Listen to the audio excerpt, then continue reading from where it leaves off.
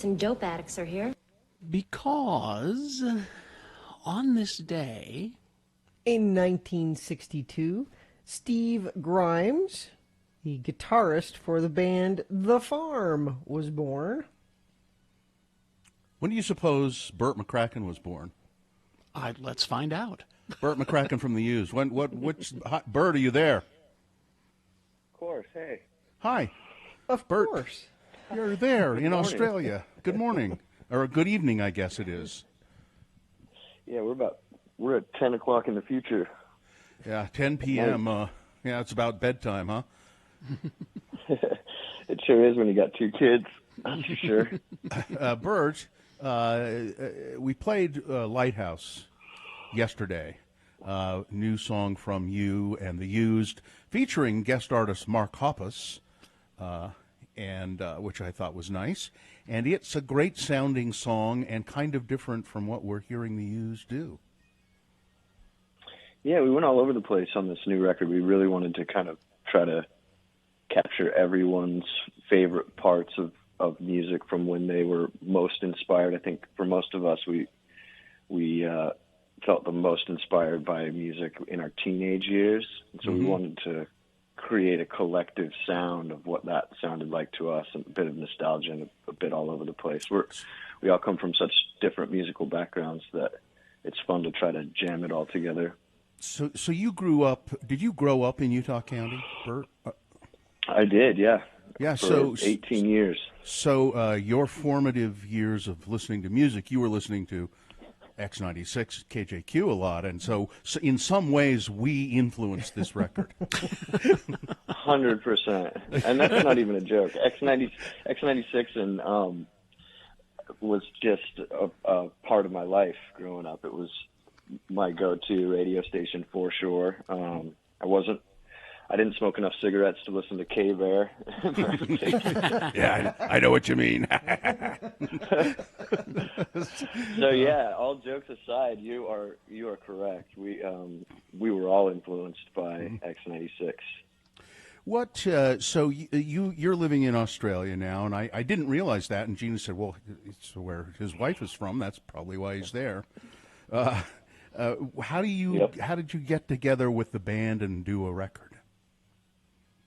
Well, whenever we work on anything, it's me being away from home. The band is kind of home base is in Los Angeles. Everyone's closest to Los Angeles. Mm-hmm. Our drummer and our guitar player live in Southern California, and the bass player lives in Hawaii. So it just seems like the most kind of productive place to gather. We do a lot of writing on our own, and I think that having lots of ideas in the notes and in kicking around in the brain is always good help. But being able to focus on studio work 24/7 is pretty important for me to take that kind of creative process really seriously. Yeah, you get the material together, and then you all meet in Los Angeles, and so you have to be away. You call Australia home now? Is that so? You have to be away from your family for a while, huh? Yeah, I've been down here for about 8 years, I think. So it definitely feels like home now, and yeah, we don't do too long of tours or spend too much time away. I think that during this recording process, we'd do about 2 weeks and then take a chunk of time off, and then come back and do another 2 or 3 weeks, and then take another chunk of time off. Mm-hmm. And actually, the whole record was written in the studio this time. We scrapped all the demos that we worked on beforehand and kind of just fell into the process. It's really nice. Is it hard to consider releasing a new album at a time when you can't tour to support it? I'm just tripping out. It's so crazy to hear you guys' voices again after so many years. It's been a while. It's pretty awesome. It's pretty awesome to be on with you guys. What was the question? I'm just wondering, was it hard to make a decision to release an album when you can't tour to support it right now? Oh, right. Yeah, I think that it makes sense for movies to maybe postpone the release date, or maybe other mediums of art, but music is, for us, a necessity. Growing up with myself personally deeply and with humanity, and I think all the other things that people are kind of reaching out for. So yeah, I yes and no in lots of ways. Yeah. Is the I think record? that music. Go ahead. I'm sorry. No, go Bert. ahead. Sorry. I just want. Is the Yeah, whole people record need- done? Is it People out? need music more than ever. Yeah, the whole record's out. It came out on April 24th, and it is very diverse. I think that there's a little bit of everything on there for every different type of music lover. But I think that this time in lockdown all over the world has been extremely difficult for people like me who live and die for a live show, and it's our way to kind of boost our morale and get our chins up high. And yeah, so it's been extremely difficult and kind of trying on the mental health. So we've been leaning on art and especially music in these 3 months we've been at home. So in that way, it was never really a question. It's a bit anticlimactic. We had all these big plans. We're supposed to be actually out on tour with Blink-182 right now. Yeah. And so it's all postponed. We'll be back as soon as the world is back in kind of new normal and whatever that looks like. Well, it's very exciting that you've declared music a religion. Our boss is looking forward to that tax-exempt status. I just got a message from him. We've been trying for a long time. I don't know if the U.S. government's going to let it fly. Although I don't know. NFL, you know. Yeah. That's true. Yeah. Bert, look, it's great talking to you. I'm glad we made contact, and it sounds like you're doing well, and you sound good and strong and healthy, and this song Lighthouse is great. So nothing but success, and I hope we'll see you again soon in Utah playing a live show. 100%, and we really appreciate the support from X96 through all these years, and yeah, thanks for having me on bright and early in the morning. Hope some people got a smile out of it. Well, we'll play this back later on in the show too. This is live, and then we'll play it back later in the show. So anyway, Awesome. Bert, go put the kids to bed and have a Foster's. Thanks, Bert. Yep. See you guys. See ya. Take Thank care. you, Bert. All right. Well, that was.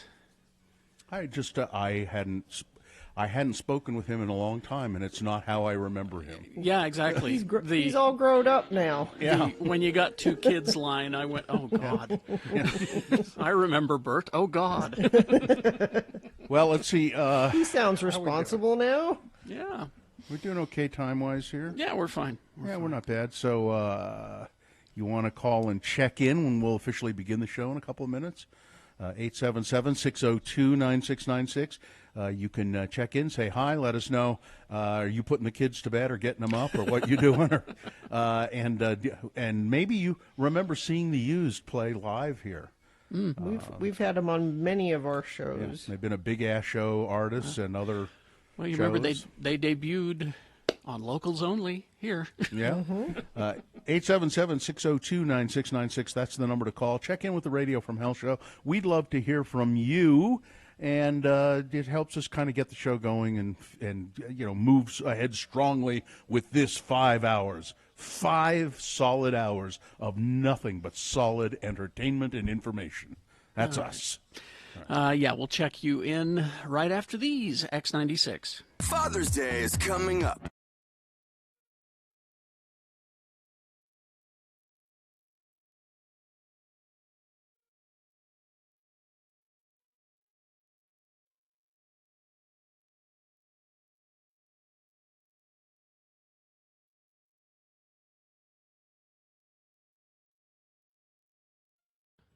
I don't know if you want to know what I've been thinking lately. What?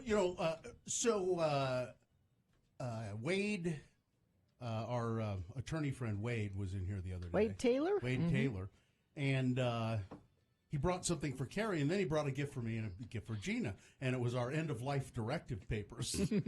And which I don't think I even asked him for, but he thought he was, he thought it would It's something people don't think to do, but they should do. And so I was filling those out, and they're kind of and it just says, it's basically, What are your wishes? Here's what I want you to do if I'm on my deathbed. Don't take any extraordinary measures. And then, Yeah. But then it made me think. So I've said for a long time, well, I want to be cremated when I die, and I don't know what your wishes are or your wishes are, Carrie. I think it's cremated. It's up to Cremated, Sue. yeah. Really. Well, but then I thought, well, I want to be cremated, and then I thought, well, then I thought, well, so my brother, he was cremated when those were his wishes. My mother was not happy with that, really. But she did it anyway. But we knew that was my brother's wishes, and so he was cremated. And then I thought, but that was still, boy, the funeral, and that's also expensive, and even if you're cremated, it's expensive. And then I thought, oh, wait, though. My wife's brother, when he died, was cremated, but he not right away, because he donated his body to the University of Washington in Seattle. Oh, really? So he wasn't cremated right away. When they were done with it, they take care of it. They cremated him, and they gave the ashes to him, and there was no funeral expense. So that's what I'm gonna do. I'm gonna donate my body to the University of Utah Medical School. That's a great idea. And so I've been looking into it, and our friend Jennifer Nozawa, some time ago, she works at the School of Social Work, I believe, at the U. She's there, and she sent me all the forms and all of that stuff. All the stuff you need. Huh? And it's amazing. So if you live within 50 miles of the University of Utah, first you fill out the forms and you give them to them.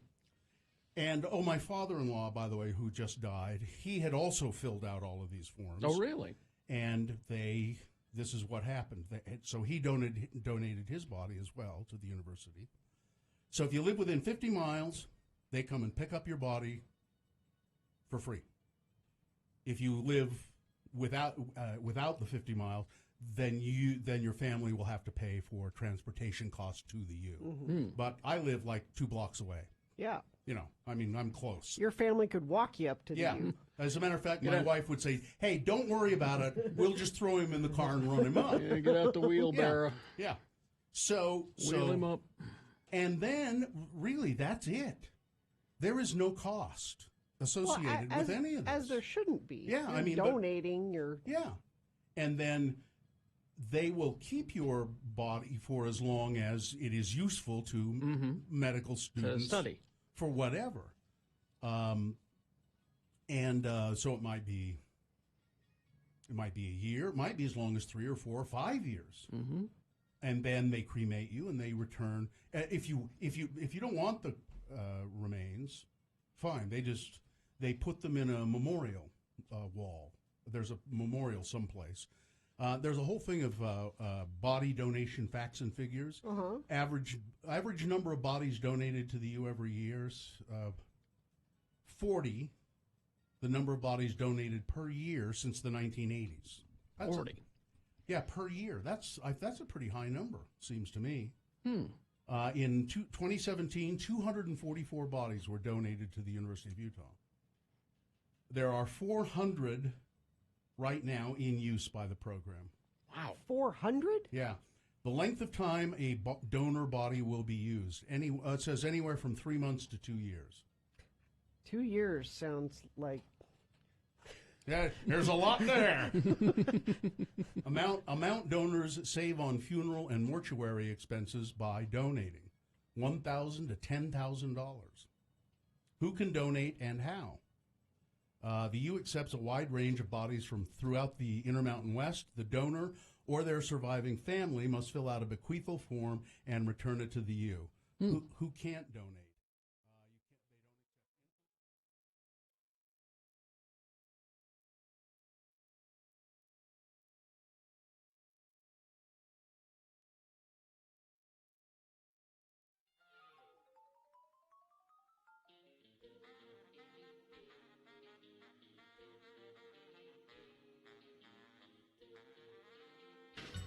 Okay, 6:18 right now. Let's get this over with. We'll officially begin the show, and then we'll go to your check-ins at 877-602-9696. Call in, check in, tell us how you're doing today, what you're ready to do, where you're going, what you're doing. We'd like to hear from you for just a few moments before we get into other stuff. So, Gina. Cyprus Credit Union offering a home equity line of credit at an introductory rate of 1.99% APR for the first 6 months. Visit them online at cypruscu.com. The moon is 97.7% of full. It will be absolutely full tomorrow. The moon will rise today at 7:56 p.m. Today being, what is it? It's Thursday. It's the 4th day of June in the year of our Lord Jesus Christ, 2020. And it's National Hug Your Cat Day. It's National Cheese Day. It's Old Maid's Day. I won't be celebrating National Cheese Day. Old Maid's Day. And it's Applesauce Cake Day. Applesauce cake. Nice. A time to enjoy an old and forgotten goodie. The applesauce. So if you can find a grandparent somewhere who's still alive that knows how to make an applesauce cake, I would have, because it's an often forgotten goodie. And, you know, speaking of often forgotten goodies, this is the Radio from Hell show, starring the Lords of Morning Radio, Kerry Jackson, Bill Allred, and Gina Barberi. The producer of the Radio from Hell show is Katie for short, and we have Cynthia and Marion in the producer's booth. Miriam or Cynthia or Katie, any of you know what an applesauce cake is? Have you had an applesauce cake? No, I wouldn't think so. You'll have to go find someone in an old folks' home. Hello. Which Adopt a grandparent. I can make you a cake. I don't think you're allowed to visit the old folks' homes these days. No, probably not. All right, check-ins. Anybody there at 877-602-9696? Okay, then, to hell with you. We're going. Yeah, Let's agree. leave. We're walking. Let's If get out Burt of here. McCracken could call all the way from Australia to check in, surely you can call 877-602-9696. Seems to me they used to make applesauce cake with school lunches. You'd have a piece of applesauce cake and then a little dollop of whipped cream on it or something.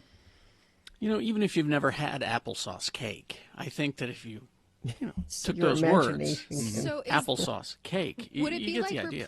Would it be like replacing the eggs? Because some people do that. They use applesauce by. It's what replacing makes eggs. it moist. Yeah. It's what- Essentially. And a lot of, they'll put, so it's probably the same thing as an apple spice cake. So Oh, it's okay. the- Well, yeah, Oh. that makes sense. it's probably about the same thing. Yep, Just- Grandma Fern used to make one all the time. She'd put chocolate chips in it. Ooh, Yeah. Apple spice cake with chocolate chips. I don't think in you it. should be putting chocolate chips in a cake. Why They're not? only- Why, that doesn't sound right. listen, doesn't Mr. sound Pie right. Council, you stay out of cake's business, all right? You're sounds the like- pie guy. I think Chocolate we need chips. Paulette's idea on this. Yeah. Chocolate chips should only go in cookies. Paulette, if call anywhere. in and tell him how wrong he is. 'cause I wonder she if is- Paulette knows how to make an Of course applesauce she cake. does. She's the sweets and cakes and desserts specialist. Yeah, but she's no grandma. That's right. 877-602-9696. Katie's making motions like somebody better be answering the phone. Is that right? Because nobody is, or nobody's calling. Both. It's both. What? Yeah. Hello? Nobody is answering the phone because no one's calling. That's shameful. Well, Bill, I just found a recipe for applesauce cake with chocolate chips. It's a bundt cake. You like a bundt cake? No. Nice bundt cake. No, No? it's a waste of space. Why should you true. be eating a cake with a big hole in it? You know, it's absolutely right. You could have more cake. Yeah, that doesn't make any sense at all. I never thought of that. Oh, Yeah. It's a cake with a big blank space in it. There should All be right. more cake there. let's go to Scott. Hi, Scott. Good morning, Scott. Good morning. What's up with you today, Scott? I'm just showing up to work and thought I'd call in since nobody else had.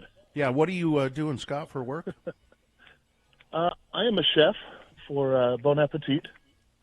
For the magazine Bon Appetit? It's a restaurant management company here in okay. North America. Oh, So I work with a medical device company. I feed the folks that work there. Oh, I see. So Bon Appetit has private business corporate lunchrooms and things like that. Yes. Well, What kind of stuff are you going to make for your employees today? Let's see. Today, I think I've got General Tso's chicken. We've got gorgonzola beef tips with Wow. fettuccine. Wow. A couple of nice salads. Just fun stuff. We change the menu every day, so it's lots of fun. Can I come and work there? Sure. I really would like those. Well, both of those sounded great. Well, and being a chef, Scott, you need to weigh in on this inflammatory statement that Bill has made about that you shouldn't put chocolate chips in cake.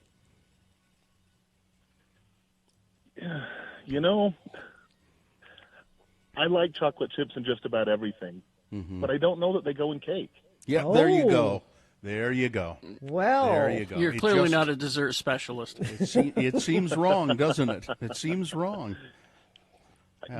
They're great in cookies and brownies and other pastries.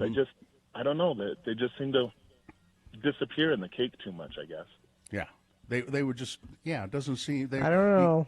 The Grandma integrity. Fern's apple spice cake with chocolate chips was amazing. Grandma And it Fern wouldn't was a have been the loon, same. and Grandma Fern was a loon. Would not have been the same without the chocolate chips. I can't picture it without And the I, chocolate. and I don't think that the chocolate chips would get lost if you added more. That's all. Or you put some on top. Yeah. On top, Those are all good Cakes. suggestions. Yeah. put some Well- on top. That's ridiculous. They Scott, would just thank you. roll off. Thank you. Thank you. A wind comes up and blows the chocolate chips off the cake. All right, let's go to another Scott. There we Hello, go. another Scott. Hello. Scott? Or maybe it's not Scott. Maybe it's not Scott. Oh, Maybe okay, it's well, someone else. Scott has abandoned us. Let's go to Jen. Jen, hi. Hello. Thanks for checking in. Thanks for letting me listen. I we- listen every single morning, Thank Oh, you. Nice. and I want to call in every day, but I'm usually working. I'm working from home still, but I'm working, and I'm like, oh, I should call, and then people start asking me questions, and I'm like, then check-ins are over, and I'm like, dang it, I didn't get a call in. So finally, I told everybody on my team, just give me a minute, and I called. Good. What kind of Jen, we have questions are- two opportunities for you to check in during the Radio from Hell show these days. We do it now, and then we go to 11, right? Have you heard that? Yep. I listen until 11 every day. I listen to check-ins. Is it at 10, 10:15-ish? Yeah. Yeah. What kind of questions are people asking you, Jen, that you've had to put them off to do this trivial thing? Oh, it's about system errors and stuff that's going on and escalating issues and stuff. That sounds really awful. All right, Jen. But I'm here every morning, and I appreciate you guys, so thank you for doing what you do, and especially thank you for going till 11. Well, we Thank you. appreciate you, Jen. Thank Thanks, Thank you, Jen. Jen. All right, let's really quickly check in with Andy. you. Hi, Andy. Hello, Andy. I've been aroused with rage about this cake discussion. Okay, go ahead. I was just gonna listen passively this morning until I heard chocolate chips don't belong in cake. That You was couldn't just remain too silent. much Clearly, for Bill, you. you have never had a cake with chocolate chips in it. Well, Or you why wouldn't would say I? such You should things. try it because No, they I- absolutely belong in cake. Why would I? I would look at that and go, They're these lovely little melty parts, and No. especially if the cake's warm, it's Yeah. yeah, it's I'm okay. risking the vitriol of Bill Allred by calling in, but I can attest We're with to you, Andy. the truth that Carrie and Gina are speaking. You You should try it. You are all in the Grandma Fern loony bin, as far as I'm concerned. All right, Andy, thank you. Bye, guys. See ya. All right. Travis the Pieman disagrees with you, too. All right. I don't the- care. Traffic, please. The traffic lights at 2230 North University Avenue in Provo are out. Treat that as a four-way stop. Other than that, it's a nice start to the drive. No accidents reported on city streets or freeways. Everyone appears to be traveling at the speed they are supposed to be. Nice job, everyone. If you see something you want to share with friends of the program, you can always text it to us, 33986. All right, we will take a break. We will be back. In the next break, we have Big Boy News and Geek News. And then at 7 o'clock, it's Beat Gina with some Batman trivia. Batman, okay. Batman. Be ready for that. In the mail in the primaries. You're not going to get a ballot. You're not going to be able to go to a polling place for the primary. The primary is June 30th. And there will be no polling locations open for the primary election. So what you need to do is make sure that you're registered, that you have a chance to get a ballot in the mail. So go by, and you've got to do this by the 19th of June. Go to vote.utah.gov, and it's very easy to determine your status and whether you will get a ballot or not. So if you're not going to get one, make sure you make your registration correct, so you'll get a ballot in the mail, and then you can vote in the primary election on June 30th. All the information you need to update your voting information is at vote.utah.gov. Vote.utah.gov. Register now. Radio from Hell is now an extra.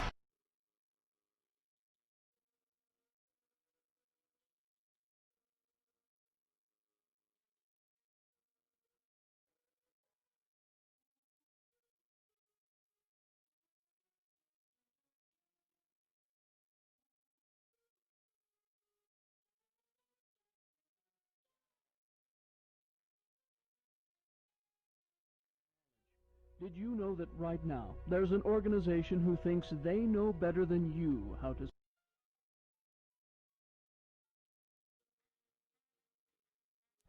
Unless we Utahns are diligent, our taxes will be raised without our knowledge. Did you know that right now there's an organization who thinks they know better than you how to save Utah schools? This group wants to raise your taxes. Wouldn't you agree that's just not right? Well, so does Republican Representative Arthur McCarty from Roadside Table, Utah. He began the group opposed to the suggested 10-cent Jello tax.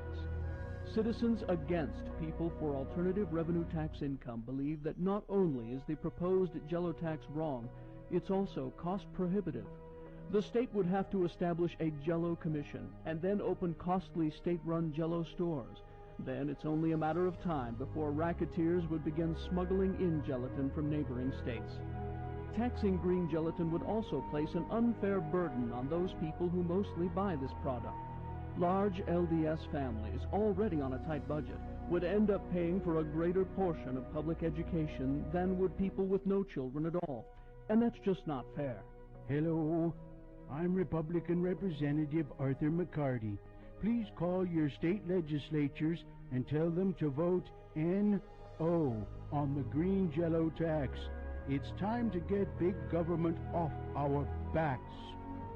Paid for by Citizens Against People for Alternative Revenue Tax Income.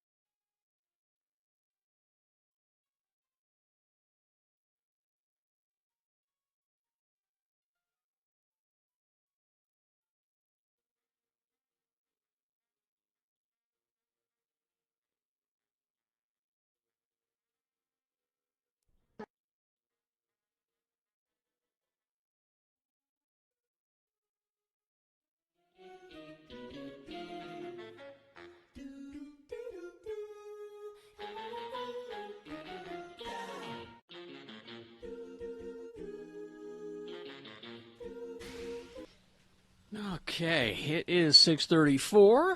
We got Geek News coming up. Beat Gina at 7 o'clock right now. Big Boy News and Opinioendo brought to you by. Now is the time at Larry Miller Used Car Supermarkets to buy. Cut your payments in half. No payments for 120 days. Larry Miller Used Car Supermarkets, driven by you. Well, the Eagles' Don Henley has urged Congress on Tuesday to take it to the limit. No, don't. Is that what we're going to do? No. I didn't write it. To protect artists from against online pirating, because the Eagles don't make enough money. The poor Eagles are struggling to make ends meet. Wading into copyright fight, pitting Hollywood and the recording industry against big tech platforms like YouTube. The blockbuster hitmaker of the 70s testified online from his home before a Senate Judiciary Subcommittee weighing possible changes to a 1998 copyright law. The law allows holders of copyrighted material to formally ask parties they believe have taken their content without permission to remove that content. The parties can dispute the claim. If they can comply promptly with the request, there's no legal consequences. Otherwise, they may be subject to criminal penalties. Henley called the copyright law a relic of a MySpace era in a TikTok world. Don't make us desperados, he said. God. He's got a lot of upkeep to make on that hotel he owns in California. Ooh. Yeah. And so the Full House, the TV show Full House. Yes. And then they came back with a pretty popular sequel all these many years later, Fuller House. Mm-hmm. And they start doing the show, and it's not completed yet. They filmed, there's still some episodes to complete. But Aunt Becky, Lori Loughlin, is in trouble, and she's not going to be back on the show. And, you know, she's such an important part of that show. How in the world can they finish filming Fuller House if Lori Loughlin, if Aunt Becky isn't there? Well, they came up with it's a pretty bold solution to Are they going to write in that she went to prison? It's a pretty bold solution. What they're going to do is, well, here's what they do. They have DJ and Jesse talking, and DJ says, "Don't you think we should run this?" This is about one of the girls biting somebody, one of the younger girls biting another girl, and I said, "Well, here's what we're going to do." And they said, "Don't you think we should run this by Aunt Becky?" And Jesse says, "Aunt Becky is in Nebraska helping her mother. I don't want to bother her with a little thing like That's this." the laziest. Are you serious? Laziest. Are you serious? That's Right. really their answer? Ever. I think it's perfect. It's lazy. because it's perfect because she's just not necessary. She's in Nebraska helping her mother. I don't want to bother her with this. And the other character goes, "Oh yeah, okay, that makes sense." And then that's they just all move they on. ever need to say. Yeah. She never has to come back or anything. Lori, you were not important to that show. Wow. If you can get written out by those two lines, nobody cares about you. So someday when I'm not here for some reason, that's going to be what you and Carrie do. Shouldn't we run this? Well, shouldn't we run this by Gina? And then I'll say, no, she's in California making applesauce cake with Aunt Fern. I don't want to bother her now. Yeah, I don't want to bother her. She's... All right. Nearly 1,800 of Utah's total COVID-19 cases have happened in the past week. Got that? Which is causing, it says here, some concern. I would take out the word some. Yeah. Which is causing concern for state health officials who noted that the increase in cases is happening across the state. Not just in Salt Lake, yeah. 9 of Utah's 13 local health departments have seen 15% increases in the number of cases over the past week, and it could be related to the easing of coronavirus restrictions that started at the beginning of May. according to Utah Health Department epidemiologist Dr. Angela Dunn. She said community spread numbers have slightly risen, and the number of people contracting COVID-19 at work has risen. This past week, we've had a sharp spike in cases, and it's not explained easily by a single outbreak or by an increase in testing, she said. This is a statewide trend. As Dr. Cobble said yesterday, this is troubling because we're not seeing more cases because we're testing more, so more cases are reported. As a matter of fact, testing is down, and still we're seeing a sharp uptick in cases. Now, I heard the press conference yesterday, and one of the questions that was asked of Dr. Dunn was, well, but our hospitalizations are still pretty low, so why is this concerning? And she pointed out, and this is what people forget, those positive tests now, so most of those people are home. They woke up, they're not feeling well, they called their doctor, they got tested. A week or two from now, a certain percentage of them will need to be hospitalized. Well, that's good, because those beds are just going to waste right now. So that's good. But so there's not a direct correlation of, our numbers are up, but the hospital beds are not. No, there's a lag there of when people get sick enough to where they need to go in the hospital. Angela Dunn also said, based on the information, based on the data we've seen this past week, we don't recommend any jurisdiction in the state going into green. But that's what they're talking about. Governor Herbert is considering moving parts of Utah to green, the lowest risk phase of the state's coronavirus plan. Two groups advising him have come to different conclusions based on the data. As we just said, state epidemiologist Angela Dunn and the official position of the Utah Health Department is that no place in the state is ready. Higher daily case counts are a concern and will result in increase in hospitalization in the next week or so, said Angela Dunn. The other recommendation from the Public Health and Economic Emergency Commission is that some areas of the state are prepared to move to green. Scientist Dan Hemmert, Senator Dan Hemmert, the commission's co-chair, said members consulted health and hospital professionals in making their decision. He's encouraged by 3 data points. Plenty of hospital capacity, so we don't want those beds to go to waste, so let's fill them up with a low transmission rate and solid tracing capability. Now, Dan, that means some of Dan you are expendable. That is what that means. Dan was on our show several times this spring and winter. He's a nice guy, but I have to disagree with him here. Yeah. We're seeing data that suggests certain areas of the state probably won't see a surge, said Hemmert. And the areas where you are seeing the increased case counts, maybe they don't go green. Well, we're human stock. Human capital stock, remember? Again, I'm telling you guys, these are hospital beds that are just going unused. And that's a waste of resources. We have to do something about that.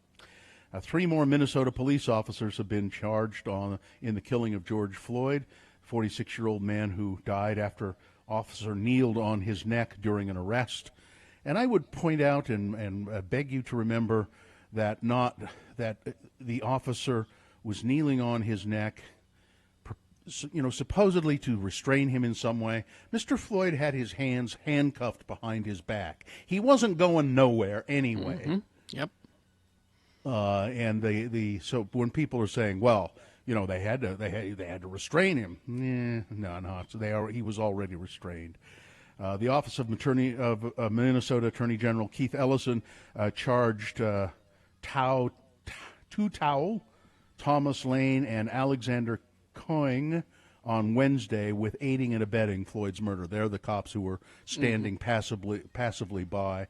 No, at some point they were holding on to him also. But mostly standing there while he kept saying, I can't breathe. They're standing around, and they, if you look at them, they're looking like, they have looks on their faces like they don't want to be there. But they're not doing anything to prevent it either. There was another piece of video in the news yesterday or the day before, which I didn't get to the story, and I forget where it happened exactly. But some officers were detaining a protester, and there were 2 or 3 of them on top of this guy, and one of the officers put his knee on the protester's neck. and was holding him down by his knee on his neck. And the other officer, twice or three times, shoved his knee off of the guy's neck. Yeah. You know, you're not, don't do that. And shoved it to his back. You know, they were, he wasn't saying by that gesture, this man doesn't need to be detained, but don't kill him in the process. Yeah. Mm-hmm. More of that, please. Yeah. An autopsy report, and it means nothing, but it's out there, confirms that Mr. Floyd, George Floyd, was also positive for coronavirus. That doesn't mean he had active disease. It means nothing at all, but people are starting to make something of it. Well, maybe that restricted his breathing. Maybe that was... No, did you see the video? What restricted his breathing was a man full weight on his neck. For nearly 9 minutes. I don't care how healthy you are. I don't know. Maybe that restricted his breathing. I don't know. We can't speculate. George Conway's group, George Conway and the Lincoln Project, says that President Trump is a coward and has become what we feared he would be.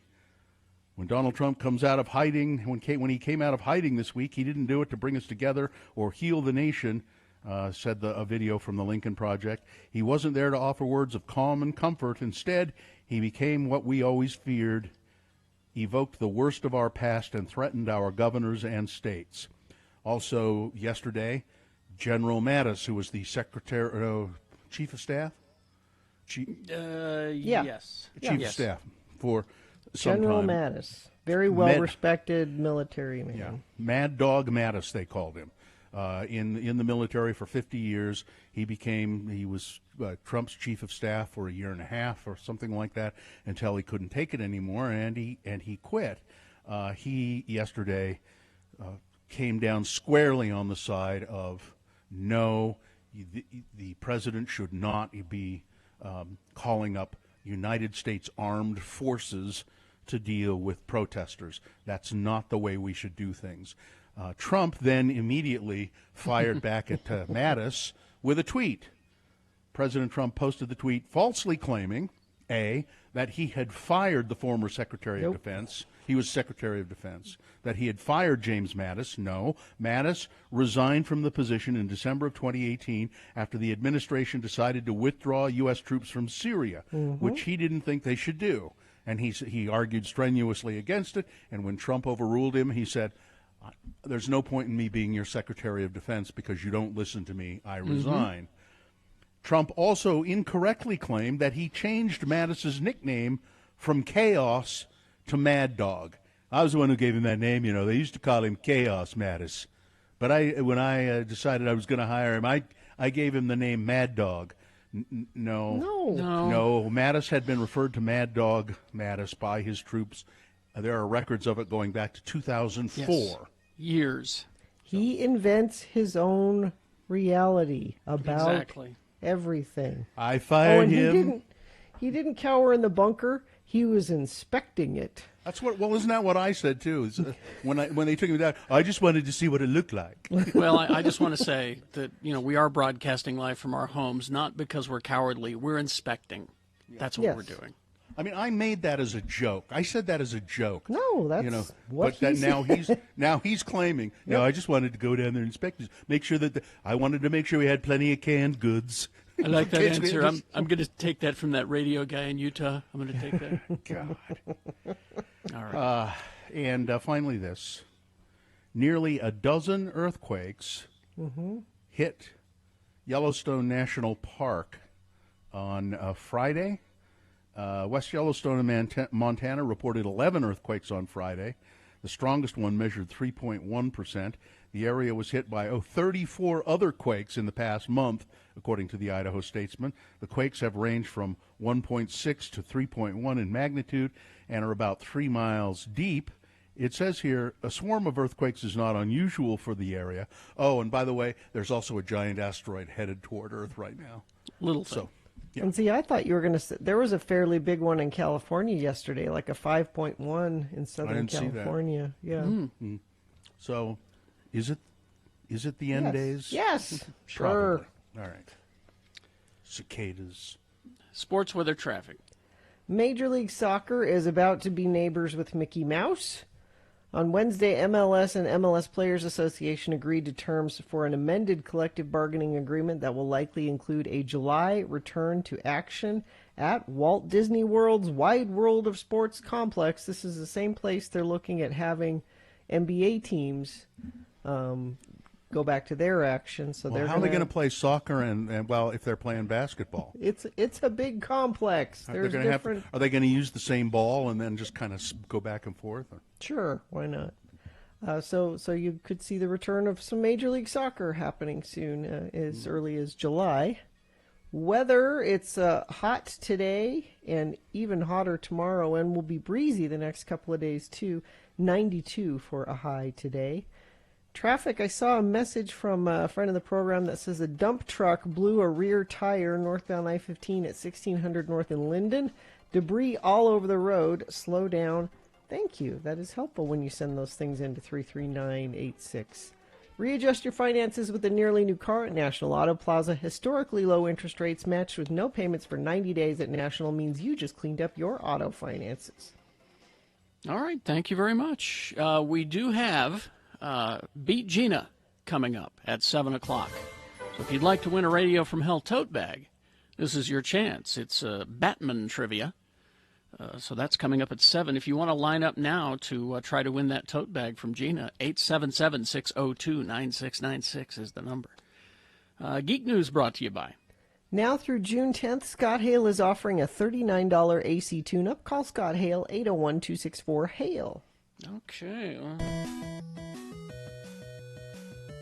Brand new episode of GeekShowPodcast.com available now, of course. Go get it. The name of the episode is Dickie Doo. Great. Right. So we told you about Ruby Rose leaving Batwoman. Mm-hmm. And at which point, and we still have no idea. Everybody's being very hush-hush and very polite about the whole thing. It's like, we're sorry to lose her. So this isn't bad terms. And she's like, I'm sorry that I'm quitting. They're all great people.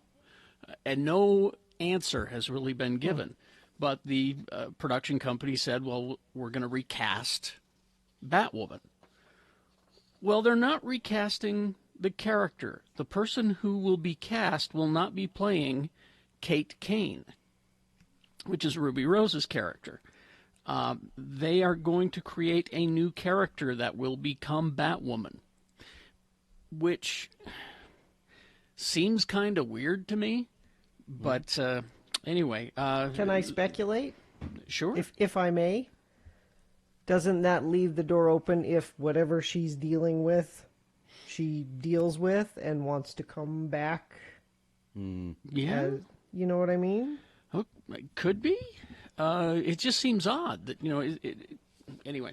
But the name of the new character, and this could be a placeholder name because I did some research, and as far as I can tell, there isn't a Ryan Wilder in the DC universe.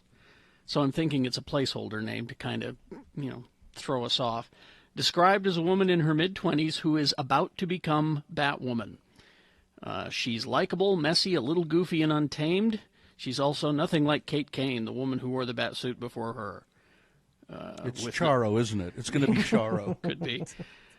With no one in her life to keep her on track, Ryan spent years as a drug runner, dodging the GCPD and masking her pain with bad habits. So, yeah, I'm not familiar enough with the DC universe to try to, detective that one out. But it will not be Kate Kane. It will be someone else. And apparently the way they're going to explain Kate Kane's disappearance is she's in Nebraska helping her mother, and we don't want to bother her. That's probably it. Right now. Anyway. Oh, let's see. Gina, you read some of the Twilight books, right? Oh, I read all of them. You Why? did? Oh, okay. I read all of them. Well, then you're the person that this is for. What? Because I don't know who else it would be for. Are you curious what was going on in Edward Cullen's head? Yes. Really? Stephanie Meyer has the answer more than a decade after revealing and then pulling the companion novel that would retell Twilight from the vampire's point of view. Yes, I want this book. You do? Yeah. Meyer has announced that Midnight Sun will be released very soon. I'll read it. August 4th. I'll begrudgingly read it. You'll begrudgingly read it. Couldn't you just go through and change the names? Well, I No, don't he know. was dealing with other stuff. He was a man from another time, Carrie. That's why he Okay. was an Edward, not an Eddie. He wasn't an Eddie, I'm an Edward. Okay, all right. Meyer says she wasn't sure whether she would release the book. It's been on the shelf for over a decade, she says. That means it's terrible. That's what that means. But a combination of fan response and the times we're living in prompted Yeah. her to finally take the plunge. No, that means it's terrible. Well, wait a minute. Could it be worse than the other ones? What do you, were they all on the shelf for years? I suspect if it were any good, she would have released it a long time ago. But I'll give it a look. Bill has a legitimate question. And finally this, because I know that Katie is a Scream fan. The actor who played the memorable role of Dewey Riley in 4 recent outings of the Scream franchise said, the yeah, I'm cop, coming right? back. David Arquette, Yeah. yes. He says, I'm coming back. So that does kind of give us an idea of the direction that they're taking these new Scream movies in. There was talk that it was a reboot or, a reset, but it sounds like sequels. So he'll be back as Dewey. Does that help answer any questions? Because they're also talking to Neve Campbell about coming back. She hasn't said yes yet. She So I isn't think doing that- anything else. She should Yeah. do. I think that pretty much says that they're just going to be sequels. So your questions are kind of answered there, Scream fans. All right. Traffic, Gina. Yeah, these both coming from our text line. A dump truck blew a rear tire northbound I-15, 1600 north in Linden. Debris all over the road slowed down. And Gene, the sign guy, says 13th east between Murray Holiday Road and Van Winkle, northbound traffic closed. Southbound traffic will open. They're paving the road. Expect heavy delays through that area. See, I wouldn't have a traffic report were it not for you people. 33986 is the text line if you see something. All right. Thank you very much. We will take a break. Oh, it's time to call in 877-602-9696 and play Batman Trivia. With Gina, it's Beat Gina. You could win a Radio from Hell tote bag. Yes, you know you want it. 877-602-9696. Technology has evolved to the point where the ultimate goal can now be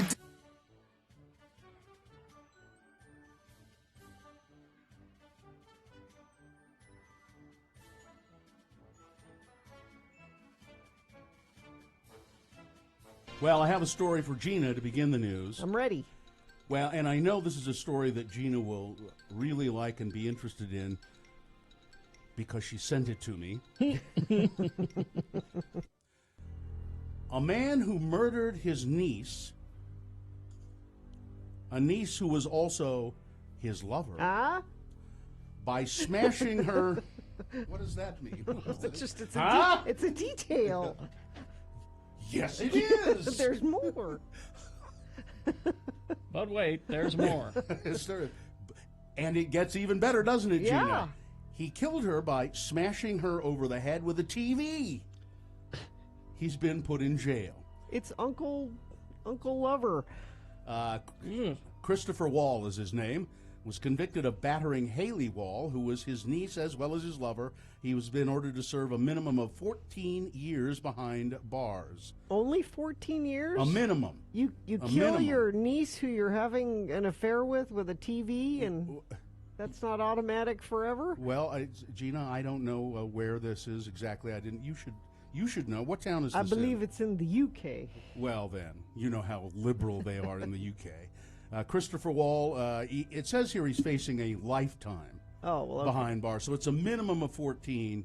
It's 14 to life, I would guess. My guess is they won't let him out for a long, long time. She was found with a bloody head outside a supermarket in Bournemouth After being battered by Mr. Wall, before she slipped out of consciousness, she was able to tell emergency crews her name and address and that her partner had beaten her. When police visited the home, they found signs of a disturbance on the second floor, including a door on the landing that was knocked off its frame and 2 long dark hairs embedded in a crack hallway up the door with a number of blood spots. Embedded in a crack halfway up the door, I should say. Officers also found a large flat-screen TV at the bottom of the stairs, and there was blood all over the flat-screen TV, and he finally said, yeah, I beat her with the... We were watching the Great British Bake Off, and she pissed me off. So, yeah, there you go. Murdered his niece, who was also his lover. Niece lover.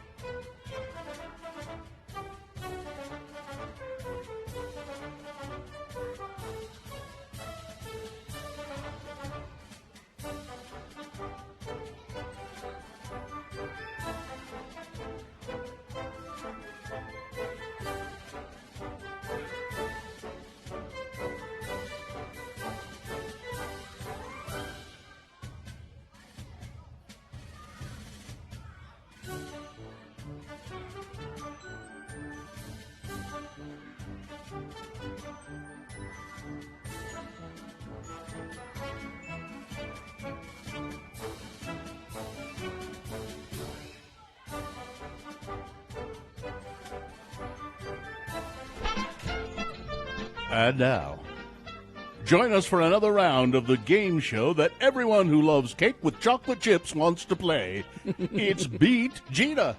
Yes, Beat Gina, a fast-paced game full of witty and well-reasoned trivia, a game that is full of esoteric knowledge and high-stakes questions where only one can emerge victorious. And now, the urbane and handsome captain of the game show ship. He commands with a steady hand and a keen eye. Kerry Jack Jackson. Oh, thank you, Johnny. Thank You're you welcome, so Kerry. much. All right, we got to get a contestant before we can play our game. And I understand the lines are full. So, Katie, what do you think? All right. Well, I'm going to let Gina choose. We've got a local Funko Pop restaurant of some sort. I'm not sure. Supporting Island Market or supporting Harbin Hound. Oh, okay. Okay, yeah, because the way we pick contestants during these troubled times, I want to know what local businesses you're going to be patronizing. There isn't a Funko Pop restaurant that I'm... I assume they're going to do a restaurant and go get a Funko Pop from a local store. Okay. Oh, okay. All right. And who knows what Harbin Hound is. It sounds to me like Harbin Hound is our phone screener not really understanding the words of the person who is talking. Possibly. And then what was the middle one? Supporting Island Market. Okay, let's do that one. Island good to me. Market? Sure. All right, you're playing with Bradshaw. All right, Bradshaw. Good choice, Gina. Hi, Bradshaw. Hi, guys. All right, Bradshaw, here we go. We toss a coin to find out who goes first. That does give you an advantage in the game. Heads or tails, Bradshaw? I like tails. All right. Let's see what the coin toss app says. Coin toss app says tails. Bradshaw goes first. All right, Bradshaw. Here we go. This is, it's... I should have been more clear with Katie when I text her because she said, should we do a Gotham TV show trivia or something else? And I just replied Batman. And I should have said, let's just do generic Batman trivia. So this is based on the Gotham TV show, but it's Batman trivia. All right, Okay. Don't worry about it. Let's see. So here we go. You go first, Bradshaw, and you can answer this on your own. If you get it right, you get the points. If you don't get it right, then I give Gina a chance to answer it correctly, and she steals the point away. We'll go back and forth until one of you has 3 points. Here we go. Bradshaw, what is Penguin's real name? Is it A, Harvey Dent, B, Craig, C, Donald, or D, Oswald Cobblepot? I'm going to guess C. Donald? Incorrect. No. Gina. Oswald Cobblepot. Okay. That was one hell of a guess, though, Bradshaw. it's 1-0 for Gina, and Gina controls the question. Careful now. All right, Gina. Yes. Here we go. What is Ed Nigma's job at the Gotham Police Department? Ed Nigma, what is his job? Is it A, he's the lead of the COVID-19 task force? B, he's a forensics expert? C, he's a detective? Or D, he hosts their pub quiz? I believe he's a forensics expert. That is correct. It's 2-0 for Gina. Bradshaw has a chance to get back into the game with this question. All right, Bradshaw. On the Gotham TV show, who really killed Bruce Wayne's parents? Was it A, Don Jr., B, Bane, C, Elvis, or D, Matches Malone? I'm going to guess B. Incorrect. Gina. Wait a minute. What was B? What was B? the Was answer? Bane. Bane. I see. That is incorrect. You Gina. can tell I don't watch this stuff. Well, I tried to dumb these down so that if you had even a modicum of any, we couldn't tell it all, Bradshaw. Gina, you care to? Could you tell me the choice? I don't remember the choices. The choices were A, Don Jr., B, Bane, C, Elvis, or D, Matches Malone. So Gina, you don't Gina or Elvis. You couldn't remember those. Put me out of my misery, please. All right, it's D. Matches Malone. Wow. Oh, Bradshaw. But Mike, don't you have a tote bag already, Bradshaw? Someday.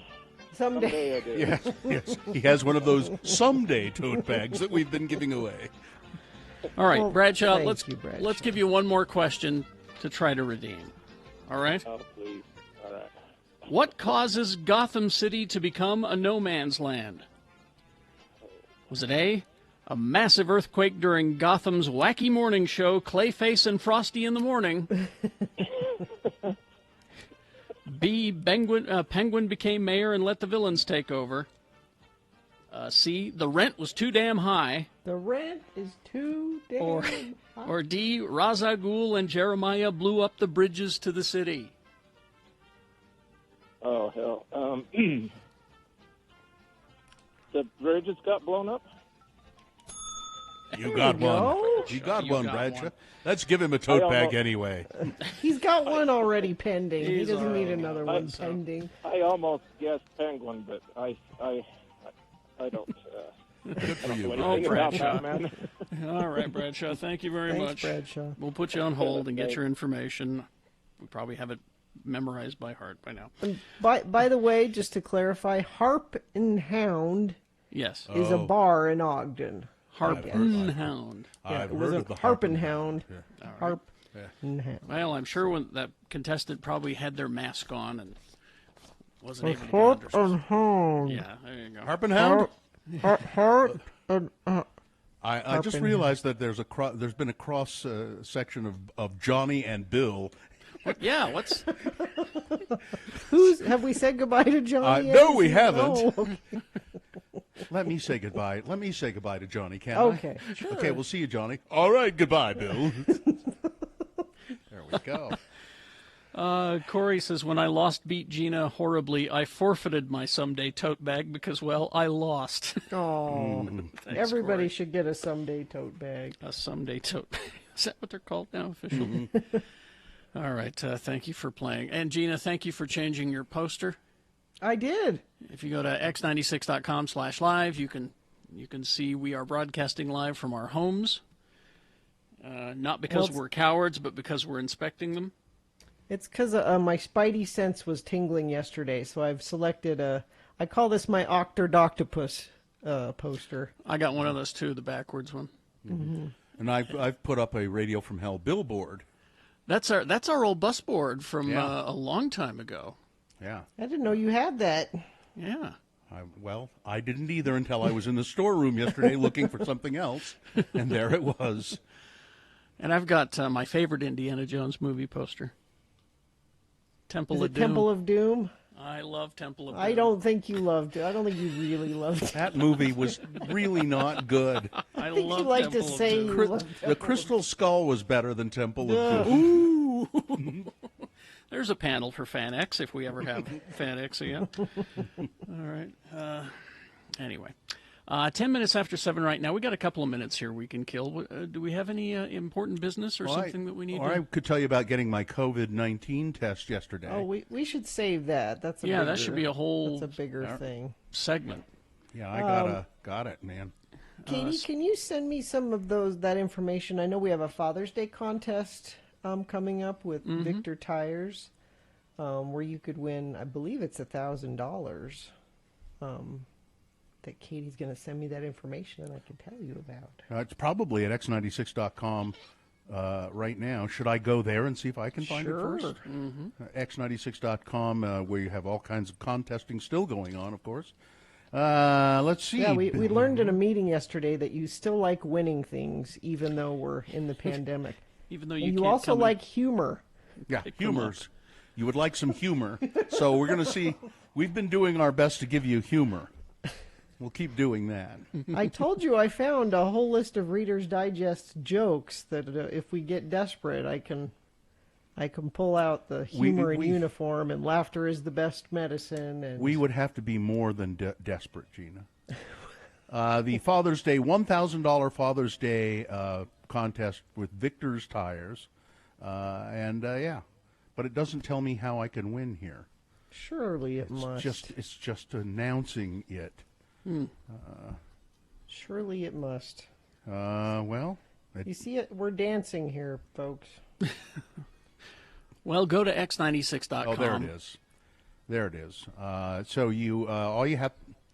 No, it doesn't. It just says enter here.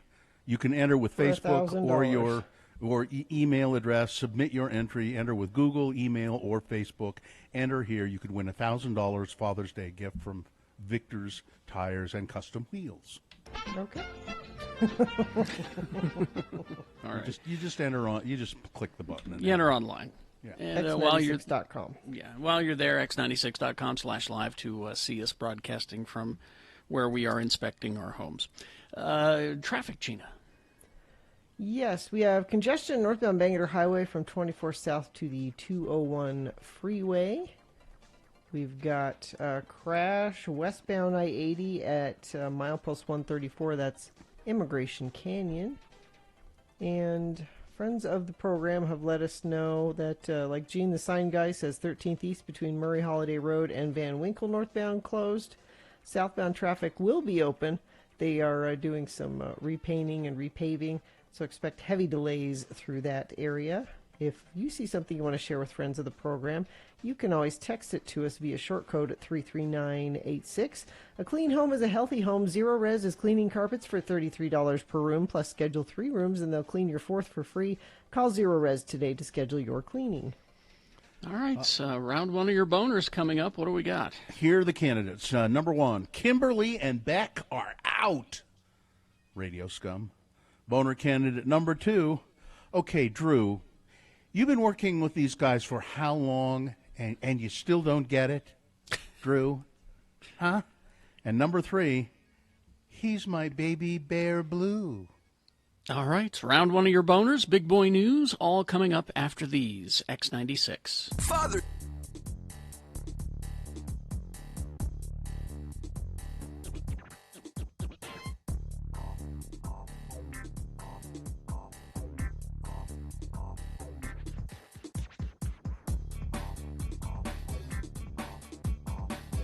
Today, we examine another group of words used by most Utahns called L words, or words that end in ELL. And to help you with today's lesson, each time an L word is used in the following dialogue, a bell will sound. Imagine, if you will, our two friends, LeVar and LeGrand, together in LeVar's trailer house. The TV is on. A conversation ensues. Again, these are L words. I love this TV show. Yeah. I am so glad that someone is showing the reruns of McKell's Navy. Me too. You know, I would just love to set sail with McKell myself. Hey, you remember the one when the wacky crew of PT Boat 73 tried to save that beached well? Oh, yeah. They had a hard time because of this big storm. Yeah. Gale force winds and hell stones the size of golf balls. Yeah, yeah. But they saved that well anyway. McKell did not fall. Well, no thanks to Gruber. Yeah, that was quite a tell, though. Hey, listen, give me some of them snacks, would you? I'm hungry. Sure. Uh-oh. What? Trell mix. Yeah. You're not going to like this, LeGrand, but Trell mix makes me thirsty for just one thing. You're not going to be drinking beer in front of me, are you, LeVar? Oh, no. I'm going to have me a glass of L. L is beer? Yeah, but this is pretty mild. It's that Pell L from Squatters. It's so mild I can drink a whole bucket of it. You'd get drunk if you drunk a whole Pell of Pell L. Then you'd get throwed in jail, and I'd have to bail you out. Oh, hey, looky here what I got in the mail. It's a flyer from Deseret Book. It says here that Dan Quell is coming to town to sign copies of his new book. Boy, the liberals sure rode Bush and Quell out of Washington on a rel. Sure did. They fought tooth and nail, but it wasn't enough. Yeah. Hey, I hear that this new book of his really lifts the veil of secrecy about Washington life and what really went on. You know, I'd like to see him. What Deseret Book is he at? Well, the one by that big jewelry store. Big jewelry store. You mean Morgan's Jewelers? Nope. Zell's.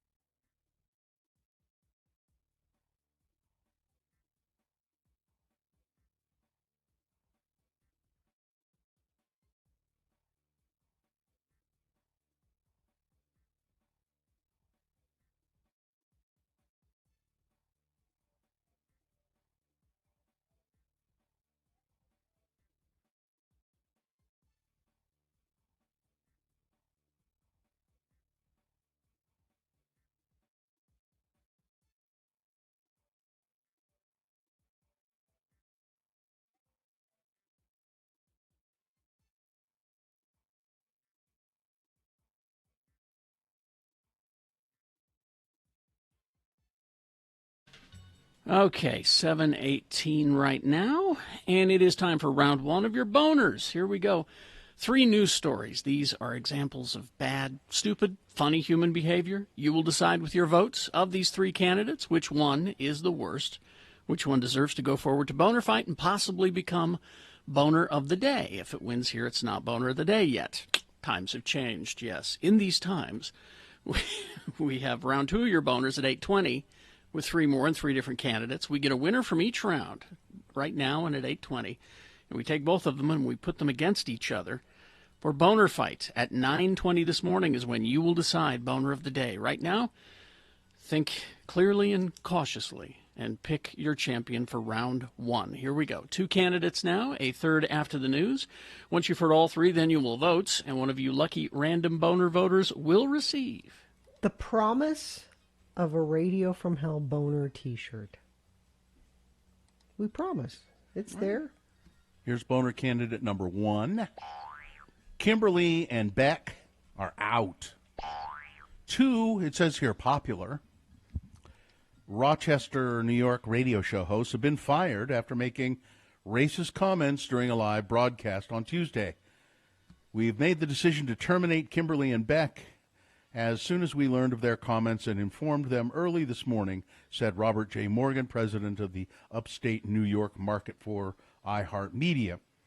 We will not tolerate this kind of behavior, which is antithetical to our core values and beliefs and to our commitment to our community and everyone in it. During a discussion focused on the attack of a local couple following the recent Black Lives Matter protest in downtown Rochester, Kimberly Ray and the local duo Kimberly and Beck referred to the N-word 3 times during the segment, asking whether the attackers were acting N-wordish and N-wordly.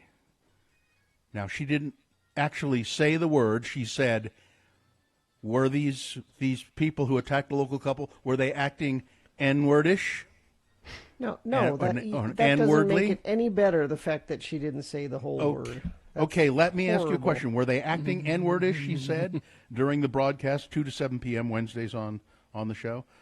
Kimberly and Beck then went on to discuss and question why they can't use the N-word at all, concluding that, quote, no one is offended by that. And, by the way, this isn't the first time they've had problems. Yeah.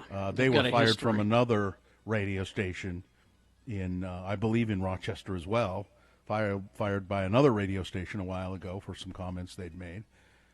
Boner candidate number 1, Radio Scum, Kimberly and Beck, are out. Now, they are in the same, they are owned by the same company. I don't know if they're in the same building as Brother Weeze. Yeah. Oh. Who's a guy we know. And one of the people on his show said, I'm not going to come to work until they're gone. Nice. So good for her. Yeah. Good for her doing that. All right. Here's Boner candidate number 2. Okay, Drew, you've been working with these guys for how long, and you still don't get it? I find this really astonishing. Drew Brees, the star quarterback of the New Orleans Saints, faced intense criticism on Wednesday after reiterating that he considered it disrespectful for players to kneel during the national anthem in protest of police brutality. But see, he doesn't seem to still grasp the concept that that's why this whole kneeling thing was happening originally. Brees made his comments after he was asked in an interview how the NFL should respond if the season were to start and players resume kneeling during the anthem like Colin Kaepernick did beginning in 2016 when he was quarterback in San Francisco. I will never disagree with anybody disrespecting the flag of the United States of America and our country, Brees said. He added that when he looked at the flag and stood with his hand over his heart during the anthem, he envisioned his grandfathers who fought in World War II. And is everything right with our country right now? No, it's not. We still have a long way to go, but I think what you do by standing there and showing respect to the flag with your hand over your heart, it shows unity. It shows that we're all in this together. We can all do better, and that we're all part of the solution. Brees has made similar comments before. In 2016, he criticized Kaepernick for sitting during the anthem, saying it was disrespectful to the American flag and an oxymoron because the flag gave critics to the right to speak out in the first place. Gave critics the right to speak out in the first place. But on Wednesday, his comments prompted fresh outrage. So he plays with a lot of players who I'm sure are sympathetic to Colin Kaepernick and Black Lives Matter and all of that this is, and he apparently he's clueless.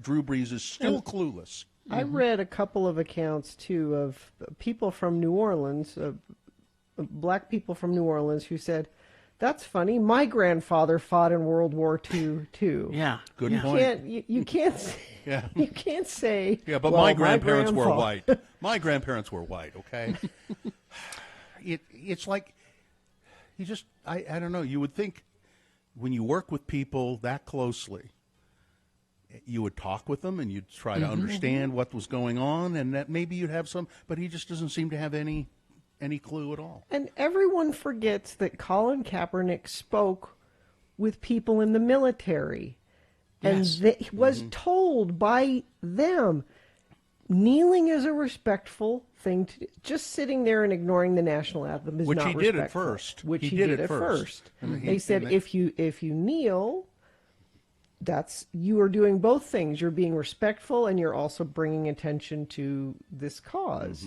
That's But where here's that the thing: all is that started. we did. You know, the nation didn't listen to him when he did it, and here we are. You know, he was doing it peacefully, trying to make a point and to get you to listen to him, and all you did was call him a son of a bitch. All right. Coming up in a moment, boner candidate number 3. He's my baby bear blue. Boner candidate number 3 for round 1. Coming up after this, Big Boy News and Opinioendo, brought to you by Moochie's would like to thank all of their loyal customers for supporting their locally owned and operated Moochie's, offering free delivery or pickup within designated areas. Call your local Moochie's to order.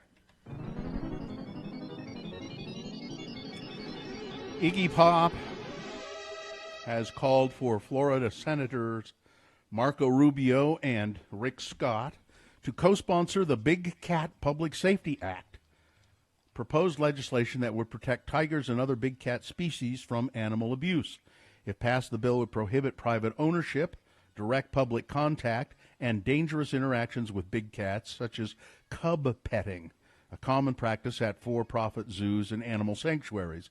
The recent release of Netflix's Tiger King, which depicts and condemns such, well, it doesn't condemn such practices. It doesn't. Really. Helped bolster the support for the Big Cat Public Safety Act. It now has support from over half of the House of Representatives as co-sponsors. Iggy Pop has also signed a high-profile petition in favor of the bill, co-authored by Blackfish director Gabriella Cowperthwaite, and the Animal Legal Defense Fund and other celebrity signers. The Big Cat Public Safety Act. Way to go, All you Iggy. cool cats and kittens. Public health orders are set to expire, but as the coronavirus cases spike across Utah, state health leaders do not believe the Beehive State is ready to go green. As public health orders are set to expire come June 5th, that's tomorrow, many Utahns have been left wondering whether the state will move to the next level of opening under Governor Herbert's Utah Leads Together 3.0 plan. Under that plan, every city or area in the state is assigned a color to denote risk levels. Right now, the majority of the state is in yellow, depicting a low risk for coronavirus. Only Salt Lake and Bluff and Mexican Hat remain in the orange or moderate risk level due to a high number of cases, but as businesses and the economy begin to reopen, we may not be as close to moving to the green or new normal phase as we might have thought. I want to be very clear that we have an increased spread of COVID-19 in Utah, said state epidemiologist Angela Dunn. In just one day, the state saw 28 new hospitalizations, 4 new deaths, and 295 new cases, bringing the state's total coronavirus case count to 10,497. But there are still people pushing for opening up the state pretty much all the way. We'll see what Governor Herbert says about that. I believe he'll make a decision and some comments about it tomorrow. Prosecutors have charged 3 people in connection with flipping and torching a Salt Lake City police car during Saturday's protests over the death of George Floyd in Minneapolis. Jackson Stewart Tomowski, Patton, LaTroy Devons Newbins, They're both charged with arson in federal court in Salt Lake. The arson charges carry up to 20 years in prison and a minimum sentence of 5 years. The Salt Lake District Attorney's Office charged Connor Peebles with a count of criminal mischief and a count of rioting for his part in flipping over that police car in downtown Salt Lake City. Mr. Peebles is listed as a resident of Belmont, Michigan. What's he doing down here steering things up? Don't know. Wow. Patton is listed as living in the Salt Lake area, and Newbins is of West Valley City. Still no word on bow and arrow guy? No, haven't heard anything yet. Governor Herbert was brought to tears during a meeting with people representing Utah's minority communities yesterday, who shared stories of experiencing racism and calling for reforms in policing, education, employment, housing, and health care.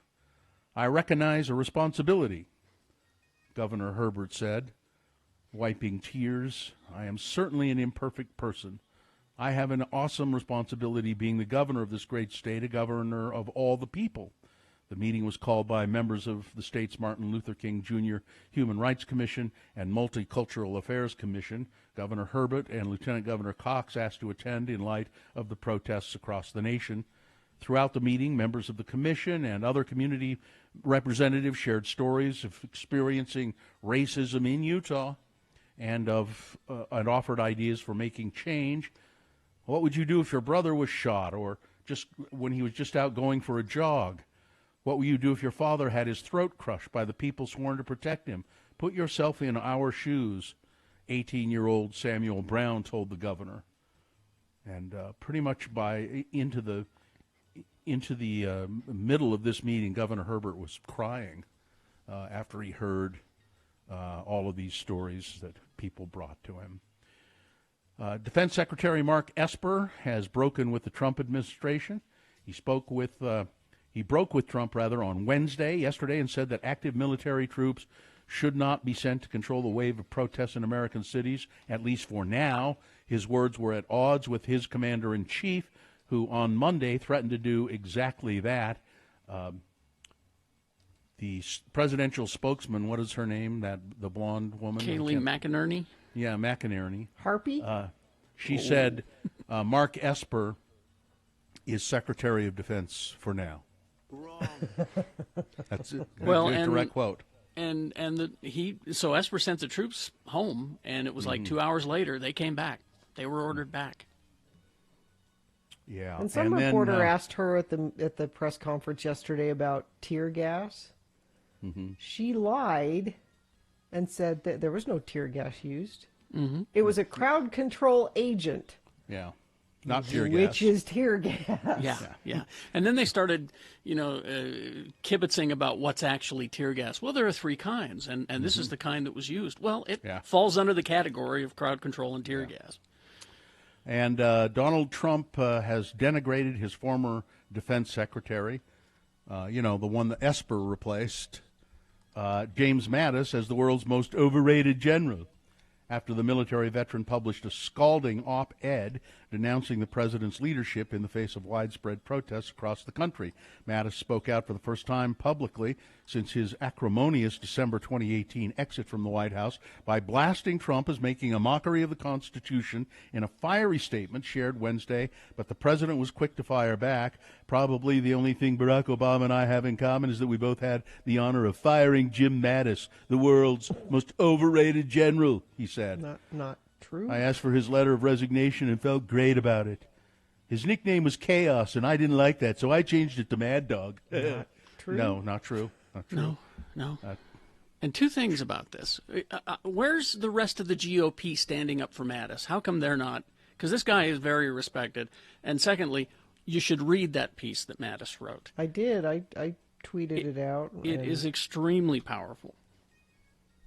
Well, Kayleigh McInerney says, former Secretary Mattis's article is little more than a self-promotional stunt to appease the D.C. elite.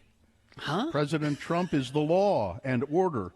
He is the law and order president that has restored peace to our nation's streets. Mattis's small words pale in comparison to POTUS's strong action. Small word. She didn't read it. John Dickerson, CBS News, 60 Minutes, and other news reporting, says, when I wrote a profile of General Mattis 11 years ago, I was told only people who don't know Mattis call him Mad Dog because he disliked the nickname. Chaos stood for Colonel has another outstanding suggestion from earlier in his career. So apparently they did call him Colonel Chaos at one point. But they also called him Mad Dog. Trump didn't come up with that. No.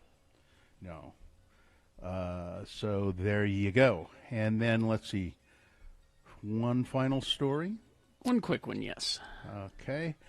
Master builders of the sea, that is, the ocean, construct the equivalent of a complex 5-story house that protects them from predators and funnels and filters food for them.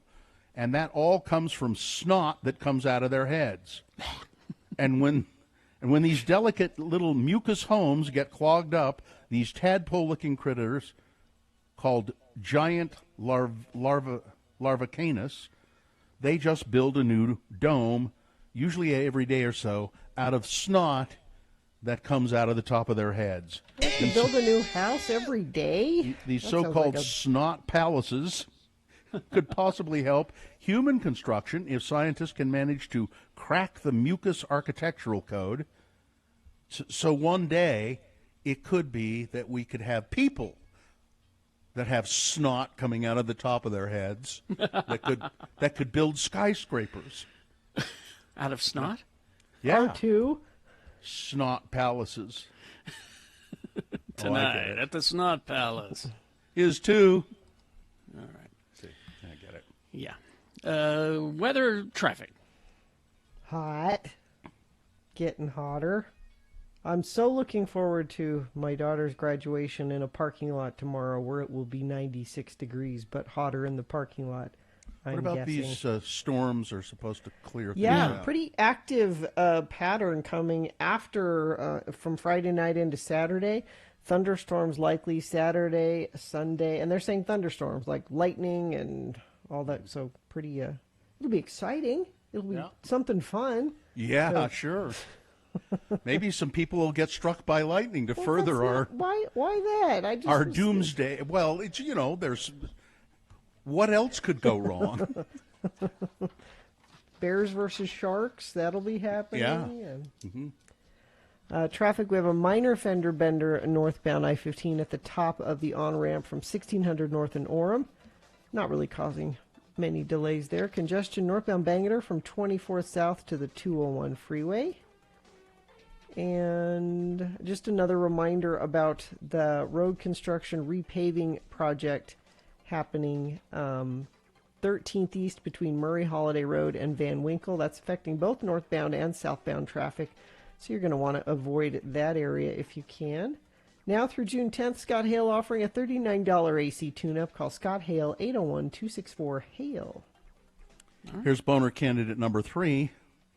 He's my baby bear blue. Alicia Silverstone is soaking up some quality time with her son during the quarantine.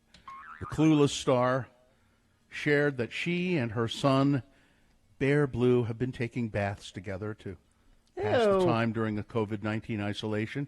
My son and I take baths together, and when he's not with me, I take a bath, and that's really nourishing. And by the way, her son is 9. Yeah, I was going to say. He's 9 years not a old. Baby. Yeah, if it was a baby, I think it would be a different She's a weirdo. matter. Her son is 9, and his name is Baby Bear Blue, or Bear Blue, and she shares custody of Bear Blue with her ex-husband, Christopher Jarecki, who I'm guessing is not around very much.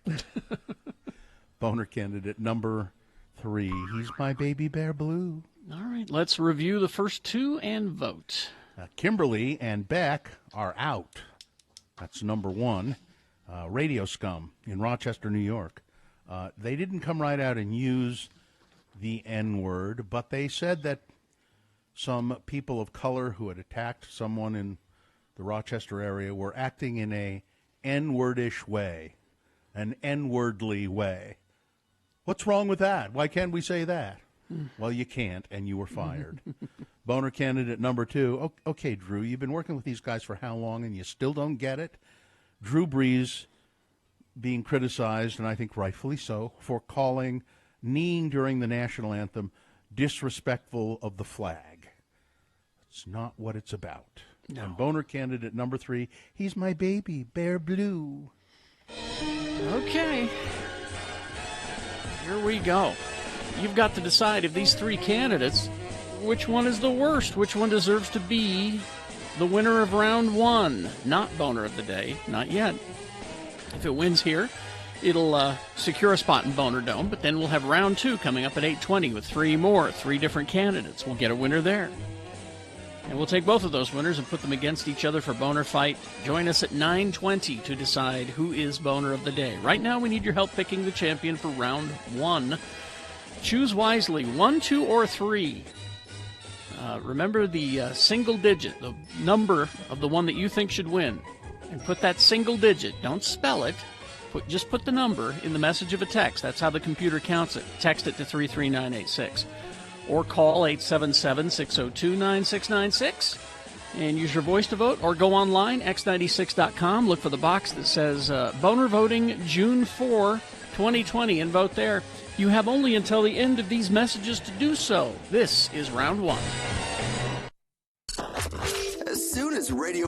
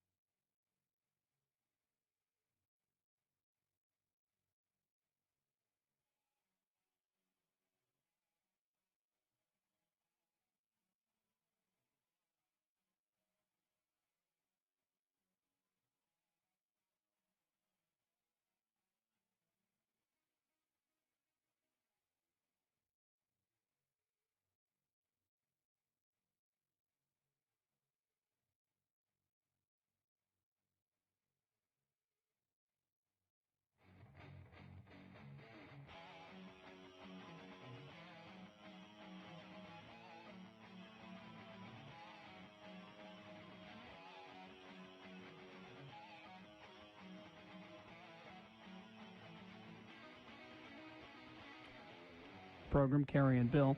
And let's see, it's time to check out the answering machine. Have you... Yeah, go ahead and access it. We have an answering machine here at work because, well, we don't like personal calls at home.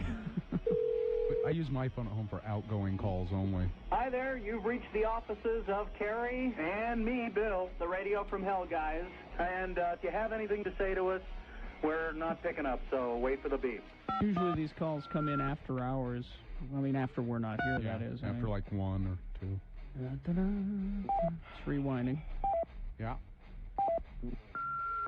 Hi, Mr. Allred. This is Dr. Arnold's office calling. Oh. I have what I hope is good news for both you and Samantha.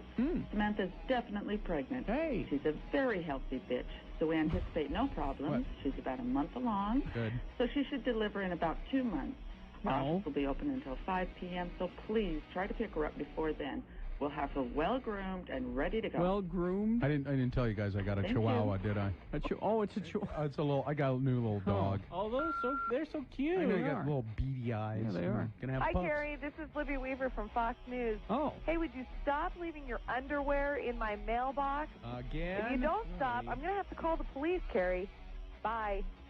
Yeah. Yes, this is the in vitro fertilization clinic at the University of Utah calling for Ralph Allred. Mr. Allred, we have the sperm sample you left with us yesterday, and, well, I'm not sure what to say here. The sample you left with us, it's not human. Please Bill, return our call. Bill, you're supposed to I didn't understand. leave yours. Not. Never mind. Hi. 4, and it is time. Excuse me, that was me. Time to award. I need some WD-40 or something on this thing. Time to award round 1 of your boners. And round 1 of the boner voting is brought to you in part by hamburgers. Ooh. So all that hamburger talk yesterday. Yeah, and they were fast food hamburgers. We didn't go for the gourmet. We went for fast food chain hamburgers. We went to the Five Guys. Mm. And all Utah Fat Cats locations are now open. They're excited to invite you back. They're taking extra precautions to keep guests and team members safe. Please visit fatcatsfun.com for additional information. Boner candidate number 1, Kimberly and Beck are out. And by the way, I don't believe I have the results yet, Katie. You might want to get them on that. So we had boner candidate number 1, Kimberly and Beck are out. Radio scum in Rochester who thought they were being clever, I guess, by trying to use this. Apparently, that's their show. That's their stock in trade. Is they're racists, you know. They were trying to be clever about. Well, they were acting N-wordly, N-wordish. You know what I mean? I don't know why we can't really use the word. Boner candidate number 2. Okay, Drew, you have been working with these guys for how long, and you still don't get it. Drew Brees, who calls kneeling during the national anthem disrespectful to the flag. That's not what it's meant to be. It's only he has been... apologized, by the way. Oh, has he? This morning, there's been an update. It's only been interpreted that way for political purposes, mainly by people who are supporters of Donald Trump. And boner candidate number 3, he's my baby bear Blue. Alicia Silverstone takes baths with her son. Well, that's not so bad, I guess, unless you consider the fact that her son is 9. Seems a little much, doesn't it? Mm-hmm. Let me see here if I've got the results now. Do I? I have them if you don't. I don't for some reason. I'll double check that. Well, number 2 won, and Brent won a boner T-shirt. That's number 2 is Drew Brees. Here's his quick apology. He said, in an attempt to talk about respect, unity, and solidarity centered around the American flag and the national anthem, I made comments that were insensitive and completely missed the mark on issues we're facing right now as a country. They lacked awareness and any type of compassion or empathy. Instead, those words have become divisive and hurtful and have misled people into believing I am somehow an enemy. Well, this could not be further from the truth and is not an accurate reflection of my heart or character. That's what he says. Well, that sounds like a fairly sincere apology. Well, I mean, it's better than nothing. Yeah, better than nothing. Okay, we'll Isn't say it? that. Yeah. Let's see. Oh, Mayor Aaron Mendenhall is on the phone right now. Mayor Mendenhall, good morning. How are you? Good morning. I'm doing pretty well this morning. I guess we'll get right to it. It's been a rough time since the last time we talked to you. We've had riots in the streets and increases in COVID cases. Where would you like to start? I think I'd like to start by asking that we start to shift. We really insist on shifting from the violence that happened on Saturday. And I know there were some isolated cases and some pretty serious threats that the police took care of in the subsequent days. But this has got to start being about the protests and about the dialogue that's being demanded of us, because it's, frankly, I think it's really exciting what a time we're living in to make change, especially for people who ran for office to make change like I did. We've had a couple of days of pretty mellow, peaceful protesting the last couple of days, it seems. And a lot of dialogue, right? Can you talk about some of that? Yeah, I know the governor had some pretty significant meetings yesterday. The Salt Lake City Police Department and I sat down with quite a few leaders from the Black community locally, professors, pastors, reverends, coaches, people from other church institutions, civil rights activists from decades ago, State Representative Sandra Hollins, and the police wanted to show what their restraint policies are. They exhibited them hands-on on an officer, showed what happens if things don't go well, if the person resists, and just let the crowd ask questions, talk about it, say what happens under these circumstances, what if they say they can't breathe, and the conversation evolved after quite a bit of gratitude for the way that Salt Lake City trains their officers in what is expressly prohibited, like putting a knee on someone's neck or using a chokehold, and talked more broadly about now, when we leave the boundaries of Salt Lake City, how do we have any confidence when a police officer pulls up behind us that we're going to be treated fairly, and the need for this long-term engagement. And it kept coming back to the need that the community and the many communities who are feeling fired up like I am, like we all are right now, and heartbroken, that we commit to the long-term work, because this is going to need our hearts and our minds for longer than protests. It's going to need it for months and years of demanding that we make the change, but the demand has to be us coming to the table and talking together and hearing each other. So that's a work that I never could have imagined the potential for 6 months ago, but that I am, I think it's an absolutely amazing time in our country, and to see it happening here in our own community is a huge opportunity for us.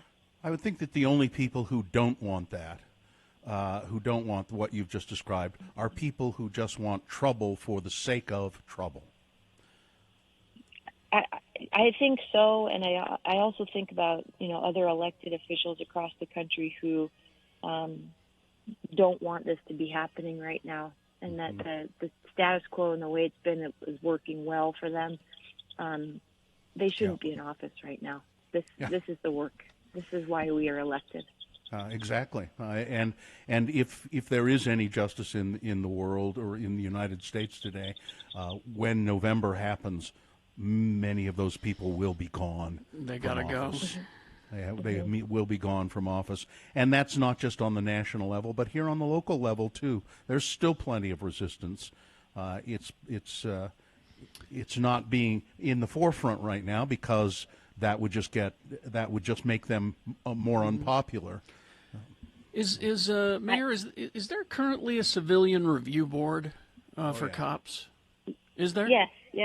Yeah, Okay. there is. There absolutely is. There's also a community action group that gets together once a month, sometimes twice a month, or every other month. But they've been meeting for a couple of years, and that includes folks from Utahns Against Police Brutality, Black Lives Matter, other organizations who started asking for a conversation years ago, and that's not a new dialogue. So that's an open door. That's not a system where there's leadership and hierarchy and a chair of a board. It's open for anyone to participate in, and it's productive and ongoing.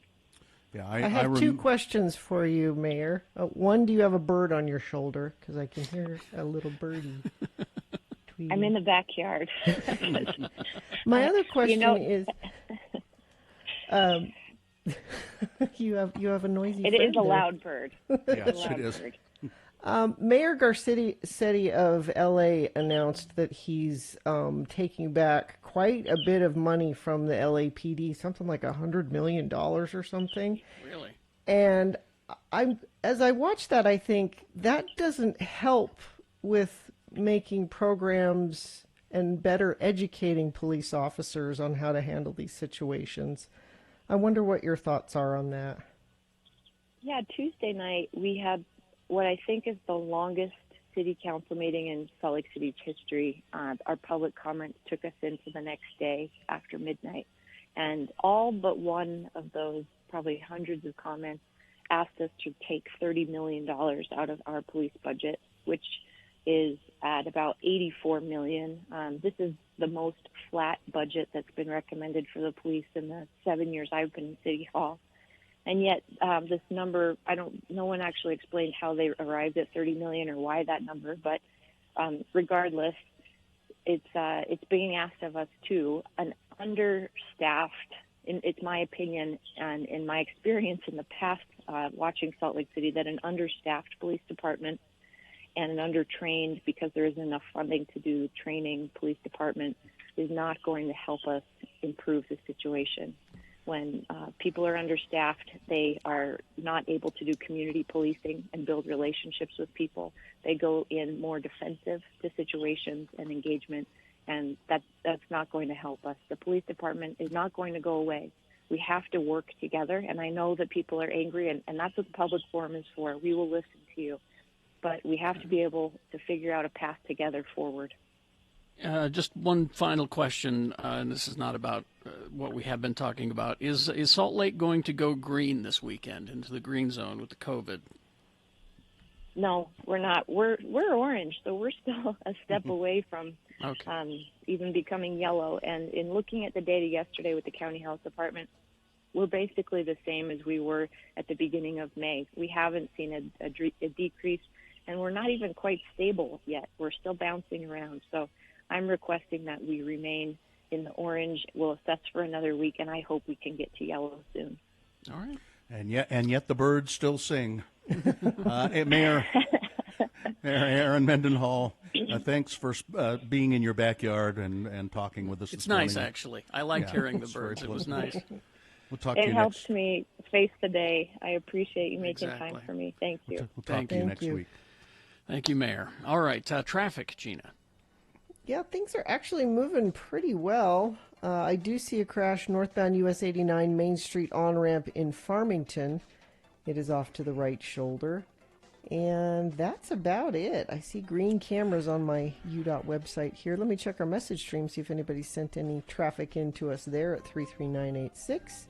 Gina, do you know if that all that helicopter activity around our neighborhoods last night, was that because of the races going on up the stadium, or what was that? Probably. I don't. Were the races going on, the motorcycle races going on last night? Yeah, Wednesdays is one of the days they do it. So, okay, that must have been what it was. Yeah. Man, it was noisy. That's air and street traffic for you. All right. Thank you very much. Okay. Well, Sean Means has maybe seen some movies and is going to call in after these messages, and we'll be back also with round 2 of your boners. Stand by for all of that as we broadcast live from our homes. If you don't believe us, you can see it at x96.com/live. Hello. We've got our split screen going. We're not hiding in our bunkers. We're here inspecting them. Let's take a break, and we'll be back. Brooklinen.com, BROOKLINEN.com, and the promo code Jackson. Don't forget that. And, of course, I've been telling you about my Brooklinen sheets, and they're expanding now. Luxury products at a low price. My home office, it's got new life and feeling here in the space. Because they are not just sheets, but they're towels. They're really nice, super plush, ultralight hammam melange color block, shower curtains, bath mats, robes. I do need a new robe. And candles, all kinds of things on their website. Silk eye masks. These are very nice. Furniture, art, totes. The final little details that make up your big upgrade to your home/office these days. Brooklinen.com is the perfect place to start making small changes that make big differences. Brooklinen so confident in their product that all of their sheets, comforters, loungewear, and towels come with a lifetime warranty. So go ahead and make yourself comfortable. You will get 10% off your first order and free shipping when you use the promo code Jackson, JACKSON, only at brooklinen.com. Brooklinen, everything you need to live your most comfortable life. One thing we're pretty good at.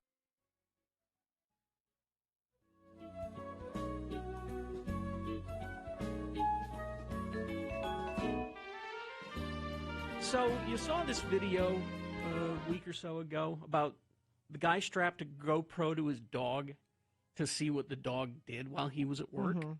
I didn't see it. It was disturbing because the dog didn't have a moment's rest. It was nervous and Oh. frightened In the house? in the house, and He's never coming back. He's never coming. it would hear noises outside and be on alert, you know, and it terrified me because I thought to myself about my dog Ripley. I was just convinced because she can be a little high strung, and I was just convinced that I don't think she's big enough to strap a GoPro to. It'd be too heavy. we did not do that. We did, however, a friend of ours gave us this drop cam. What is it? What is that? It's a live camera that we set up Like a nanny cam? like a nanny cam in the living room. Are you looking at her right now? This is broadcasting live from my living room right now. Now, does Oh, she okay. just stay in your living room during the day, or can she roam around Well, the house? that's what we wanted to know. Oh. Her favorite spot seems to be we've set up a little kind of a table next to the window, and she likes to sit there and look out the window. So we watched her for a day. She didn't leave that spot. Well, she's fine then. Don't you feel better? She's sleeping. Yeah. All the Well, time. that- Well, that's good. She's a teenager. Exactly. She talking back to you? I Is thought she'd at least be on guard or a little on alert. Nah. No. She barely moves. A bomb can go off in the front yard. And that's the other thing is that it has a motion sensor, Mm-hmm. so it'll alert me. Motion is detected, you know. That never happens. No. She doesn't move. She was a day. She was lying there. Then she's perfectly comfortable. This Yeah. should make you feel good. Yes and no. She's kind of lazy. A little disappointed. She's never going to amount to anything. I think you ought to make her get a job. Maybe. Require her to get little lazy dog. Lazy dog. Maybe get her, a list of duties, chores. Yeah. You leave her list on the counter. Didn't This has got to be done by the time I I'm get home. She can put a little paw print next to the one she's completed. But yeah, that video of the dog that was freaking out, it was disturbing to watch. Made me very upset. I was just Somebody in the chat room says that most dogs are like that. That guy's dog is just a neurotic mess. Really? Yeah. I'm pretty sure my cat, who is a jerk when we're at home. Jerk cat. Mr. Fluffy Pants. I was sitting there yesterday. I was talking to my wife, and he came up and bit me on the arm for no reason. I'm just sitting there, like, ow, what are you doing? And it wasn't hard, but just kind of went eek, and bit me on the arm. I'm certain that cat just sleeps all day, and then when we get home, it goes crazy. Well, it's because you're in its house. Yeah. When you get there. Yeah. He just sleeps all day. Do you think he's like a reincarnated dead person from somebody that hated you? And they're back to haunt you. No. No, you don't think so? No. No, I He's don't. biting you for no reason. No, Maybe it's I a don't. reason from a past life. No, I don't. No? No. I don't think that. I think the No, I think he's a curse from God. God sent the cat to torment. Officially. No, he's just a rambunctious teenager who, when he bites me, I give him a little cuff up the side of the head, Hey. and he stops. I go, don't Yeah, do that.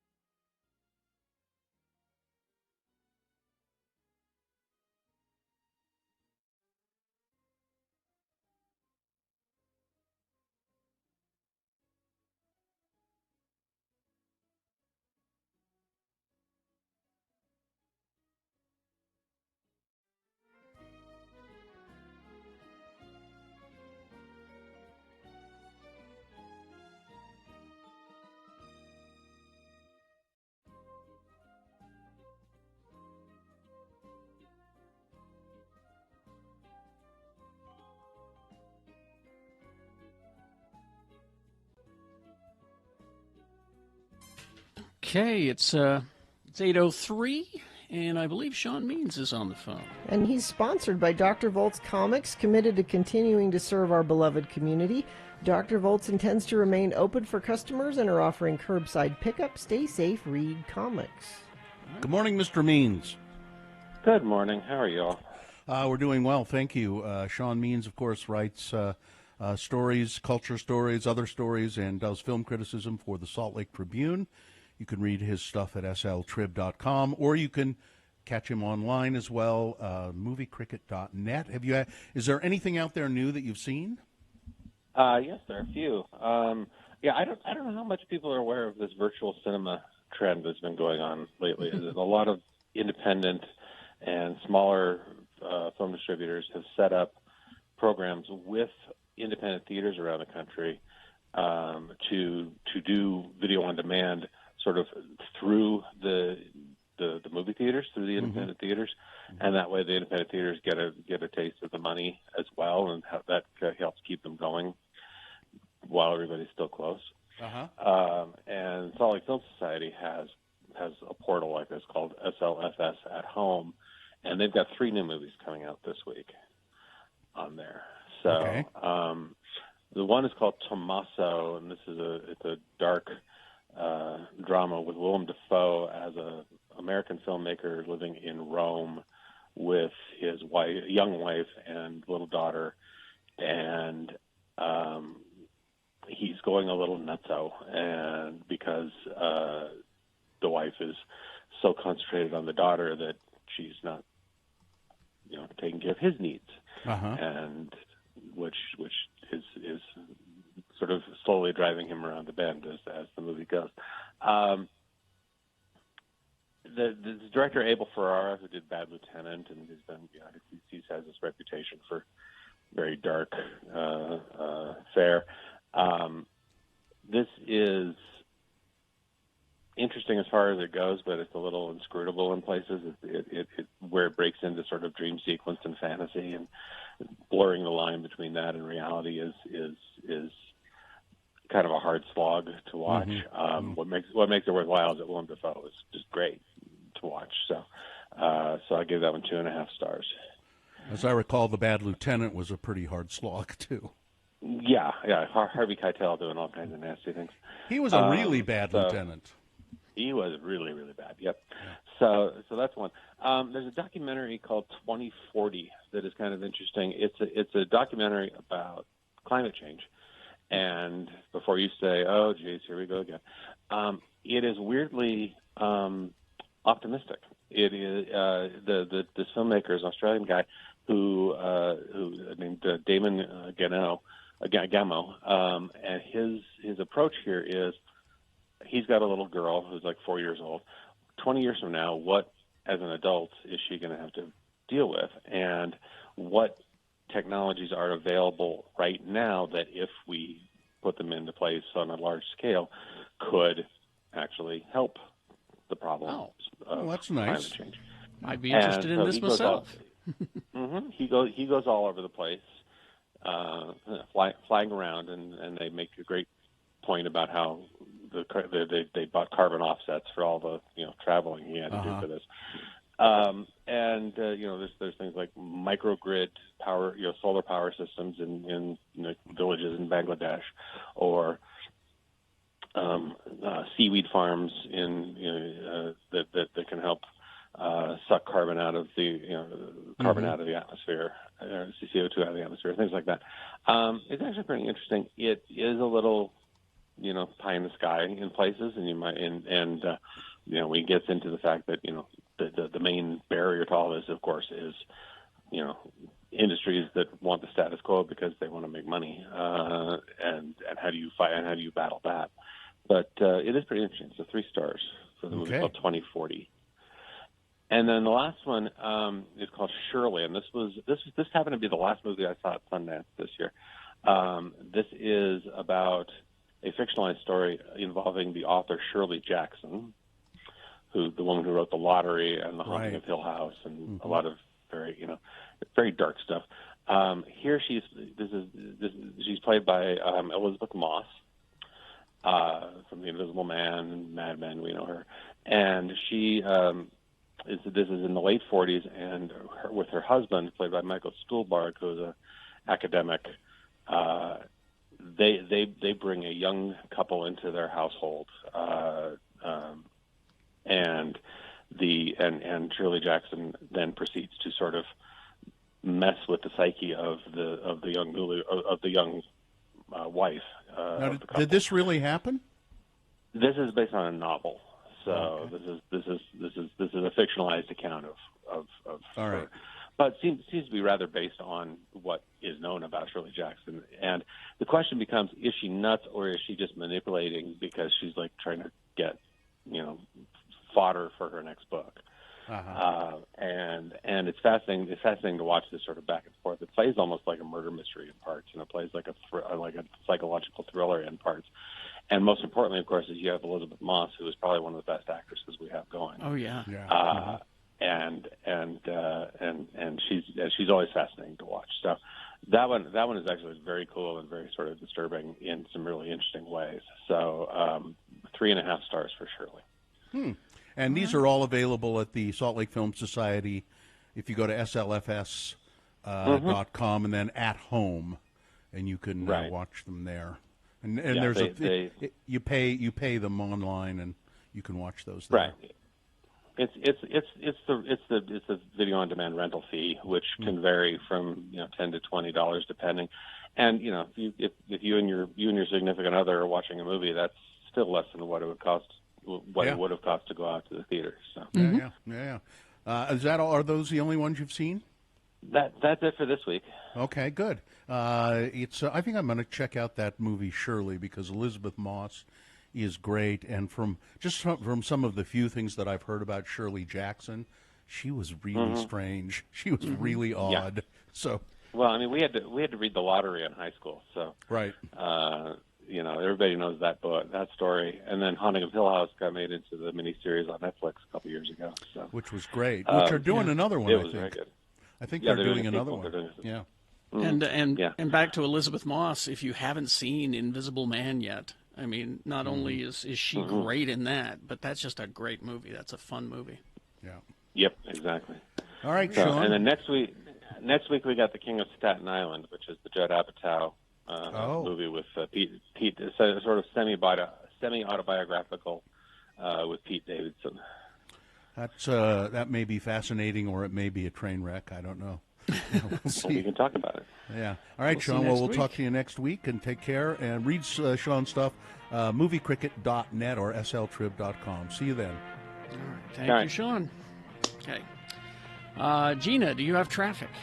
I do. I got a crash 45th South under I-15 closed. All eastbound lanes from southbound I-15 exit ramp. Expect delays in that area. And that's the only accident, though, I'm seeing. And nobody sent us anything via text for a while. But if you see something you want me to share, I will happily do so. 33986.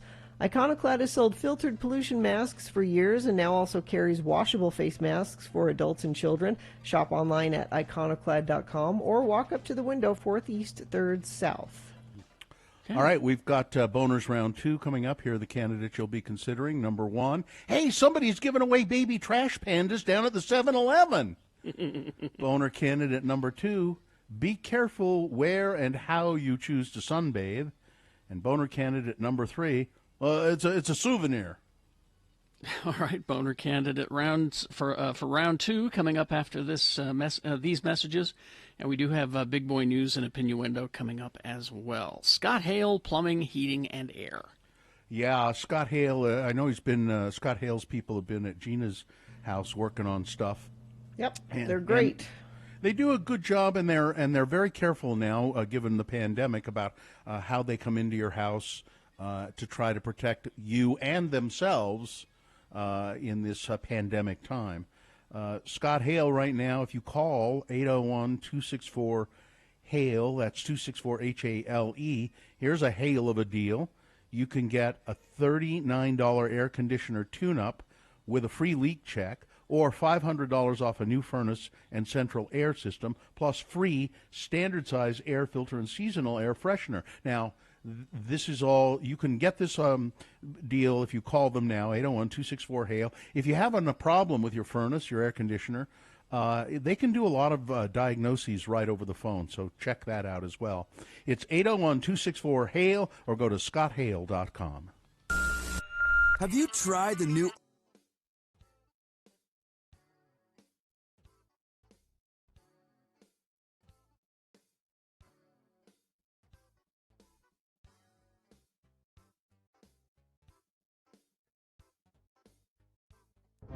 It is the 23rd century. Humans have left the lowly confines of planet Earth and have sought their destiny among the stars. While many things have changed, one constant remains: the need for young men to venture forth and do the work of the Lord. This is the tale of two such men who at the age of 19 have answered the call of their general authorities and are embarking on a 2-year mission to spread the gospel throughout the galaxy. This is the story of Space Elders! Today, we find Butch and Lehigh on Starbase 182 around lunchtime. Hey, Lehigh, what's up? You haven't been yourself lately. You seem a little under the weather. Here, I replicated you some lunch. This should put you back on your feet. It's your favorite. Oh, plomeek soup? No, macaroni and cheese with little hot dog bits in it. Man, you are sick. I'm taking you to the sick bay. Are you sure that would be the logical thing to do? Huh? Come on! Very interesting. What is it, Doc? What's wrong with Lehigh? Elder Christiansen here is suffering from plateau. Plateau? What on earth is that? Not plateau, plateau. Oh. The blood fever. It's not a birth, my dear Butch. It's a Vulcan disorder. Lehigh here is in the early stages of Ponfar. But Doc, look at my companion. I mean, his ears aren't pointy. The blood sample you took from him was red, not green. He's not a Vulcan. Have the two of you come in contact with any Vulcans recently? Well, we met with that nice Ambassador Spock fella. Was there anything unusual about this meeting? No, we talked for a while. He mind-melded with Lehigh and then sent us packing like everybody else. Mind melded with a Vulcan? Oh, dear. Well, he said it would be the fastest way for us to tell him about the gospel. Now, what's this got to do with Lehigh losing his appetite and then resetting the environmental controls in our apartment up to Moab standard temperatures? Ponfar is the Vulcan mating ritual. Unless the individual who's suffering from the blood fever gets to Vulcan in time, he will die. I still don't understand how Lehigh contracted this blood fever thing anyway. The Vulcan who did the mind meld must have transferred it into the Lehigh's mind during the meld. No matter how he contracted it, you must get to Vulcan within the next 72 hours or your companion will be dead. Okay, Vulcan it is. Come on, Lehigh, we better get going. But Vulcan isn't in our Tracton area. We're not supposed to go outside of this quadrant. You know the rules. Zone Leader Hansen would never approve of us making a personal visit to Vulcan. Oh, to heck with Hansen. They can send us both home if they want to. I just want to make sure you go home breathing. Will our elders get to Vulcan in time to save Lehigh? Will Zone Leader Hansen get them sent home for leaving the quadrant? Will Ambassador Spock apologize for giving Lehigh plateau? What is exactly in plomeek soup anyway? Tune in next time to hear Butch say... Hold on, Lehigh. Just a couple more hours and we'll be on Vulcan. Butch, wouldn't it be more logical to reduce our speed to warp 6 in order to make the best possible speed while reducing the stress on the dilithium crystals? Oh. On the next mind-melding episode of Space Elders!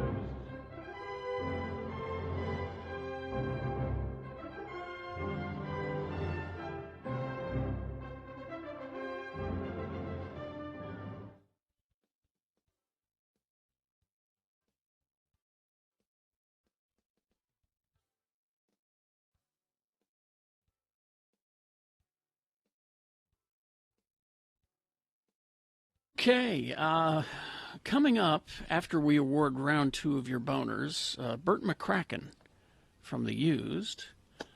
We spoke with him at 6 this morning, and we know most of you weren't up for that, so we'll play and back he's not that. up now. No. Because he's in bed now, so that's why we're going to replay it. You don't know that he's in bed now. I don't know, it was 10 o'clock 3 hours ago, so... Bert's always been something of a night owl, so... I think he may still be up. Okay. He's probably reading. Yeah. But we'll have that for you after we award Round 2 of your boners, which is happening right now. Here we go. 3 news stories. These are examples of bad, stupid, or funny human behavior. And you will decide with your votes of these 3 candidates which one is the worst, which one deserves to go forward to boner fight and possibly become boner of the day. See if it wins here. It'll have to go up against the winner of round 1. We did that an hour ago. We'll take both of them and we'll put them against each other at 9:20 this morning is when boner fight happens, and that's when you decide boner of the day. So right now, pick your champion for round 2. Choose strategically. 2 candidates now. A third after the news. Once you've heard all 3, then you will vote, and one of you lucky random boner voters will receive the promise of a boner t-shirt. I promise one day you and your boner t-shirt will be united in the same place at the same time. Here's boner candidate number 1. Hey, somebody's giving away free baby trash pandas down at the 7-Eleven. Yeah, that's what it is. In Niagara Falls, New York, the county health department is searching for 2 baby raccoons after officials say a Niagara Falls resident was handing them out to people outside of a 7-Eleven over the weekend. The health department says it happened at a store on Pine Avenue and that there was a total of 9 baby raccoons handed out. 7 of them have been recovered, but officials are still searching for the last 2 over concern that they could potentially be rabid. Possessing a raccoon is illegal unless you're a licensed rehabilitator, and coming into contact with a raccoon presents a potential rabies hazard to people.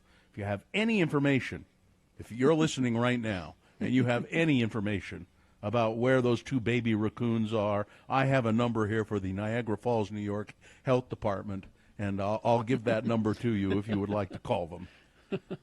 Boner candidate number 1. Hey, somebody's been giving away baby trash pandas down at the 7-Eleven. Here's boner candidate number 2. Be careful where and how you choose to sunbathe. Essex, England. A naked man who was sunbathing near a railway line. Now, why would... What? I don't know. Why? That's why I say, please be careful where and how. So let's see if the story explains any of this. The naked man who was sunbathing near a railway line was mistaken for a dead body by police. Concerned railway workers spotted a pair of feet but no signs of life on the grounds of Chatford Hundred railway station, said British Transport Police. In a tweet, BTP said, rushing to the scene, officers found a man in his late 30s enjoying some nude sunbathing. It happened as temperatures reached 77 degrees Fahrenheit on Monday in Great Britain. British Transit Police added, please don't sunbathe nude on the railway. Chafford Hundred Station sits on a single-line railway between London and Southend. The man was spotted by track workers who called police. The spokeswoman from Network Rail said, let me lay it bare. The railway is not a place to sunbathe. Please keep away from the tracks. It's not as uncommon as you might think. But why? British Transport Police said the report was made, but there have been several other reports, similar episodes of nude sunbathers by the railway line. I'm going to make two. I'm not aware of. Yeah, I think I'm going to make that speculation is that they want people on the train passing by to see them. Probably. That's kind of what I think. Everybody's got their kink. Boner can't speak for yourself. I don't. I'm just straight ahead, Fred. That's me. Straight ahead. There's only one way, and that's it. Boner candidate number 2. Be careful where and how you choose to sunbathe. Coming up in a moment, boner candidate number 3. It's a souvenir. All right, boner candidate number 3 for round 2. Coming up after this, Big Boy News and Opinioendo. Brought to you by The Gateway welcomes you back. Whether you're shopping, dining, or strolling, you'll find increased cleaning protocols, safely spaced seating, and dedicated pathways to help keep you safe. Planned events to keep you connected to art and culture. You can find out more by visiting The Gateway. So it's the word at thegateway.com. Carrie, I don't think you had this in the geek news about Alien. Did you see this? I did not, because he's been talking about it forever. Yeah, and it's just that same story, but it's it's surfaced again. Ridley Scott has been saying for a long time that his plan was for Prometheus and Alien Covenant to be the first two parts of a trilogy, with a third film, at one point apparently titled Alien Awakening, set to dovetail into the events of the original Alien. So what's the latest on that now? That Covenant underperformed, and Disney now owns the franchise. Well, the radio silence on that... Are we going to get an alien princess? I hope. Well, Ripley is the alien princess, right? I guess so. Radio silence on the front would seem to suggest that we will never see that at all. Yeah. Ridley Scott will never get to make that final film that he wanted to make. Disney will probably not revive the franchise, or Disney, or not with Ridley Scott, but they might revive it with a different approach. So maybe the princess approach is one that they'll take. Alien princess. Well, I think it would be Newt, though, not Ridley, not Ripley. Newt didn't make it. Oh, Newt didn't make it? No, in the third one, she died at the beginning. I think I alert. I lost interest at some point and didn't. And a lot of people did. Yeah.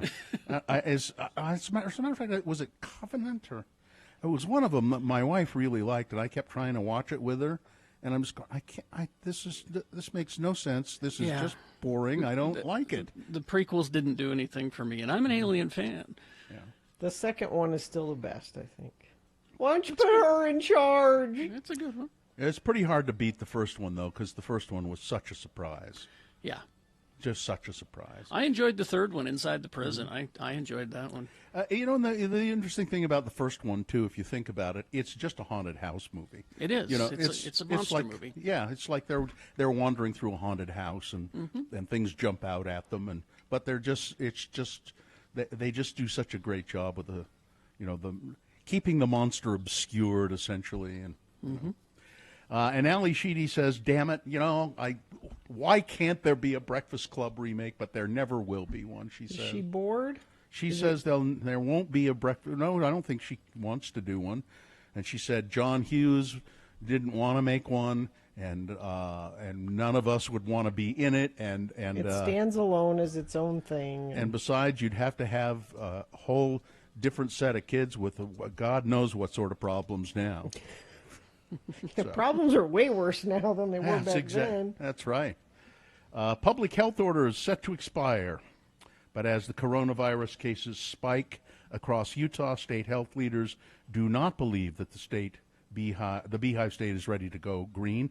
That is, state health leaders don't believe that. Right now, the majority of the state is in yellow, depicting a low risk for novel coronavirus. Only Salt Lake City, Bluff, and Mexican Hat are orange or moderate risk levels, but things have been spiking. And Angela Dunn, the State of Utah Department of Health epidemiologist, said yesterday during the weekly coronavirus briefing that we're not ready. We're not ready to go to green, at least in her opinion. But there are others who say it's time. So when I don't know, I would go with what Angela Dunn said. I would go with what she said. But somebody asked her specifically at the news conference, what's the governor going to do? And she just said, we present our data, and he does with it what he will. Yeah. They can't make him do anything. So there's the Public Health and Economic Emergency Commission has recommended that the state move into the green phase as early as this weekend.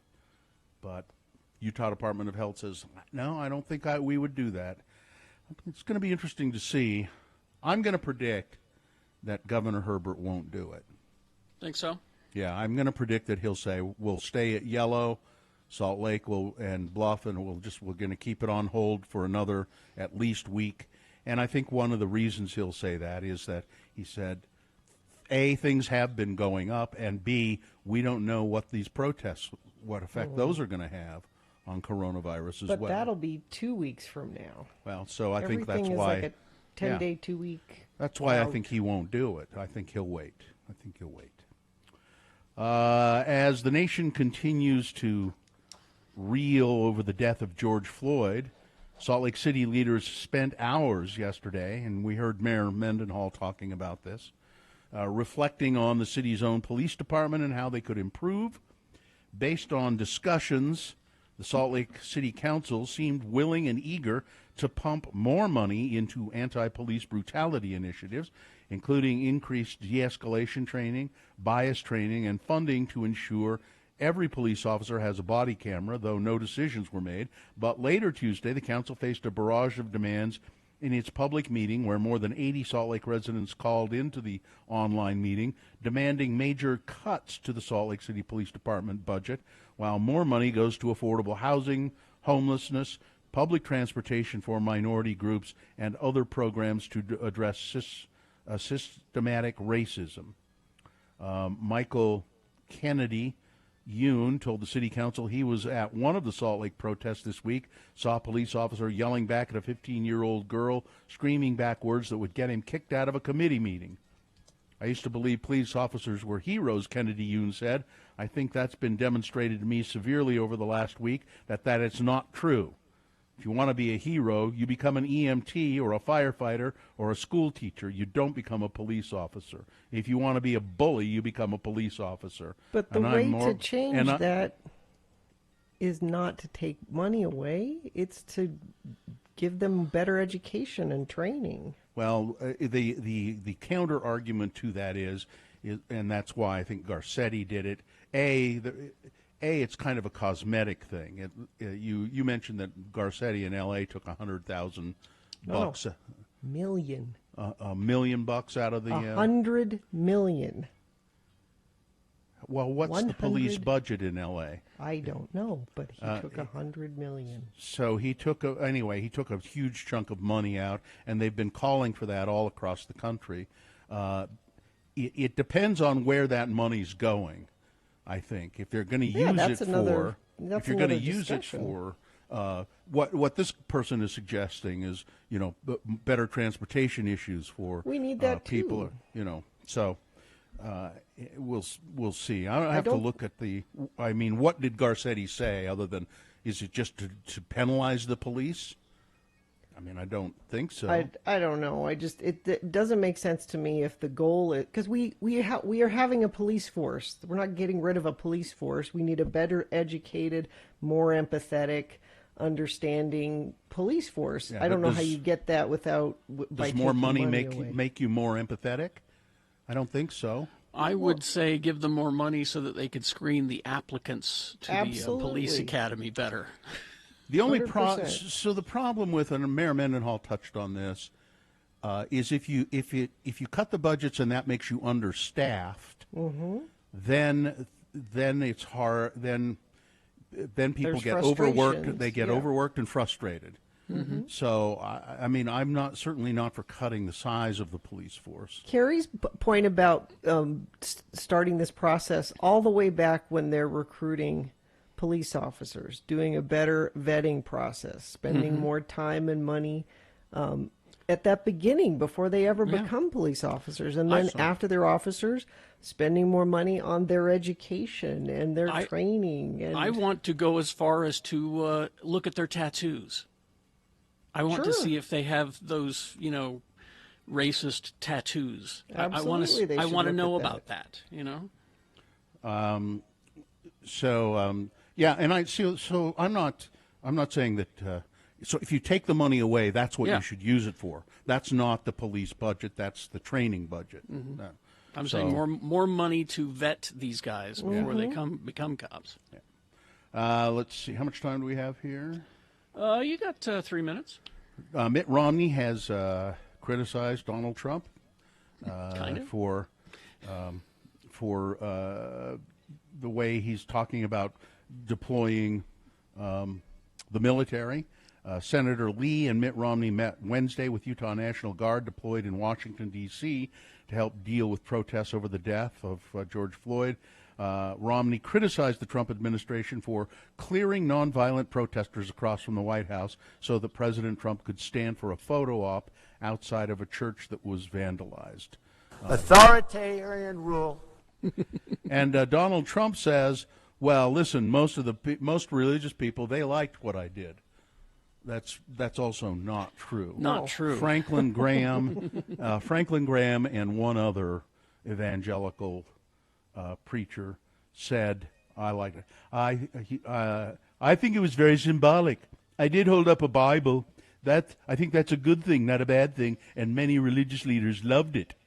He told. I just say things. Yeah. Why wouldn't they love it? Standing in front of a church that went through trauma, to put it mildly, and I was holding up a Bible. So doesn't that mean something?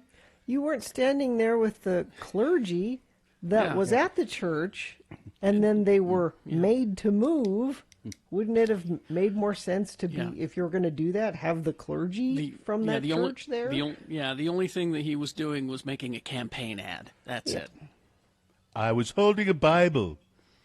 Somebody said, "Sir, is that your Bible?" And he said, "It's a Bible." It's a Bible. Have you seen that video? I like that. It's a Bible. It's a Bible. He just, a Bible. He just said, "Somebody get me a Bible," and somebody grabbed one, and And a man who has been on a monastic Buddhist retreat for 75 days came out of his retreat on the morning of May 23rd and said, "What did I miss?" Well, maybe you should go back to your retreat. Quite a shock for Daniel Thorson, who rejoined society after an absence of 2.5 months.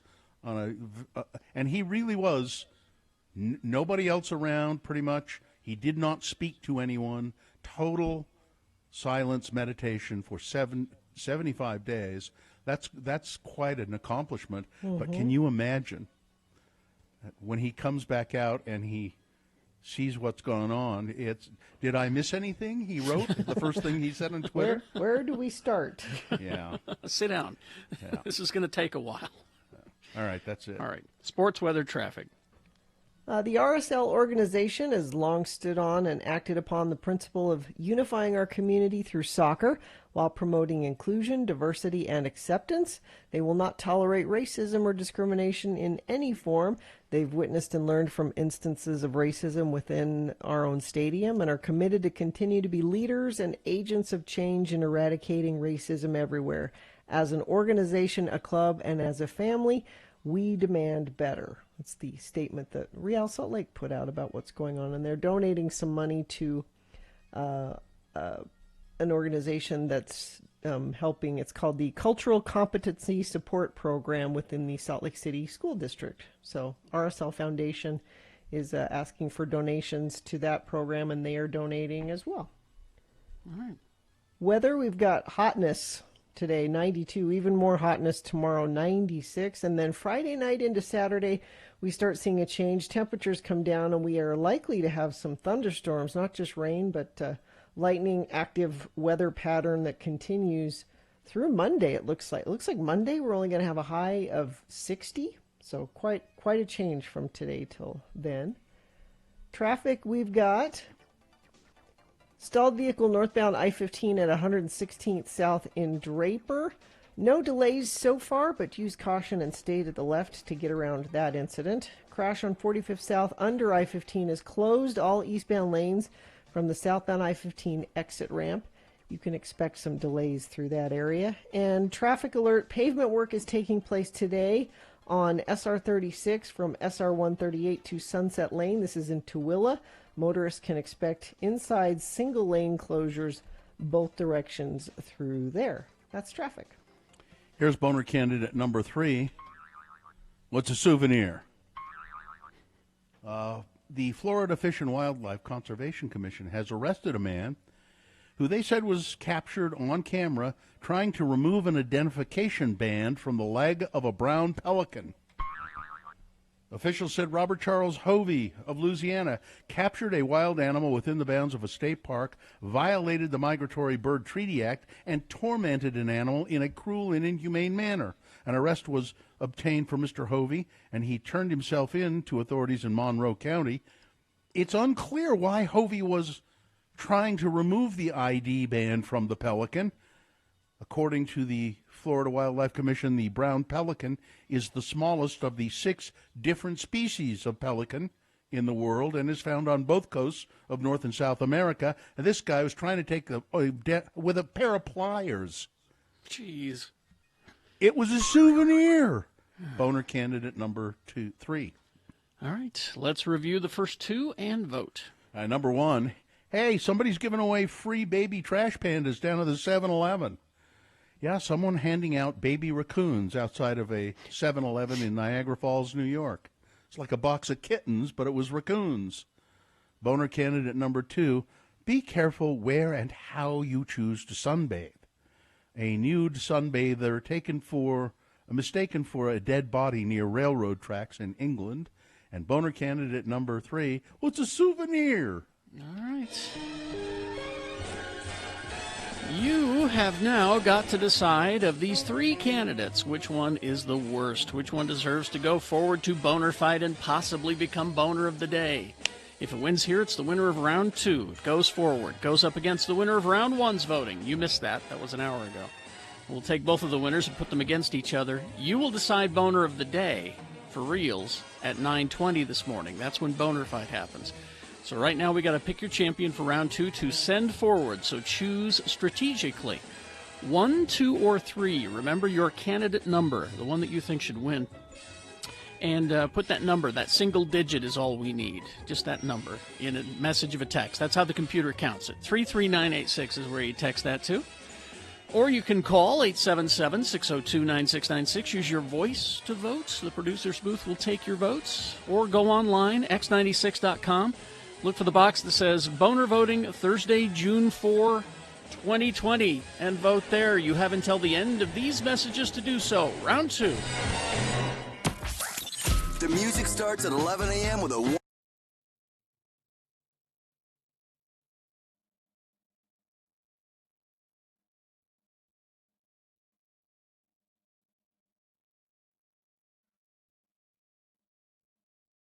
I like your shirt, by the way.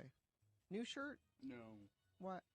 Old shirt. You never wear it, though. No, I don't. Why not? I don't know. It's a nice shirt. I don't wear it very often. Well, you should. Okay. Great. I gave you a compliment. Then maybe I will. I will wear it as often as I ever do, which is not often. It's a shirt that I bought. I remember exactly when I bought this shirt. It's when there was an Old Navy over here on 4th South. Mm-hmm. Over there Where on 4th Trader South. Joe's is going to be. Yeah. There was an Old Navy there, and I went in there one day, and they had this big pile of shirts on the floor. I'm not kidding, as Old Navy does sometimes. And they said all of the shirts in this pile are $1.20. I'm not kidding. $1.20. And I thought, this shirt being $1.20, that's a negative money. Yeah. It costs more than that to... Yeah, there's more material in this shirt. There's more little, Vietnamese or Singaporean child finger blood in this shirt from sewing the buttons on. And so I bought it for $1.20 off the floor at the Old Navy. You would not think that. It's not. It's just a dumb shirt. You should have kept the receipt in the pocket. My sister bought a coat But we once. never do a 120 time check, Gina. So. My sister bought a coat once that was on sale, and it ended up being $7, and she kept the receipt in the pocket so that anytime anybody said, I like that coat. Her sister, Minnie Pearl. No, Mikkel. Just to I prove? like that coat. She'd say, $7. No, it's not. I have the receipt. She kept it in the pocket. Right there. Right $7 coat. That is the see again. That's the kind of thing that the Barbary girls are interested in. $7? I don't believe that was $7. But you could have a debate with some other people about the political situation in Tibet or the existence of God. But when you're debating with the Barbary girls, it's whether Bill Murray is going to go crashing parties and how much the coat cost. Is she the good-looking one? They are all good-looking. No, they are not. They are. All of my sisters are good-looking. Lolita! Certainly not. All right, let's get this over with. One is better looking than the others. No, they are all good-looking. It's that one that's really good-looking, and then there's there's an okay one, and I then get there's phone that other calls one. every time you do this. Which one is he talking about? They know. Yeah. They know. I'm surprised they call. All they have to do is look in the mirror. Yeah. You knew. All Come they have on. to do is look at a family photo, Gina. They'll all point to the good-looking one. All the Barberry girls know. They know who the good-looking one is. It's true. So we're not making these things up.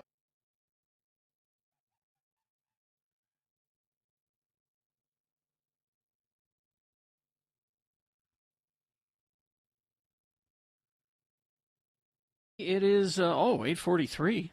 Wow, we're early. Let's award round 2 of your boners. And I'll just talk slower if you want. Round 2 of the boner voting is brought to you in part by delicious French fries. And Iconoclad has a variety of washable, filtered masks for adults and children. Shop online with shipping at iconoclad.com or their walk-up window, 4th East, 3rd South in Salt Lake. Okay. So boner candidate number 1. This was my preferred candidate of the 3. Somebody's been giving out baby trash pandas down at the 7-Eleven. Like, free kittens in a box, how you used to see kids do that out in front of grocery stores. Did they think they were kittens? I don't think so. I think people thought, so they went, wow, cool. Baby trash pandas, baby raccoons. This is not a good thing, and wildlife officials were rightfully concerned. They managed to recover all but 2 of the baby raccoons, and they're still looking for them. Boner candidate number 2, be careful where and how you sunbathe. There was a nude sunbather lying in the railroad yard in England, and people on the passing train thought that this person was dead and called police. No, just sunbathing in the nude, where people on a passing train could observe them. And boner candidate number 3, that's a souvenir. That's the only thing I can think of as to why a man was caught on camera trying to remove an ID band from a pelican's leg. He had a pair of pliers, and he's just scrunching away at it. He's been charged with animal cruelty. And the winner was boner candidate number 3. It's a souvenir, the pelican story. Really? Okay. Well, there you go. That's the winner of round 2. It now goes forward to Boner Fight. It might be boner of the day. Depends on how well it does up against the winner of round 1's voting. Either way, we'll take both of those candidates, put them against each other. At 9:20 this morning, you will decide who is boner of the day with Boner Fight. Now, we were originally scheduled to speak with Bert McCracken earlier in the week. I think on Tuesday or Wednesday. I can't remember. It was yesterday. Was it yesterday? Yeah. And, no, it wasn't yesterday. It was Tuesday, right? Okay. Yeah. And there was a mix-up, and he didn't call. Yeah. But he called back this morning at 6 because he's in Australia, and it's 10 o'clock there, and he's going to bed. Do we know? Should we mention that Bert McCracken is the singer and songwriter for The Used? We should probably mention that for some people who are not familiar. But the band The Used, who are from here originally, and made it big. But they got a new project, a new song, an album out, and Bert wanted to call in and say hi. And I'm going to propose. We had planned to play another song for 9 o'clock. I propose we move that to 10, and play this song that's a at good 9, idea. so you can hear what we were talking about. Yeah, it's called Lighthouse, and so Bert called at 6 this morning. 10 o'clock his time. We chatted with him, but thought maybe he'd like to hear it. Here's the interview. When do you suppose Bert McCracken was born? Let's find out. Bert McCracken from The Used. Bert, are you there? Of course. Hey. Hi. Of Bert, course. You're there in Good morning. Australia. Good morning. Or good evening, I guess it is. Yeah, we're at 10 o'clock in the future. Yeah, 10 p.m. Yeah, it's about bedtime, huh? It sure is when you got 2 kids. That's for sure. Bert, we played Lighthouse yesterday. New song from you and The Used, featuring guest artist Mark Hoppus, and which I thought was nice. And it's a great sounding song and kind of different from what we're hearing The Used do. Yeah, we went all over the place on this new record. We really wanted to kind of try to capture everyone's favorite parts of music from when they were most inspired. I think for most of us, we felt the most inspired by music in our teenage years. And so we wanted to create a collective sound of what that sounded like to us, and a bit of nostalgia and a bit all over the place. We all come from such different musical backgrounds that it's fun to try to jam it all together. So you did you grow up in Utah County, Bert? I did, yeah. Yeah, for 18 years. So your formative years of listening to music, you were listening to X96, KJQ a lot, and so in some ways we influenced this record. 100%. And that's not even a joke. X96 and was just a part of my life growing up. It was my go-to radio station for sure. I didn't smoke enough cigarettes to listen to K-Bear. Yeah, I know what you mean. So yeah, all jokes aside, you are correct. We were all influenced by X96. What? So you're living in Australia now, and I didn't realize that. And Gina said, "Well, it's where his wife is from. That's probably why he's there." How did you get together with the band and do a record? Well, whenever we work on anything, it's me being away from home. The band is kind of home base is in Los Angeles. Everyone's closest to Los Angeles. Mm-hmm. Our drummer and our guitar player live in Southern California, and the bass player lives in Hawaii. So it just seems like the most kind of productive place to gather. We do a lot of writing on our own, and I think that having lots of ideas in the notes and in kicking around in the brain is always good help, but being able to focus on studio work 24/7 is pretty important for me to take that kind of creative process really seriously. Yeah, you get the material together and then you all meet in Los Angeles, and you have to be away. You call Australia home now, is that so? You have to be away from your family for a while, huh? Yeah, I've been down here for about 8 years, I think. So it definitely feels like home now, and yeah, we don't do too long of tours or spend too much time away. I think that during this recording process, we'd do about 2 weeks and then take a chunk of time off, and then come back and do another 2 or 3 weeks, and then take another chunk of time off. And actually, the whole record was written in the studio this time. We scrapped all the demos that we worked on beforehand and kind of just fell into the process. It's really nice. Is it hard to consider releasing a new album at a time when you can't tour to support it? I'm just tripping out. It's so crazy to hear you guys' voices again after so many years. It's been a while. It's pretty awesome. It's pretty awesome to be on with you guys. What was the question?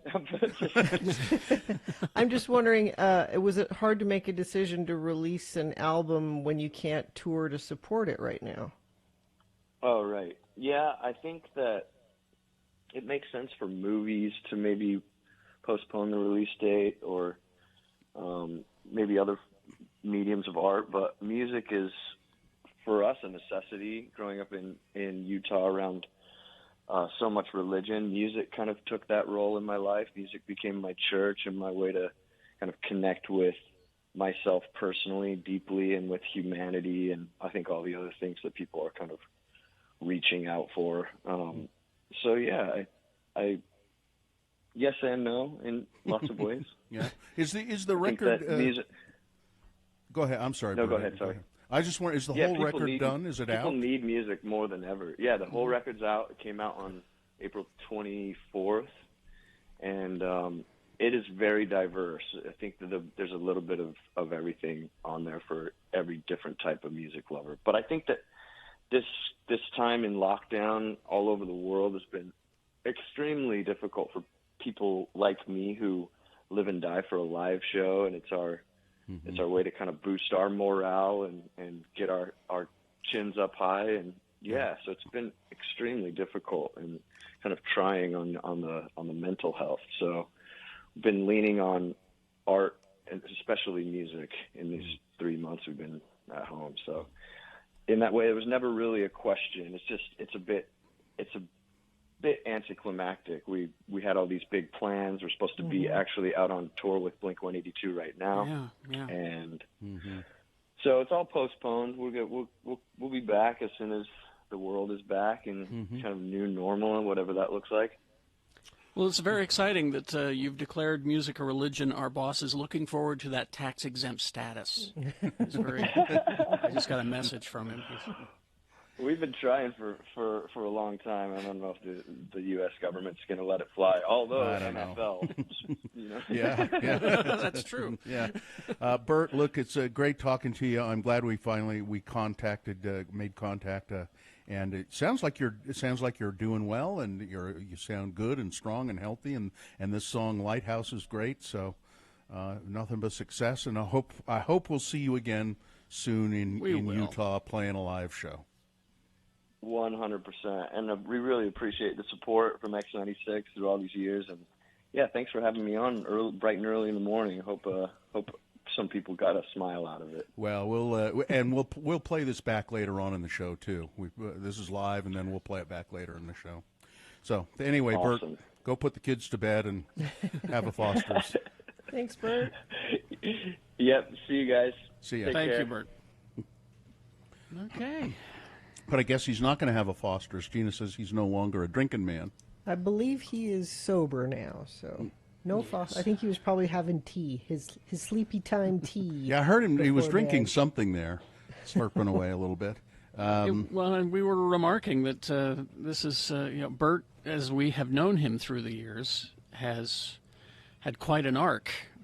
I mean, we knew him when the band started, and we were supporting them, and he was a young, enthusiastic guy.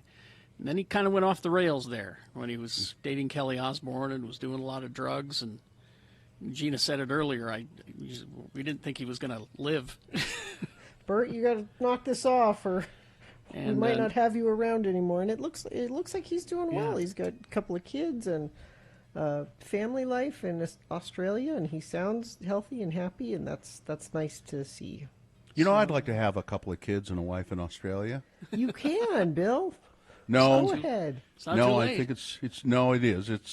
It's too late for me to You've have a wife. You've always said this is your current wife. That always could mean, there's a whole other level you could. Well, let me just say, I don't really think I have the energy for that. Oh. It takes all the energy I have to sit here for 5 hours a day, or in the case of yesterday, actually, so sitting here more than 5 hours, because I start sitting here at about 3:30 in the morning, and then yesterday, so from 3:30 in the morning until 1:30 in the afternoon. Yeah, that was a treat, wasn't it? Long day yesterday. All right, it is 8:56. Traffic, Gina, please. Yeah, things are clearing up, actually. That earlier accident, 45th South exit ramp that was closed, well, they've now opened it. Emergency crews closed it for several minutes to clean up a crash, but that looks like it's moving smoothly now. Traffic alert for pavement work taking place today, SR 36 from SR 138 to Sunset Lane in Tooele County. Motorists can expect the inside single-lane closure in both directions. If you see something you want to share, you can always text it to us, 33986. Iconoclad has sold filtered pollution masks for years and now carries washable face masks for adults and children. Shop online at iconoclad.com or the walk-up window 4th East, 3rd South. All right. We will take a break. We will be back coming up for Boner Fights. We have that on the way. I was just looking at some pictures of Bert McCracken, some old pictures of Bert McCracken. Yeah, he doesn't look like he's going to make it in some of these old pictures. Yeah, at that point it was questionable. Yeah. And we're going to play the used new song here as our potty break song. All right. Ranlife.com. Ranlife is a local mortgage company, and they would like to consult with you about your mortgage, whether, perhaps you want to refinance your mortgage. Rates are very low, and it's a good time to do that. You could maybe just lower your rate if you do a refinance. You might be able to skip a payment. You might even be able to pay off some debt with the extra money you have, and certainly drop your mortgage insurance. There's a lot of stuff going on, a lot of misinformation regarding mortgage loan payments right now. So the best thing you can do, if you're worried about it, is call your mortgage service provider or call Ran Life at 801-478-4500. That's 801-478-4500. They have loan experts standing by who can answer your questions about mortgages, whether you have a mortgage with them or not. They'd love to hear from you. There's lots of stuff you can do over the phone with them, so give them a call. 801-478-4500 or their website, ranlife.com. Father's Day is coming.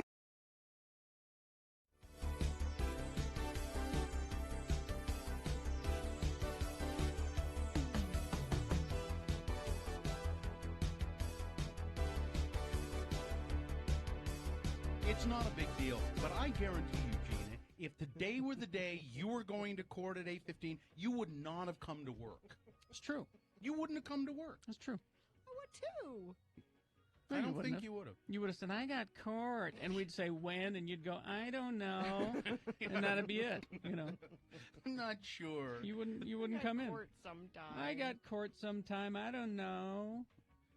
On another topic, a totally different topic. Yesterday, we went to lunch at the Lone Star Steakhouse in Sugar House with the staff, and Gina was there with her baby, and I was the little Jonesy, who's almost a year old and just as cute as anything, and I was the only person at the table who made the baby cry. Well, she's my daughter. She knows you make me cry everybody day. Everybody else is going doobie playing with the baby and being cute Gina, with the baby. that doesn't work because I didn't make her cry. That's true. And I've made you cry. That's true. On the radio. I went and sat down by the baby to, just kind of bonding. Hi, it's your Uncle Bill. Cried. Even Artie Fufkin didn't make her cry. No, I thought for sure Artie was going to make her cry. Hello, baby. Hello, baby. Hello, baby. Hello, baby. He did that for like 10 minutes. And kept waving his hand. He said, "Don't eat trans fats or you'll end up looking like me." Even Artie didn't make the baby cry. Artie could have picked the baby up and placed the baby in his mouth, and the baby wouldn't have cried. The whole head, and the baby wouldn't have cried. I think it's your facial hair. Might make you look scary. I'm just guessing. Was I the only one there with facial hair? Mm-hmm. Well, Heather. Just kidding, Heather. She hasn't experienced a lot of facial hair. Maybe. I don't know. And then I brought her over to you later. Like, it's safe with mommy holding you kind of thing. And I gave Bill a hug. See, he's nice. She didn't cry then, but she was barely holding it. She had the face. Barely holding it together. She had the you could see face. it was just like any second she was just going to. It was the face. We were there for 2 hours, and she was good the whole time we were there. I didn't have to get up and walk around with her once. Are you surprised? No, but... Are you bragging? Yes. Okay. So she's like that all the time. You're just bragging. Yes. Yeah. And she didn't do that once, does she usually? Well, no. Well, wow. She ate all kinds of things for lunch I didn't eat. She had tomatoes. She ate the tomatoes off my salad and my onions. Did not. And then, she ate all my onions, and then I picked onions. She really ate onions? Yeah. Loves onions. And I said, Carrie, you can eat that onion? Here. But she doesn't have teeth. She has 4. That onion even had blue cheese dressing on it, Yeah. Gina, which is something else that you wouldn't eat. Well, now that says a lot to me, and because when I sat down by the baby, and maybe this is why she cried, I went, "Hi, honey. God, your breath stinks." That's why she cried. That's why she cried.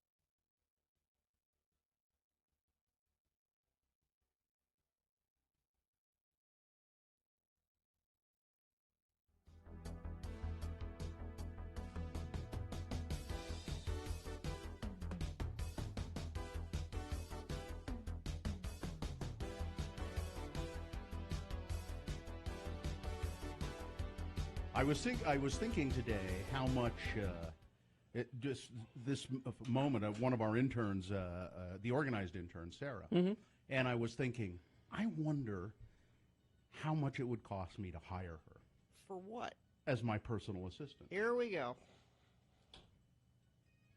What? You need a personal assistant. Sure, I'd love one. I would love one. I think a personal assistant would do a lot of good things for me. Like what? Do Well, you have dry cleaning that needs picking up? yes. You have a hard time getting around to picking up your dry cleaning? Sometimes, as a matter of fact, I do.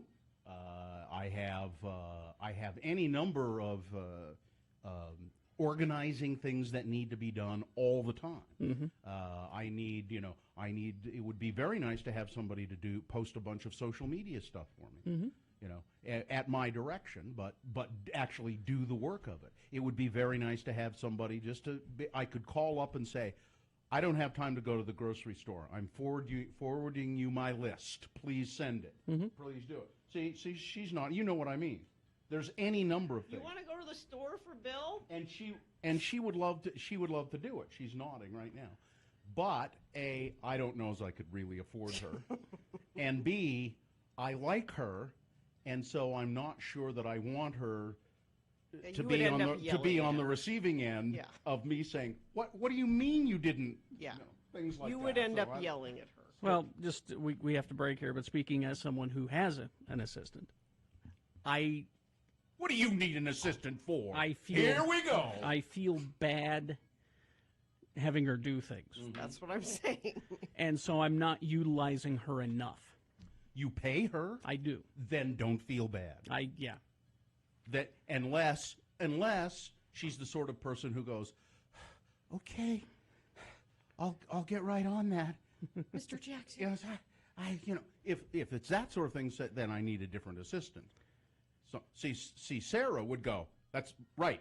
Right, Chief. As a matter of fact, I would insist. I'm paying you. Say right, Chief, after everything I say. What I need is a personal assistant that I don't like. Yeah, that's what I need. How do you find that? That's the problem I think I would run into. I like Sarah because my assistant Nicole, I like her. I like Sarah. There's no way that I could put her to work as I need. It just anyway. I could. I just wouldn't want to yell at her. Yeah, And you would. Maybe. Eventually. Maybe. All right, let's get this over Chief. with. That's what Sarah, would you mind when you're here just saying right, Chief, when I ask you to do something? Just for fun? On this day, we talked to Burt McCracken. The Used like that Lighthouse. song. I do too. I like it more every time I hear it. I particularly like that the driving drums and bass part there. And it's just really nice. And it's different from what we expect from them. A little poppier, maybe. One of the reasons that I liked it a lot is because it was so different. Now, I guess they've had a record out since April, the end of April. So now it would behoove us to go listen to the whole thing. He said there are a lot of different, if you just heard the interview, a lot of different styles on it, and that was very nice. And it had the guy from Blink 182 on it. Mark Hoppus. Yeah. I'm just going through my used playlist to refresh my memory of the way that they sound. It was nice to hear that him voice say, that voice is distinctive, though, isn't it? Nice to hear him say how big of an influence X96 was for them. Well, of course it was. Well, I mean, really. That's why I brought it up. Talking about your musical influences, Burt, we had to be a part of that, didn't we? Sure. I mean, really, who wears the big boy pants in this town? Let's talk about me. Yeah, that's right. That's all very well and good of you to be a big rock star, Burt, but, how about us? Well, shine a little light this way. Burt has 2 kids at home. I have 2 kids at home here. How's the homeschooling going, Carrie? Not good. We had an incident this morning. Oh, no. So, I don't have kids. I have dogs, okay? For those who don't know. Hudson is scheduled for teeth cleaning today because he's had a bit of an issue with his breath, very bad, and his lower You know how he's got that underbite. He can't hear you right now, can he? No, because he's unconscious. Oh, good. Okay. He had these lower teeth that were a little bit loose, and the groomer said we really ought to have those looked at. So the plan was last night, because he can't eat today, he couldn't eat anything. 10 p.m. was the cutoff for him to eat last night.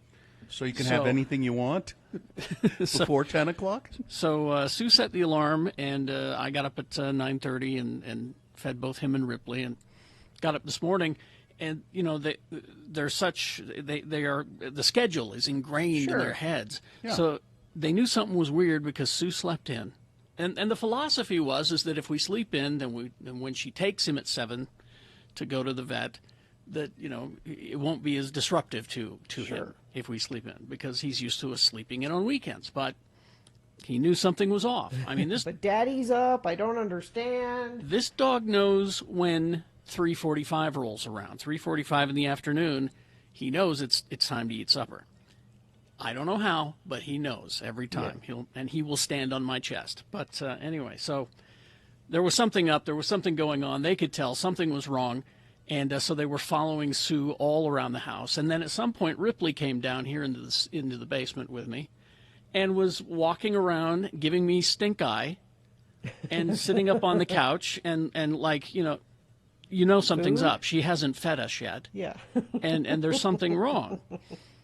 So why aren't you doing something about this? And I wasn't really paying attention to her because we were doing the show. And so Sue takes Hudson to the vet for the cleaning, and comes back and finds one of my little plush toys that is in here, which is not a dog toy, out in the hallway. That's how upset Ripley was that her morning was disrupted. She never touches these plush toys that I have over here. It's like she knows they're not dog toys, you know. But it was the blue flying monkey from Wizard of Oz, a little Beanie Baby version of it that I have over here on the floor, was out in the hallway. That's how mad she was. Wow. What an angry dog. I'm going to move this plush toy. Will she punish you the rest of the day, you think? Well, she's fine now. I mean, she got something to eat, and she's up there asleep on Sue's lap, and so everything's fine. It's what'll happen when Hudson comes home. So they had to knock him out to clean his teeth, or that's rolling teeth. That's what they do when they examine their teeth. They have to put them under. Yeah. Now they do have at this facility a guy who comes in once in a while who will do teeth cleaning without knocking them out, which is really rare. And it's just that he's just so good with dogs. He gets down on the floor with them, and it's a long process. He has to earn trust, and it doesn't always work with all dogs. He brushes his teeth a little bit and shows them that it's okay, and then he uses the brush and brushes their teeth a little bit, and then his teeth, and see? And I saw he did that with Artie, because at the point that Artie was so old that we were concerned about putting him under because it's not good for their health. He did that with Artie and was able to do it. Of course, Artie is not as high-strung as Hudson, that's for sure. But, yes, passive-aggressivism on the part of Ripley this morning. Dragging. You seem to have a propensity for dogs that have underbites or overbites, too. We lean to the smaller breeds, yeah. Ripley's teeth are beautiful, though. She's got a great face and pearly beautiful whites. teeth. Yeah. Oh, indeed, you should see. So yeah, that's the slight crises that we had here this morning. So. Well, moving that Beanie Baby, that's really acting out. It that's really acting is. out. For Ripley, it is. It's Now, see, subtle. my cats would have shredded it and peed all over it. There, take that and thrown it I'll at show you. you. Yeah. Well, this I'll is show her. you. This is her equivalent of I could have, but I didn't. Yeah. I just want you to know. I'm gonna go. I'll go pee someplace that you don't expect me to. That'll show you. Of course, I've taken that. I've done that myself as a human. You peed on things. I've gone to pee places that I shouldn't have just to show somebody. I'll show you what I can do here. Take that. Yeah. All right. What is the old phrase? Don't pee on my leg and tell me it's raining. Yeah. Yes. Yeah. Is that what you did? Yeah. Okay. It was a long time ago, okay? It's back when I was dating Kelly Osbourne. So. Oh, that's right. So it was a rough time. Yeah. All right, well, we will take a break. We will be back with a reasonable amount of news and boner fights all coming up in the next break. And now a message from the COVID-19 task force. The CDC estimates between 20 and 50% of people who are infected with COVID-19 don't have any symptoms of the disease. That means you can have the virus and not feel sick, and yet you'll still spread it to other people. That's why you should wear a mask. It's not for your protection, it's for the protection of others. Please wear a mask when you're in public places and at the workplace. Doing so will protect you and others, especially people who are at high risk of severe illness and death from the disease. Wear a mask. Utah has the ability to test everybody who needs a test. The symptoms of COVID-19 are fever, cough, shortness of breath, muscle aches, sore throat, and decrease in smell or taste. If you have one or more of those symptoms, please seek out a test. I had a COVID serum test yesterday. I'll tell you more about that coming up and how you can get those as well. All you have to do, though, right now, if you have any questions, is go to coronavirus.utah.gov. Technology has evolved to the point where the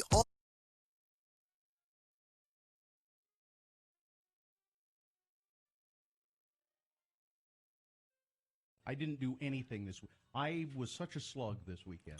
Sometimes you need a sluggy weekend. Good for you. I didn't think. Good for you. How do you turn that off? Alcohol. Genius switch. How do you turn that off? Alcohol. Alcohol. What kind? What was your alcohol of choice this weekend? Anything I could get.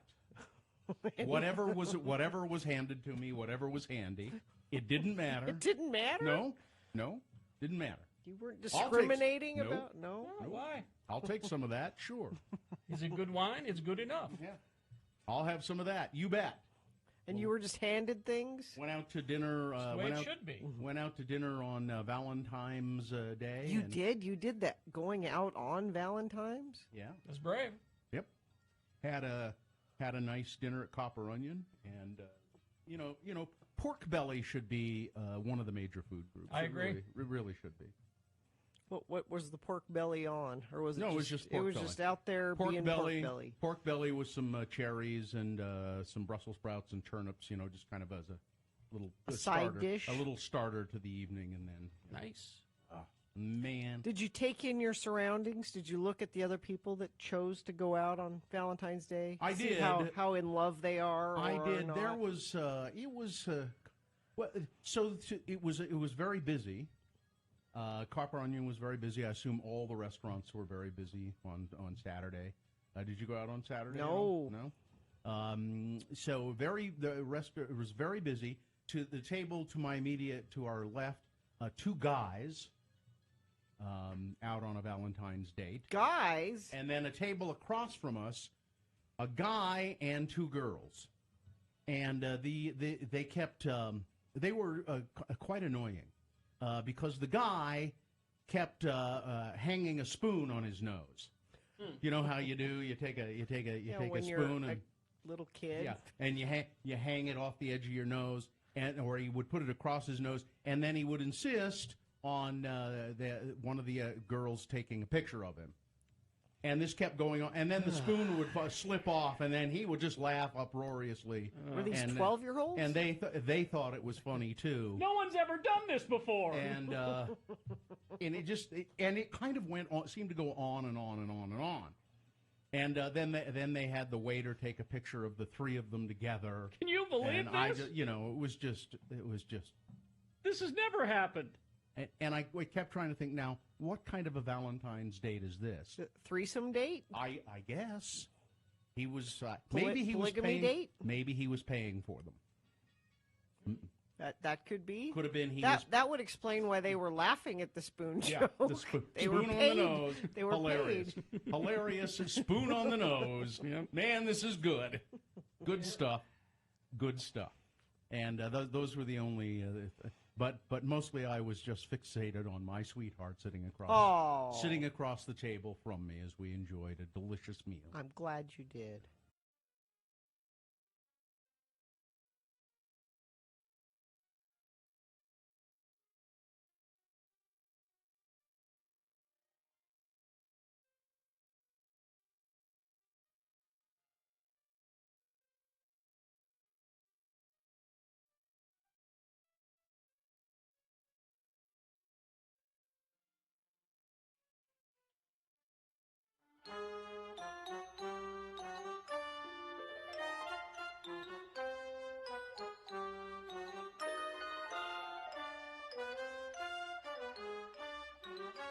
news. Okay, it's 9:18 right now. We do have Boner Fight coming up to determine who is Boner of the Day. We'll have that for you. Well, it looks like here in about 7 or 8 minutes. So this is beyond a reasonable amount of news. This is now Big Boy News and Opinioendo, brought to you by Diversion Eatery offers brunch weekends from 11 to 3. Try the steak and egg poutine with a Bloody Mary or mimosa. It's the best. Open daily for dine-in or take-out at 535 North 3rd West. Check out the menu at diversioneatery.com. This is kind of a death spiral of news, is what it is, really. It's just, we mentioned this yesterday, and I've been meaning to look up a little bit more about this because the story is just pretty bare bones, but Fox News host Sean Hannity and his wife Jill Rhodes have divorced after 26 years of marriage. She is a former journalist, but apparently they have been separated for many years. Fox News personality Hannity and his wife say they are finally divorcing after 26 years. He is 58, she's 57. They were legally divorced. Oh, it says they were legally divorced last year. Oh. But it's just coming out. Well, because it's against his image. After many years of separation, they said in a joint statement. They released a statement to media about the breakup. Sean and Jill are committed to working together in the best interest of their children. Amicable agreements were entered into over 4 years ago between Sean and Jill. They maintain a close relationship to their children. Neither will have any further comments and ask for the sake of the kids that their privacy be respected. They continue to have family dinners, attend tennis tournaments of their two children, 21-year-old Patrick and 18-year-old Mary. But they were married in 93. They're good Catholics. They're it's against the family values to. So what it sounds like they did. So if their kids are 18 and 21, sounds to me like they waited to officially announce this till the kids were adults. So. Yeah, because he's always been an a-hole. I was hoping that it was politics that split them apart. I was ready to make the joke that she was tired of hearing him have phone sex with Trump, but he's apparently always been an a-hole. But apparently, it says here, neither of them are dating or have been dating.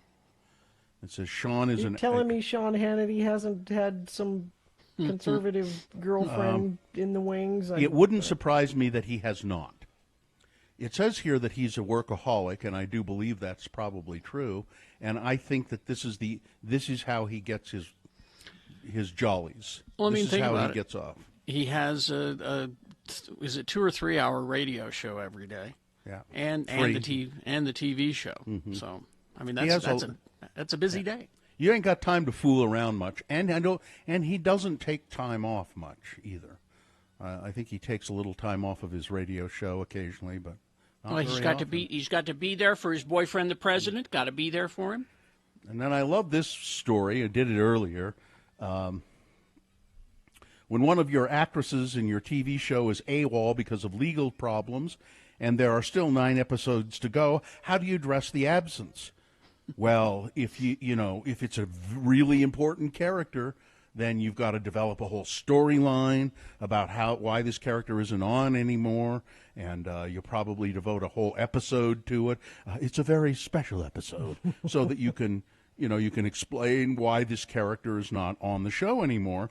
Well, when it comes to Fuller House, they didn't really go to much trouble at all to explain why Lori Loughlin wouldn't be on the show anymore. Aunt Becky? Aunt Becky. Apparently, there's a scene between John Stamos, Jesse, and DJ Tanner Fuller, who's played by Candace Cameron Bure, in which Uncle Jesse's figuring out a way to handle a biting incident involving his daughter. And his idea is have the girl bite back. And then comes this exchange. DJ says, well, don't you think maybe we should run this by Aunt Becky? And Jesse says, Aunt Becky is in Nebraska helping her mother. I don't want to bother her with a tiny thing like this. And that's it. That's it. That's it. That's it. You know, We've addressed it. I used to think that the writing on the Space Elders sketches was bad, but boy. But the point is, Carrie, they don't have to do anything more than that because nobody cares. If she were a major character, they'd have to go in depth on that. But yeah, she's in Nebraska. She's helping her mom. I don't want to bother her with it. And, of course, that'll be what happens to one of us someday on the show. One by one, they'll pick us off. I predict it'll be me first. Well, where's Bill? I think he's down in Torrey. I think he's down in Torrey polishing rocks. Let's see. I'm just looking at a news bulletin that came through. Which was that well, let me do it, actually. Yeah, okay. This will be hear interesting. The bulletin. Well, it's the October 2020 General Conference for the Church of Jesus Christ of Latter-day Saints will not be held other than virtually again, like the last one was. Okay. So they're going to October. It will be a virtual conference. But Carrie, good news. Yes. Good news. The Fiesta Days Rodeo and Spanish Fork is going to go on as scheduled. Really? July 20th through the 24th. Now, somebody asked Dr. Dunn about this on her news conference yesterday, and here's what they're saying, and I don't know if you have that in the story, Bill. They're asking people to wear masks, but they're also saying we're not going to try to keep people socially distanced. So you could be sitting on a bench right next to somebody, but if you're wearing a mask, and Dr. Dunn was like, no, one doesn't replace the other. Well, it's not like... not according to the Fiesta Day Rodeo Committee, Gina. They say, well, if you wear a mask, you don't have to have 6-foot spacing. And I was on a You may be an Zoom... epidemiologist, but we're the rodeo committee. Okay. I was on a Zoom call last night with Uncle Pat, and we were talking about this. You know, he's in California, talking about all of his rodeos that are canceled and things. And I asked him if he knew about this one, and he said that's on the schedule as pending.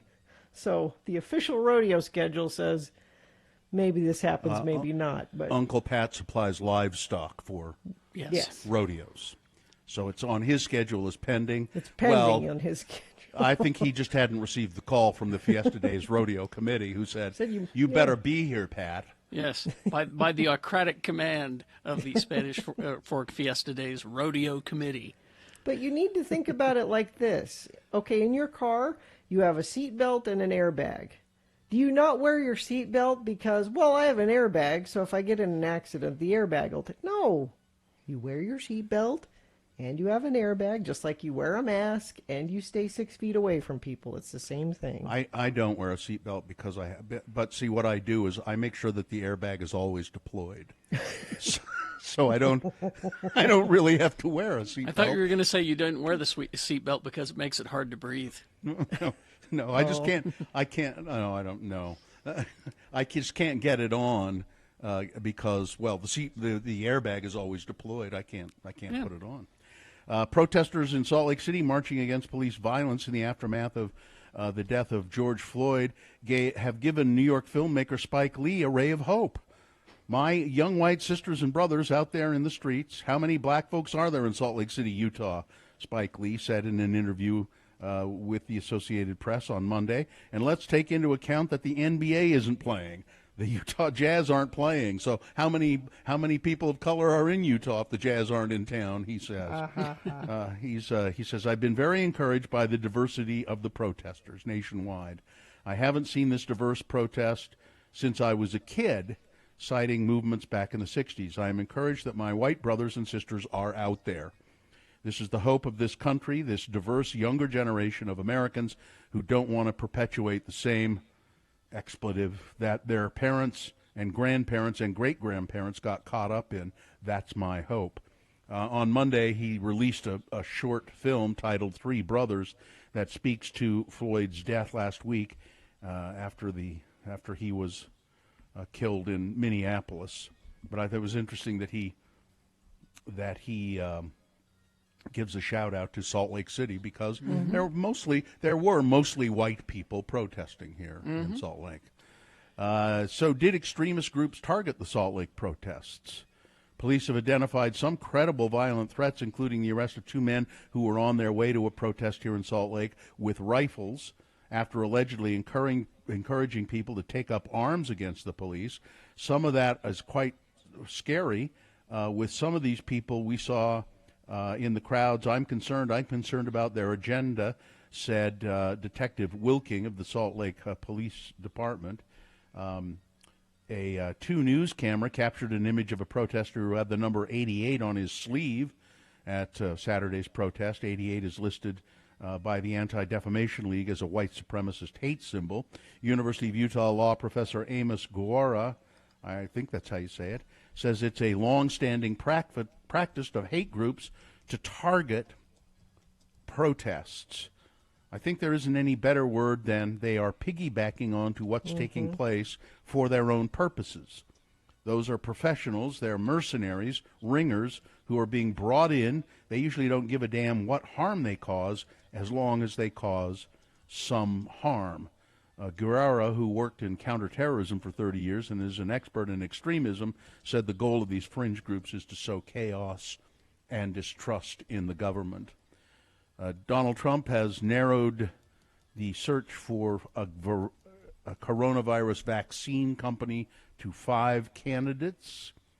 The announcement of a decision will be made at the White House in the next few weeks, but 5 different companies that they're directing money and saying these are the people who are going to develop vaccines for us. And pity the poor staffer who had to tell President Trump that private polling conducted by his 2020 campaign shows he's lagging way behind Joe Biden, according to the New York Times. Citing unnamed people briefed about the figures, the Times reports that the most recent round of results from the campaign's private polling show that his numbers are plummeting. That follows public surveys from this week, which have found Trump trailing Biden by double-digit numbers. Times reports the Trump campaign is becoming particularly concerned about standing in states like Ohio and Iowa that he won by big margins in 2016, and that has turned around. Don't get happy. Register and vote anyway. It's Bonerfied.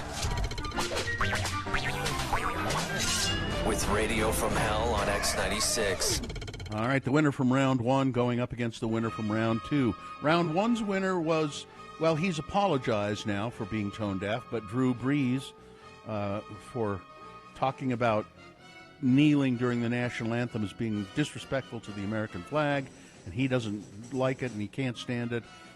It's been pointed out to him, and you'd think he would know this just from being around other players and having conversations with teammates, but he has apologized and said, okay, yeah, that was tone deaf of me to say that. Going up against number 2, well, it's a souvenir. It's a Florida man caught on camera trying to, with a pair of pliers, remove an ID band from a pelican's leg. It's number 2. All right, there you go. You've got to decide of these 2 candidates which one is the worst, which one deserves to be boner of the day for today. 1 or 2. Remember your candidate numbers, the one that you think should win. Put that number, that single digit is all we need in the message of a text. Text that to 33986. It's one way to vote. You can call 877-602-9696. Use your voice to vote. Or go online, x96.com. Look for the box that says Boner Fight June 4, 2020, and vote there. If you don't see that box, refresh. It'll appear, and you can vote. It's pretty easy to do. You have until the end of these messages to do it. This is Boner of the Day. As soon as radio...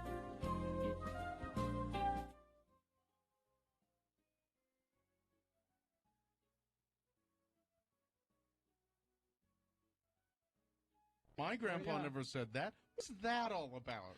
Fine, I won't say anything. No, then. we're not saying don't say anything. We're trying to for... How many years have you been here? We're trying to still teach you. Please say things. But, wait for a break in the sentence. When someone is in mid-sentence, you don't start talking. I might forget what I was going to say. There is that. There is that. There's an unplanned course change being fed into the instruments, sir. The minute it comes to me. No, Leanne, we're not going to stop being mean to Gina. Go away. I'm not answering that call. Well, no, let me talk to Leanne. Hi, Leanne. How are you? Hi, how are you? Now, Leanne, have you been listening this morning? I have. Yeah, I don't think of being particularly mean to Gina. Well, okay, you guys are always picking on her at some point. You have to be nice to her. Why? I might cry. Yeah, see? I think... Don't make Gina cry. Okay. That's not nice. Leanne, we you won't. and Gina are single-handedly putting women's rights into the Middle Ages. All right? You fight like hell for equal rights to work just like the men, and then you get here and expect special treatment. No, it's not special treatment. It's called don't be mean. Yeah, that's what I'm saying. That's It's special just treatment. Don't be mean. Don't That's be all mean there or is you to might it. make her cry. You have to understand Carrie's mean to everyone. Yes. Thanks, Leanne. Thank you, You're Leanne. welcome. I See you love later. you guys. See you later. Oh, my God. Michelle. Hi, Michelle. Hi. How are you this morning? I'm just fine. You're a great Americanist. What can we do for you? I just wanted to tell you to be nice to Gina. That's all I okay, wanted. thanks. I was feeling sad for her.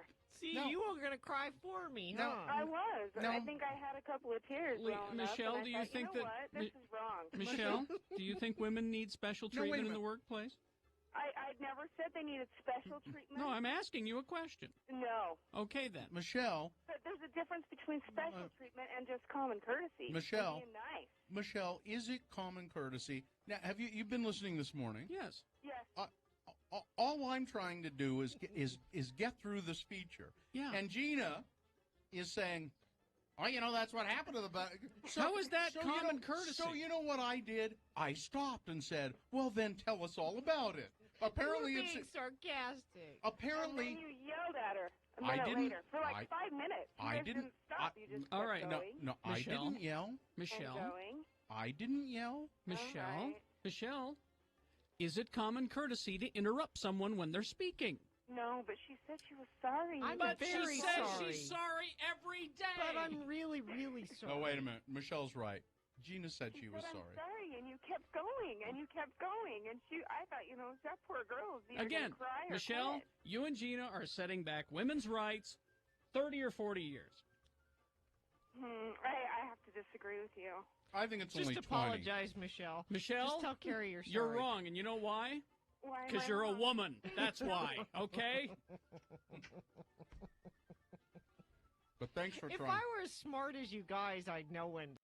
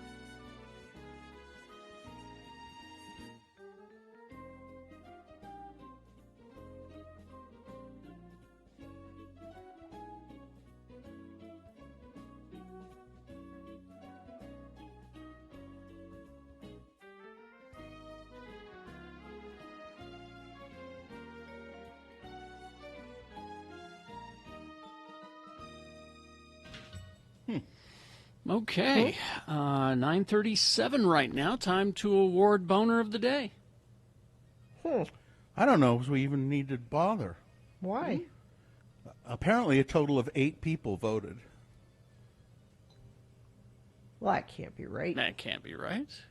Because I'm seeing more than 8s in the texting. It says here, I accidentally messed up the text poll, which is why there are so few votes. It's my fault, Bill. Oh. So is the winner correct, though? What I have is, so number one was the Drew Brees. With that was 3 votes according to this. No, I'm see. Yeah, going up against number 2. It's a souvenir, the band guy taking a band off the Pelican. And that got 5 votes according to this. Yeah, that's no, not right. That's No, not right. but- well, no, but- I'm looking at the text readout right now, and But it says that the winner is actually it really is number 2, according to. That's not what if you're counting other votes besides texts, because I'm looking at the text right now, and it's number 1.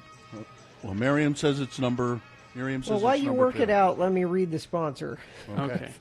For decades, the Downtown Farmers Market has been a place to connect with our community, meet the people who grow our food, and celebrate Utah's agricultural heritage. Right now, the future of the Downtown Farmers Market is at risk. Learn more and donate by visiting slcfarmersmarket.org. Now I get a text that says, well, then let's go with number 1. I trust Carrie. I'm looking right at them. And I'm counting them, and it's clearly number 1. I don't think she knows how to go back and look at those in the message stream. Oh, okay. And therefore, she doesn't know those. All I'm so sorry, she says. It's all right, Miriam. Well, you do so many things right. I don't really care which one. This is pick just a winner. I don't care. It's number 1. Okay. Number Drew 1 Brees. is your winner because that's what I'm counting right now is the Drew Brees. All right. Although this just goes to further the president's argument that mail voting is fraudulent. Exactly. That's Let's go to Amy Dunsmore. Amy. Hi, Amy. Get us out of this. Get us out of this, will you? I'll try. I'll do my best. Amy is with the Utah Arts Festival, which I guess we have to have a different kind of arts festival this year. Yeah. We do. Yeah. It won't really be, I mean, it's kind of hard to replace that, right? We know that. Mm-hmm. We're not really trying to replace the physical festival itself, but we are starting a new initiative that comes up this week on Friday called Festival Vibes Friday. And we'll be doing that every Friday during the month of June. So it's just kind of a way to keep our work going and keep artists engaged and bring the community together. So will Is people there a be way able to buy purchase? art? Yeah. Yes. So even right now, if you go on our website, we've got 82 visual artists who have been selected to participate in the 2020 festival who are up with their stores. Some are going to offer discounts and things over this week, the weekend, I should say. And people like Jen Seeley and Mike Beals, they've got studio tours that we'll put up starting tomorrow. The people can kind of see their process and see where they work. So we've got new content for all of various program areas that will come out each week. But yes, you can we have absolutely a go tradition. We have a tradition in my family that we go to the arts festival every year, and we let the kids pick out a piece of art. So we have art in our house that they've selected, and they've picked all different things from paintings and pottery and things. It's great. And they set a $5,000 limit on that, and the kid you can't spend any more than $5,000. No, there's Right. very affordable Right. stuff there. Very affordable. Yes. Well, and that's the great thing. So absolutely still go on and check that out. Hopefully they could still find something they like with artists What we is have your this year. what is the website again, Amy? UAF.org. UAF.org. Now, what about the food, though?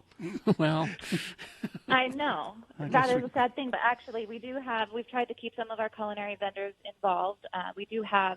We want to encourage people to patronize those businesses that have supported us and have been at our events. So there is a page with links to those vendors. But this week we will have a sushi demonstration, snake sushi at home from Eddie Johansson at Yoshi's. So every week we'll have a new video from one of our vendors over the next 4 weeks. Excellent. Yeah, it's kind of cool.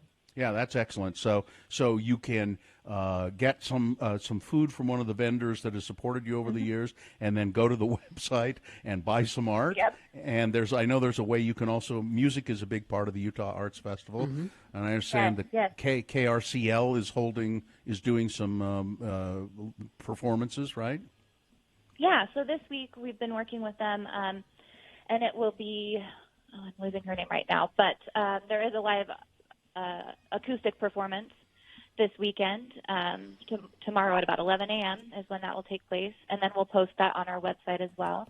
And just playing local music. We've got, again, a kind of online gallery of local performing artists, and not just music, but also some of the dance companies. And that is a huge element for us. We would have this year presented a group called Axis Dance, which is really a cool organization that has able-bodied dancers as well as disabled dancers, and it's pretty seamless. It's amazing to watch.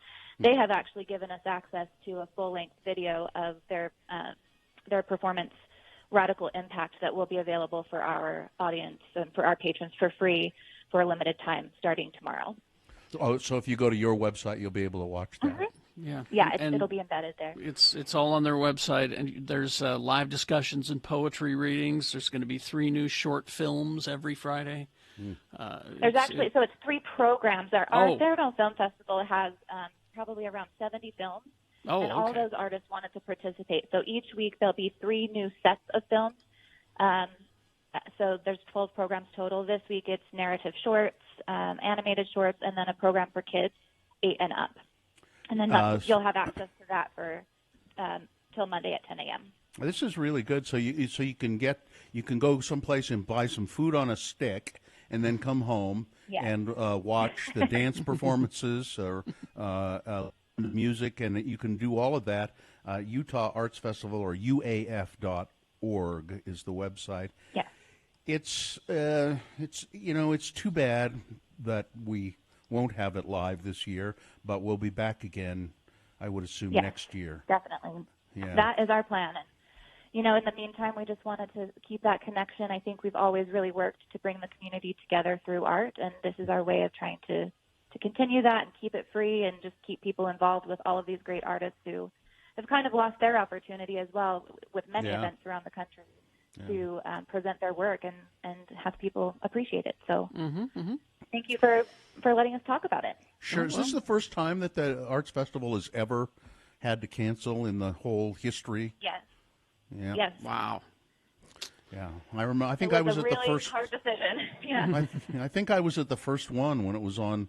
I think it was on Main Street in downtown Salt Lake many years ago. Just they'd block off the streets for a few blocks, and then it was Triad Center, and then it's just grown to this huge event, and it's just so bizarre that it has to be canceled for this year. Well, canceled physically, but not virtually. So right, yeah. Well, and this would be the 44th festival, and we're just trying to keep that going, but also really busy. I mean, anyway, by this time of year, no matter what kind of a year it is, we're already kind of planning sort of the year ahead. So we're already looking at 2021 and all of the artists who were accepted. So by the time this happened, we'd put out about 300 contracts with artists to participate in 2020. And we've extended the offer to them to participate in 2021. So a lot of those people will be able to come back and haven't, lost anything out from that, which is an important part for us. So, and we're working on another great year. So, great. All right. Well, thanks for coming on, and people just starting tomorrow, go to UAF.org. The Utah Arts Festival is still going to go on every Friday. There'll be new stuff at that website, so check it out. Thanks, Amy. Thank you very much. Appreciate it. Thank you very much. All right, we will take a break, and we will be back after these X96.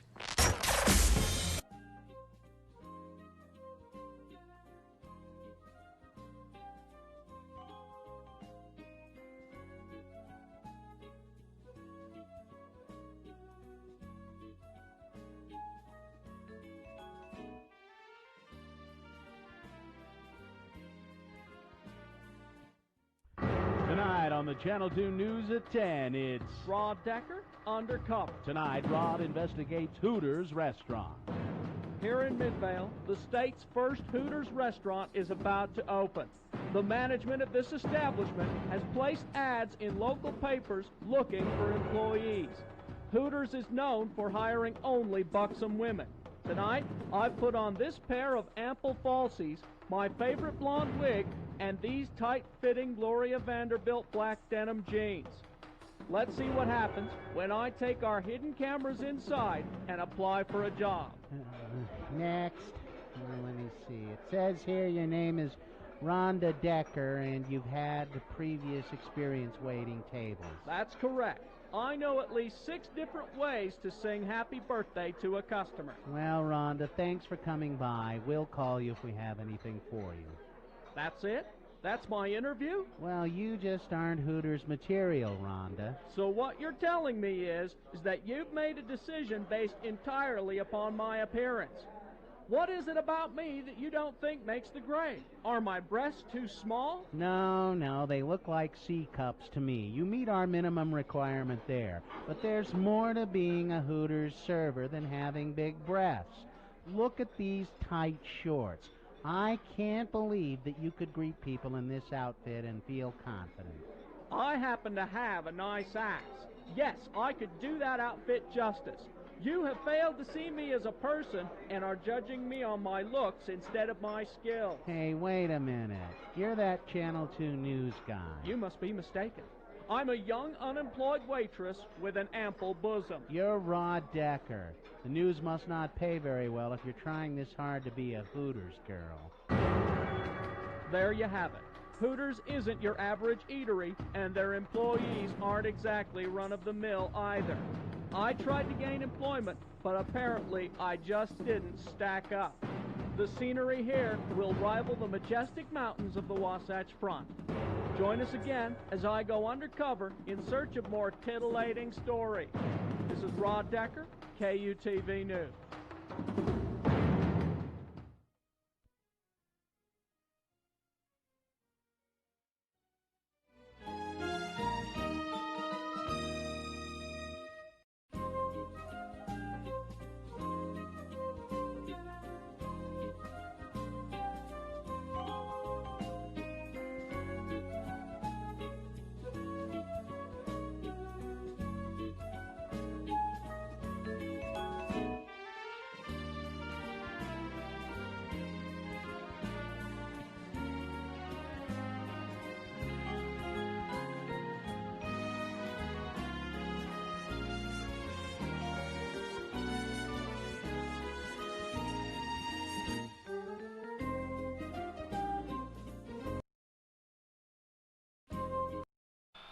Now, do you want us to tell us about your test? Yeah, I can do that. So I told you earlier in the week that some people stopped by the house from the University of Utah and the Eccles Center and asked us a bunch of questions about how we're handling the pandemic and, if we've had any symptoms of COVID-19 and how often we leave the house, what do we leave the house for, our ages, that sort of thing. And then they said, so if you do this survey, then you get, we'll get you free, we'll get you a COVID serum test, a antibody test. And so there was speculation it was just a finger prick test, which Dr. Cobble was saying, those are not all that accurate. They're 50%. They do have false positives. To really test for antibodies, you have to have a blood draw. Mm-hmm. They stick a spike into your vein and pull out a vial of blood. Well, why do you have to say it so violently? Because that's what they do. That's an old Lou Reed line from a song of Lou Reed. Put a spike into my vein. But so, as it turns out, it was in fact a blood draw. We drove up to yesterday afternoon to the Mormon ward up in the Avenues, the Church of Jesus Christ of Latter-day Saints ward. And in the parking lot, it looked like a very jolly driving test was going on because they had little tents all over the parking lot. And it said that you go around and it says, enter here, and you enter, and a guy, we have a piece of paper with us. Guy comes up to the car wearing a mask, of course, a young guy with a University of Utah mask on. In the hot sun, he's wearing a black shirt. Way to go. And he identifies us, and he gives prints up a bunch of little labels that'll go on the vials of blood that they take. And he said, now I'll just put these labels under your windshield wipers here. Drive up to that tent. Because none of you have any symptoms or have had any symptoms, we don't need to do a swab test. So if any of us had symptoms, and we were all wearing masks in the car as well, if any of us had symptoms, they would have said, well, let's swab you and we'll take blood. But they just took blood, and so you drive up to the tent, and there are 4 or 5. What do you call it? The blood people. The what do you call them? Phlebotomists. Thank you. No, not vampires, Gary. No. Okay. Phlebotomists, and they, they make sure they've got the right tube and the right label for the tube and the right blood, and they just, they opened. Now my son, because he's pretty tall, he could just stick his arm out the window, but because I'm shorter and my daughter's shorter, they had to open the car door, and they draw blood from your arm. Was that really awkward, or was no, it not no, bad? it wasn't really. It was, you just hold your arm down straight like that. They tie a deal around it, a big elastic around it, and to get and so then they do the blood draw, and then they'll send us the results in, I think they said 12 to 14 days, something like that. Got our address. They send you the results and says it's the COVID-19 IG by ELISA test, which is a blood test to determine the presence of antibodies to SARS-CoV-2, the virus that causes COVID-19. It's best used to determine whether someone has been exposed to COVID-19. And they take at great pains to indicate throughout all of this does not mean you are immune. If it comes back positive that you do have antibodies, don't assume that you're immune. You always throw still your masks away. Yeah, still wear a mask all the time. It said there is a chance that it could come back indeterminate. That does happen. And then it may come back positive or it could come back negative. The rate of positive tests, false positive tests, is only 1.5%. So, which is what Dr. Cobble was saying. Those finger prick tests, they're like half or something. yeah, it's almost like I don't even know why you would bother to do it if there's a Yeah. 50-50 chance it's accurate. But these are very accurate. I would rather have the test that you took than that swab test, because have you seen that? I mean, yeah, I saw they were doing it. There are YouTube videos. If you haven't seen it, it does not look pleasant. Yeah, and the blood test is really, if you've ever had a blood draw.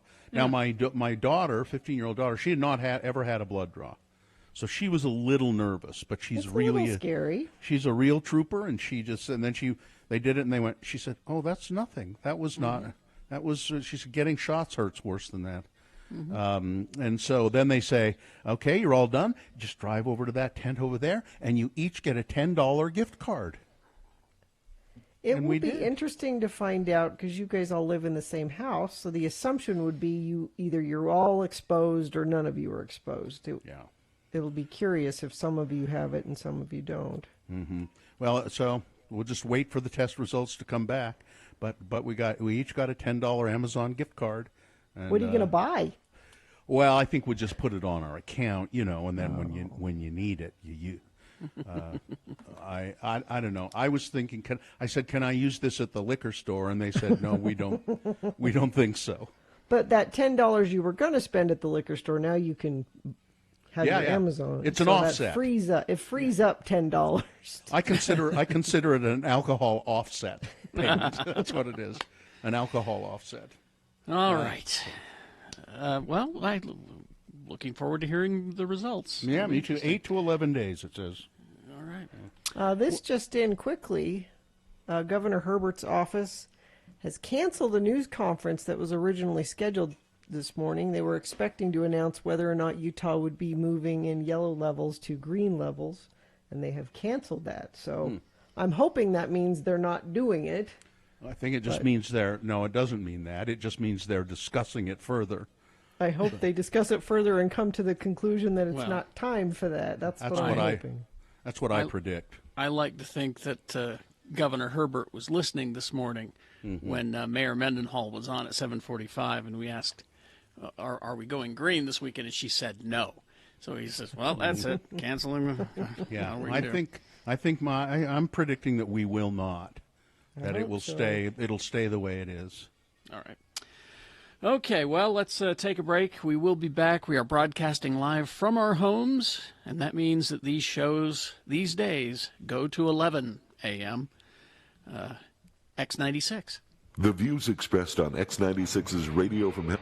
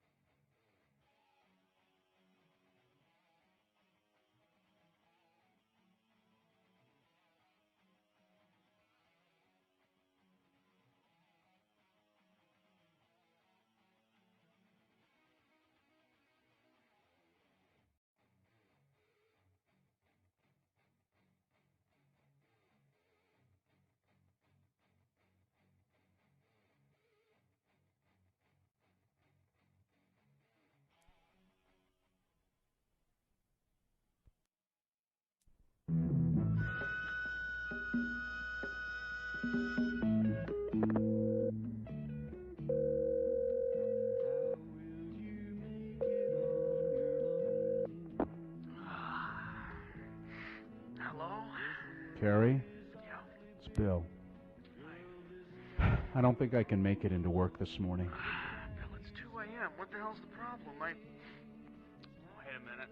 You're not staying up all night watching Mary Tyler Moore on Nick at Night again, are you? Yeah.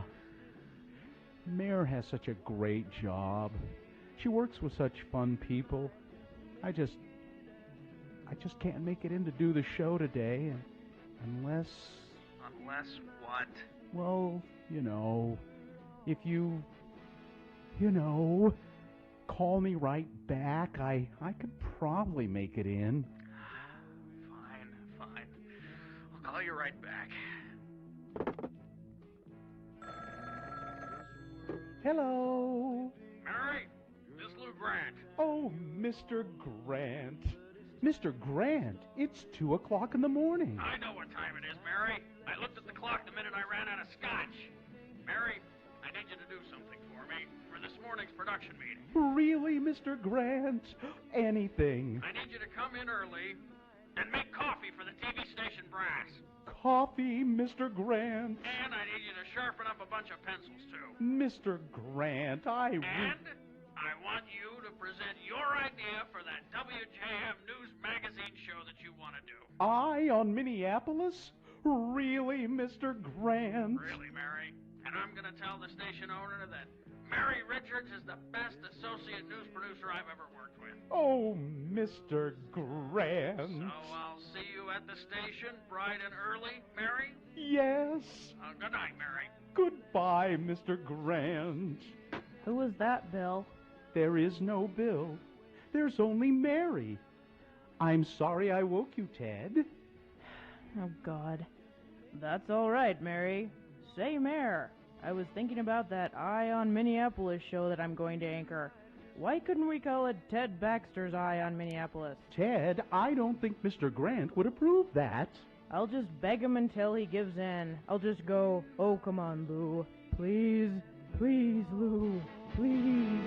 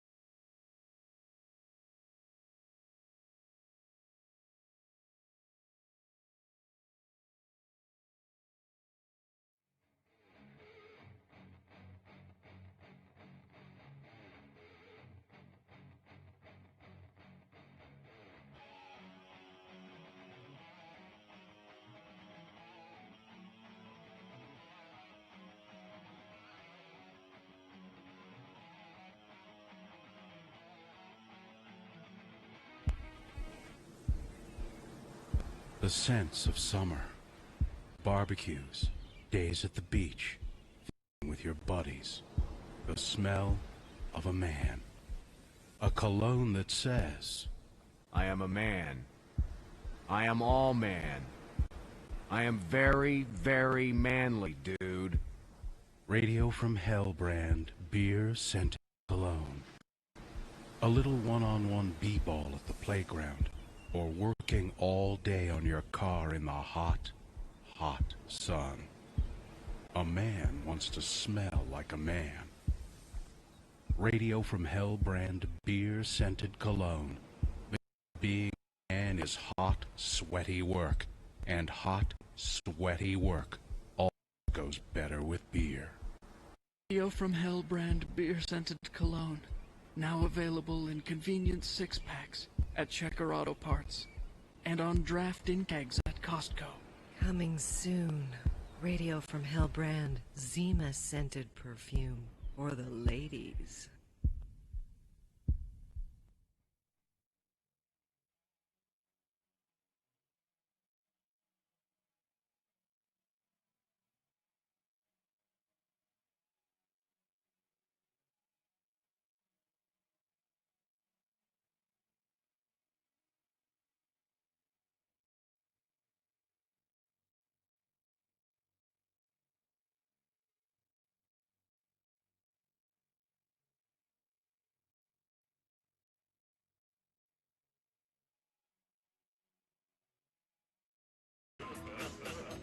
Because on this day, in 1964, Chris Kavanaugh was born. Who is Chris Kavanaugh? Well, he played drums for Big Audio Dynamite, as well as Zig Zig Sputnik. Well, there you go. But we like Big Audio Dynamite, so there you go. 877-602-9696. That's the number to call. We forgot to solicit check-ins before the Big Audio Dynamite song. Wow. But maybe we can do it. I don't know. We could try. 877-602-9696. We're going to talk with Mary Nichols coming up here in just a few minutes from Channel 2 to see what our friends at Channel 2 are doing. 877-602-9696, though, right now, you call us, you check in. It's just a little touchstone there.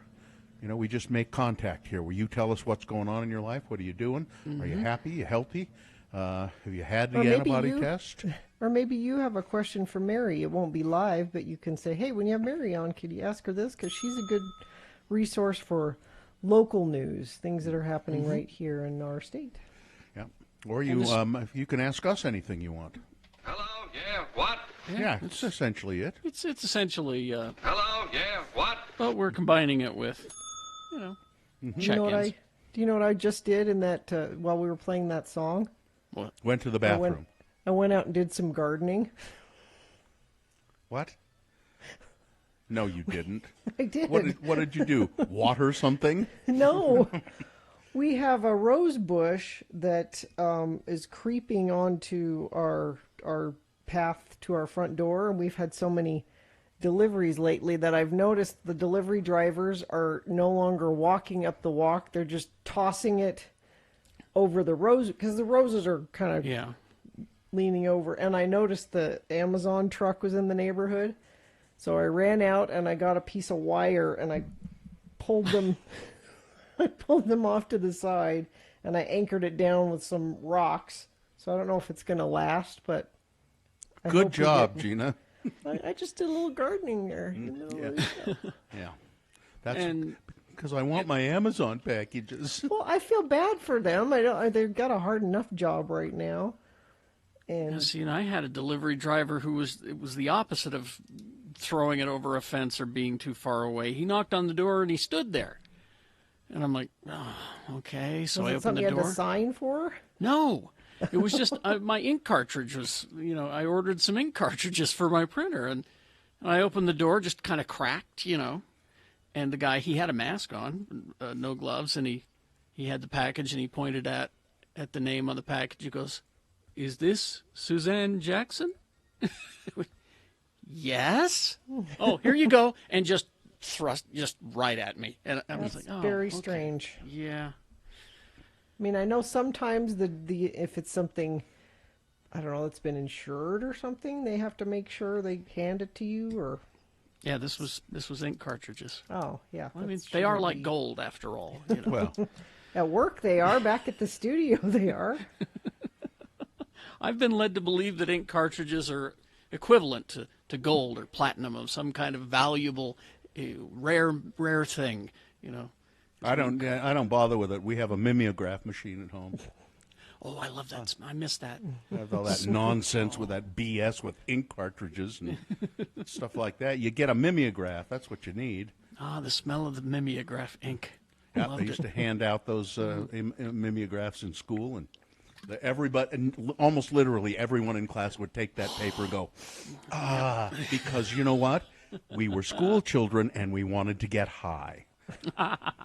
That's really what it was. We didn't realize it at the time, but we liked it because it made us feel. You just knew you liked it when you smelled it. I've told the story. Well, I won't tell it again.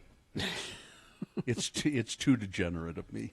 I've revealed it before, but I'm not going to reveal it again. Well, now we all want to know. I was going to say, and we have time. It was the story about so when I was a kid, my grandfather had a lumber business, like a lumber supply, building supply. It was called Ogden Builder Supply, and I would work at work at the lumber yard when I was a kid, and I probably was I was really young, 10 or something like that, and there was a barrel back in the lumber yard somewhere, big giant barrel, and it had a spigot on top of it, like a spigot from the water, for your hose. But it was on top of this barrel, and I don't know, I just opened it one time, and I heard this shh, and it was gas coming out of the barrel, and I sniffed it, and I got really lightheaded, and I shut it off, and I was kind of like lightheaded and buzzing around, and like, wow. And so probably every day I would go to that barrel at least once a day, and... What was it? Some acetate or something like that. I don't know what it was. It could have been, so probably there was just very little of whatever it was in the barrel. But in the hot sun, it would build up pressure. And then, I could open that spigot, and I think eventually it went away. I opened up the spigot at one time, and it wasn't there. So then I had to start shooting heroin right after that. But it's the next step, of course. Yeah. No, but I mean, it's terrible, but I would go get high at that barrel, and it was a brief high. It was like, 35 seconds or a minute or something like that. And it was probably really dangerous. And again, I also maintain that I would be a genius today had it not been for that and the fact that I grew up when there was still lead in the gasoline.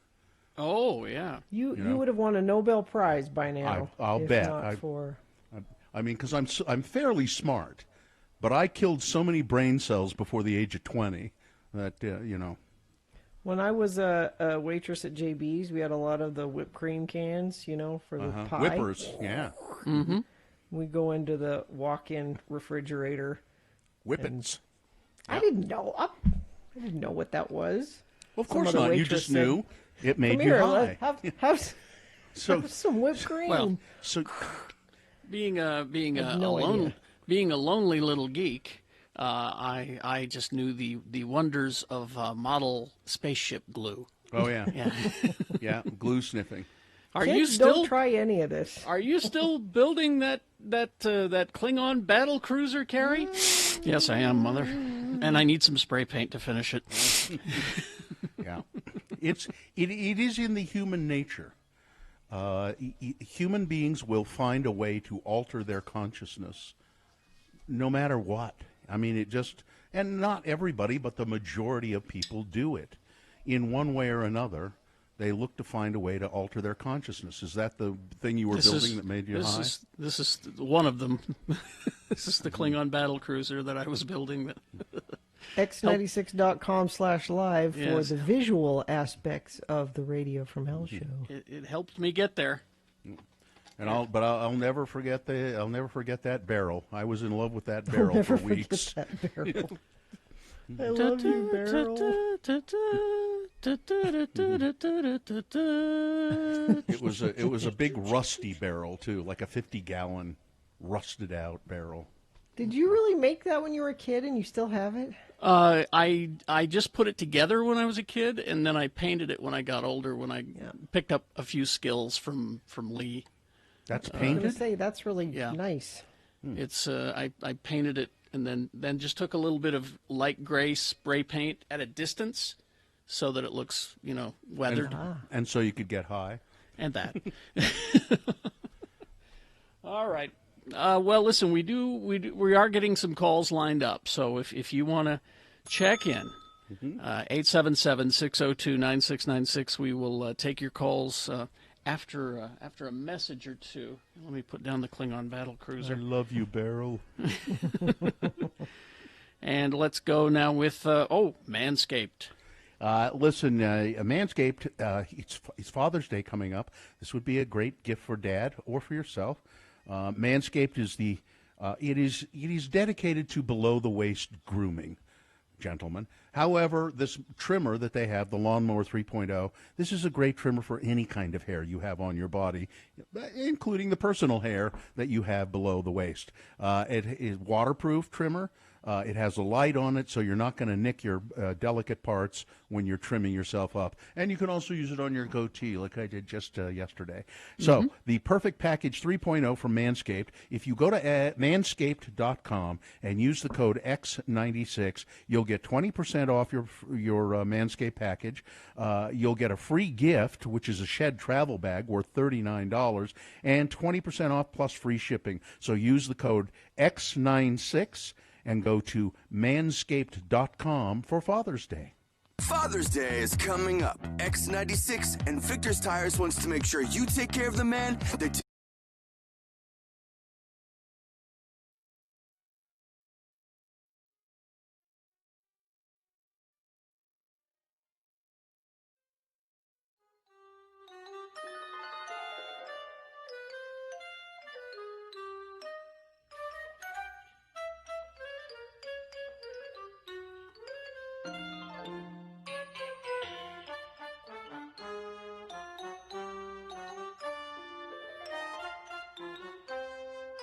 The good news is that I've learned that if you combine the mangosteen fruit with certain alcohols, it will cure cancer. And I've got the margarita recipe here, the cancer-curing margarita recipe right here. 1 shot of tequila, 2 shots of Zango, and 3/4 shot of triple sec, all right? It's a martini. That'll cure your cancer. That will cure cancer. I am cancer-free for 15 years. And there's your proof. So there you go. What more proof do you need? So apparently they really put this in there in the company literature. Oh, hell yeah. You see that? You can't do that. No. What you do is you infer it. Mm-hmm. Say, oh, this You get your distributors to talk about it. You don't put it in your literature. Look, all I can say to Zango is, why aren't I your spokesman? I'm cancer-free for 15 years. I found that it's the mixing with alcohol that makes it work. Why don't they call reaction me? This is $1 million company. This is my ticket to a big pay. And they're local here. They should know who you are. They should know who I am, right? I could give them a whole list of recipes, drink recipes, martinis, margaritas, daiquiris, that will, cure cancer and depression. You're awfully happy now that you do. I'm happy and cancer-free. Everybody knows that Zango won't cure cancer. It's Tahitian noni that cures cancer. Can you mix that with alcohol? Oh, no. No, you don't want to do that, no. You don't want to drink that, period. Wonder what does this mean for them?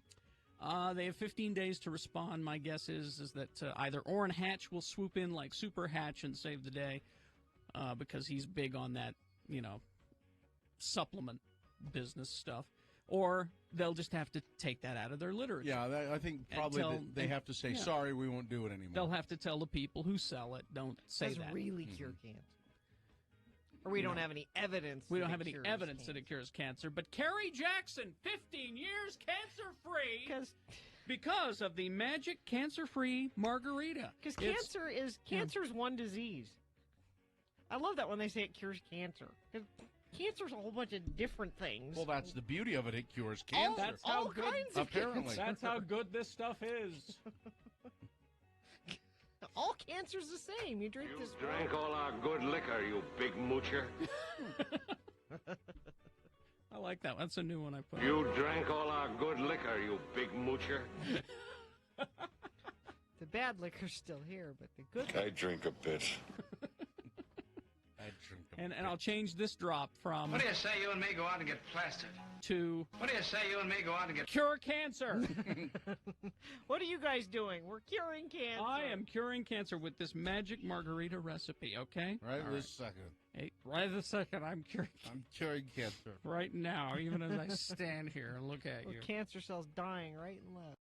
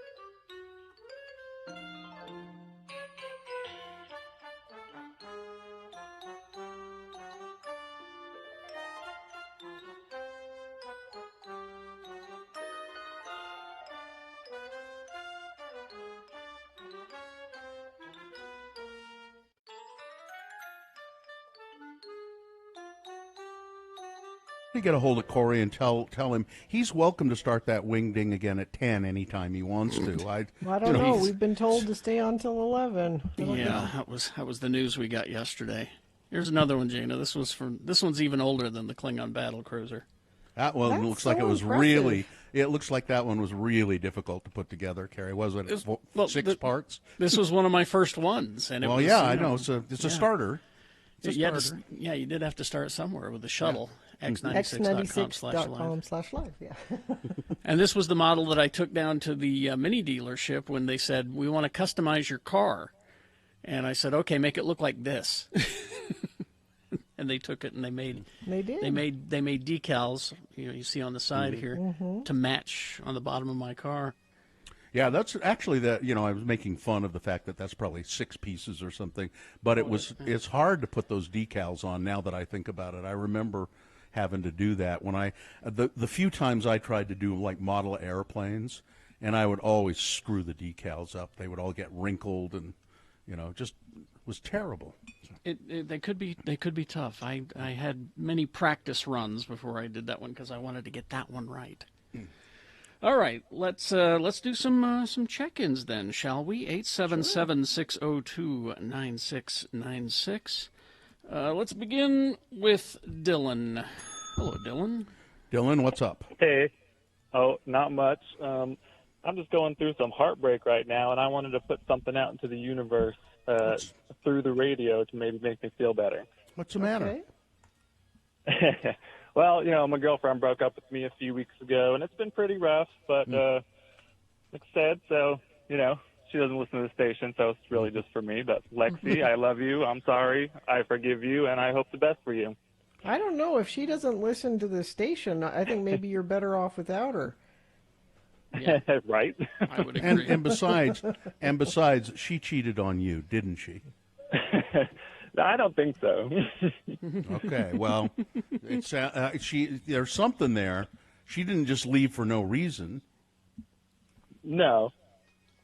Well, I guess he didn't want to say. I don't think. Well, and I don't think you should say. Probably. He's trying to put good out there, Bill, and you're trying to bring the bad up. Well, yeah. Good luck with that. Yeah.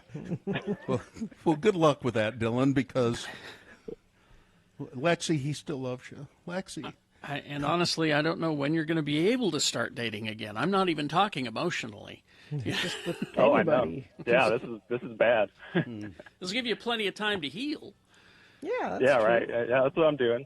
So look at it you that way. can't have a rebound anything because there's no way to go about that. And the way I look at healing is that you're going to develop a big, thick, impenetrable scab and you will never be hurt again. Hopefully. Dylan, believe in love. It'll happen. Not if not with Lexi, someone else. All right. I will keep that in mind. Thank you. Okay. All right. Thank you very much. Okay. 877-602-9696 is the number to call. You can either or... Hello? Yeah, what? Or both. Let's go to Gene the sign guy. Hey, Gene. Hey, guys. How you doing? Good. Okay. I just wanted to give you guys an update for 1300 East in Van Winkle for tomorrow. Okay. Oh, great. We're still going to have this closed going northbound, but southbound they'll be able to get through. Yeah, this is a major repaving project on a pretty big stretch of road there, so that's good for people to know. Yeah, we only had to close it because at the intersection there's all these raised islands, and I didn't want to make a hazard for everybody. So tomorrow we'll have to do it one more time. And then after this, from Spring Lane all the way up to Murray Holiday Road, we'll be shifting all traffic from one side or another to pave the rest. How's the signage going, Gene? Oh, it's going. I'm always busy. All right. Well, thanks People for need information on signs. That doesn't go away. thanks for keeping us updated. No problem. You guys stay safe. Okay. See Thank you you, later. Gene. All right. 877-602-9696 is the number to call to check in or... Hello? Yeah, what? Let's go to Craig. Hi, Craig. Hello. I ski a lot of snowbird, more than I should, more than most, and it kind of was a bummer. When the ski resort was shut down and whatnot, and so just want to let people know. Hopefully on June 20, Snowbird's going to start opening up their summer activities. Oh, really? Is that the word? Yeah, June 20. Yeah. I mean, I'm not calling from Snowbird. I ski there so much. I ski almost every day, and so I just love that place. Oh, and okay. so you can just pull it up on their website. Saturday, June 20. If everything goes well. Yeah, I know that's traditionally that's Father's Day weekend, and that's kind of traditional. We've done a lot of stuff, obviously, with Snowbird throughout the years, and it's usually Father's Day weekend's usually their kickoff of summer. But because we've always been involved with it, I would think they would have let us know if that's happening. But maybe I don't see any. Well, they advertise with you, and so I'm not with them. I'm just I'm an avid skier, but I just I get depressed when I can't ski. Yeah. So I get depressed when I can't go up to Snowbird because I love the place. And I've skied there my whole life. According to their website, their first event that was scheduled for the 20th was the Brewfest, and that's not happening. Yeah. So I don't know where you're getting your information from, but well, he skis there every day. On their website. I'm looking at it right now. We're working towards reopening. Yeah, I'm looking at it right now. Yeah, well, it says canceled. Well, thanks for the information. We'll follow up on it. Yeah, Craig, we'll get it from Snowbird. Thank you. All right? All right. Okay. Bye-bye. Okay. Yeah. I do know that several of the ski resorts are doing, and I think Snowbird is one of them, where they're doing specials. If you had a season pass last year and your season got cut short, they're doing discounts if you buy by a certain date, a pass for next year. So get Craig on the line and see if he knows about that, will you? Because he skis there almost every day. He should know. Yeah, I think Craig probably knows. Yeah, looking right at the website, it says no, it's not. Well, not the Brewfest. He seems to think that the rides are going to be opening. Maybe. I would be willing to bet if that happens, Snowbird will want to get the message out, and we would be talking about it. So. Okay. Anyway, all right. Well, we'll take a break here, and we'll be back, and maybe Mary Nichols will call in. Nah, We'll don't see. think so. Well, then because you over-prepared. It always falls on my shoulders, doesn't it? Heavy is the crown. head that wears the crown. That wears the news desk on its head.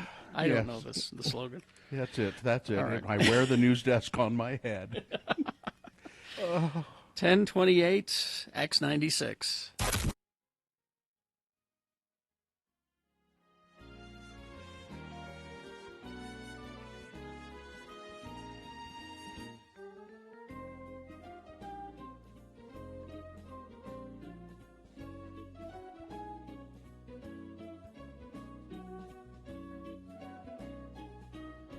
So we flew all Nippon Airlines, Mm-hmm. and You're saying it wrong. I'm probably Yeah. saying it wrong. And how was Nippon Airlines? You remember when you used to fly and you got a meal, Yeah. maybe two? Mm-hmm. And you were treated nicely? You were treated nicely. You got It was a special experience. actual silverware. Let me Mhm. show you. Yeah. You have a picture of actual silverware? No, I've got actual He's got silverware. it with him. You stole it? Shh. Carrie. They're our allies, Gina. Yes, It's okay. Look at that. Actual metal. Can you believe that?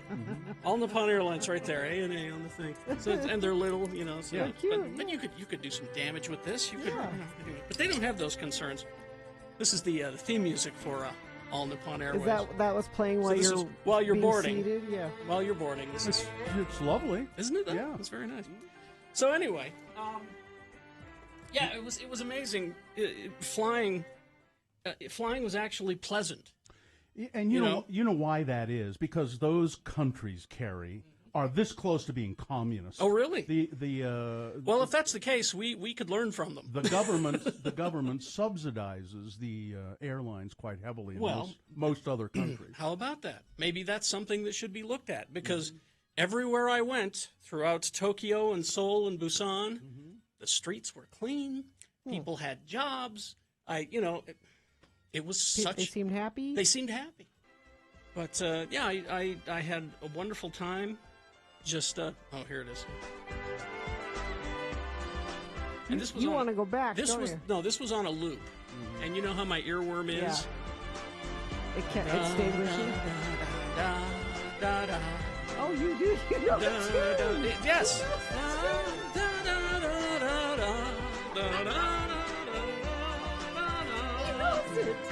Because it would not stop. It just kept playing over and over. It's the only unpleasant experience about flying on ANA. It's the only thing.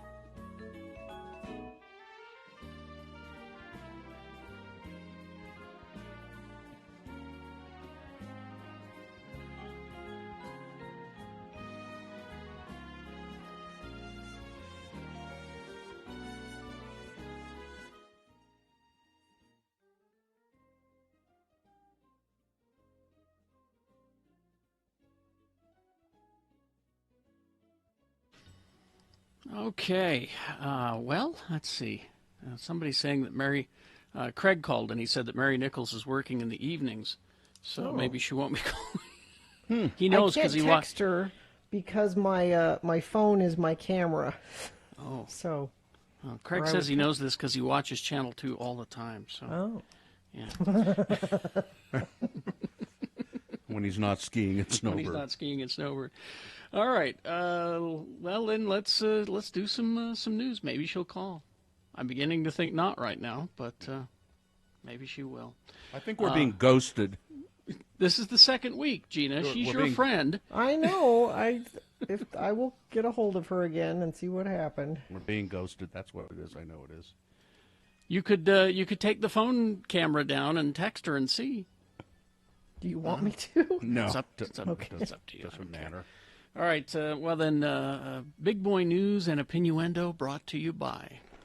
Come to the Honeycomb Hideout. Honeycomb's got a big taste.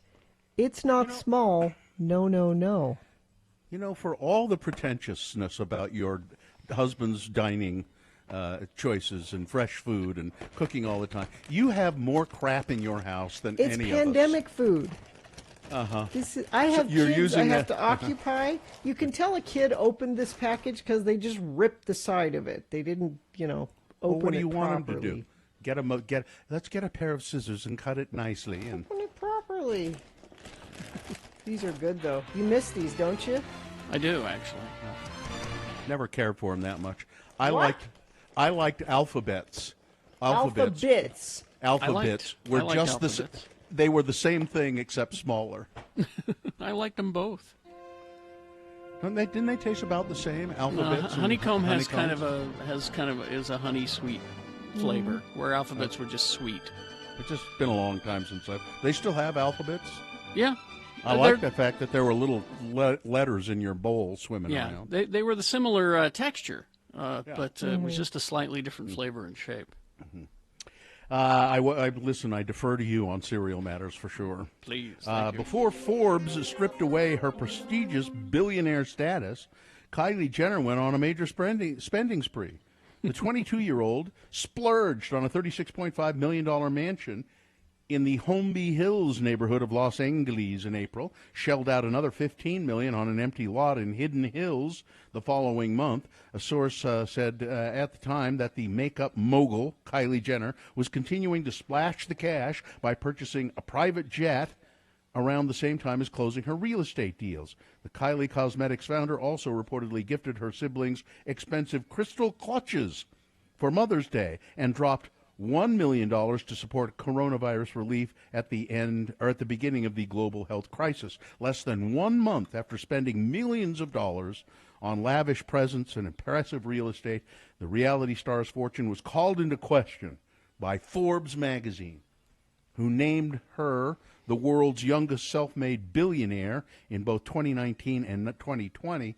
But on Friday, the publication alleged that Jenner's brand is significantly smaller and less profitable than the family has spent years leading the cosmetics industry and media outlets, including Forbes, to believe.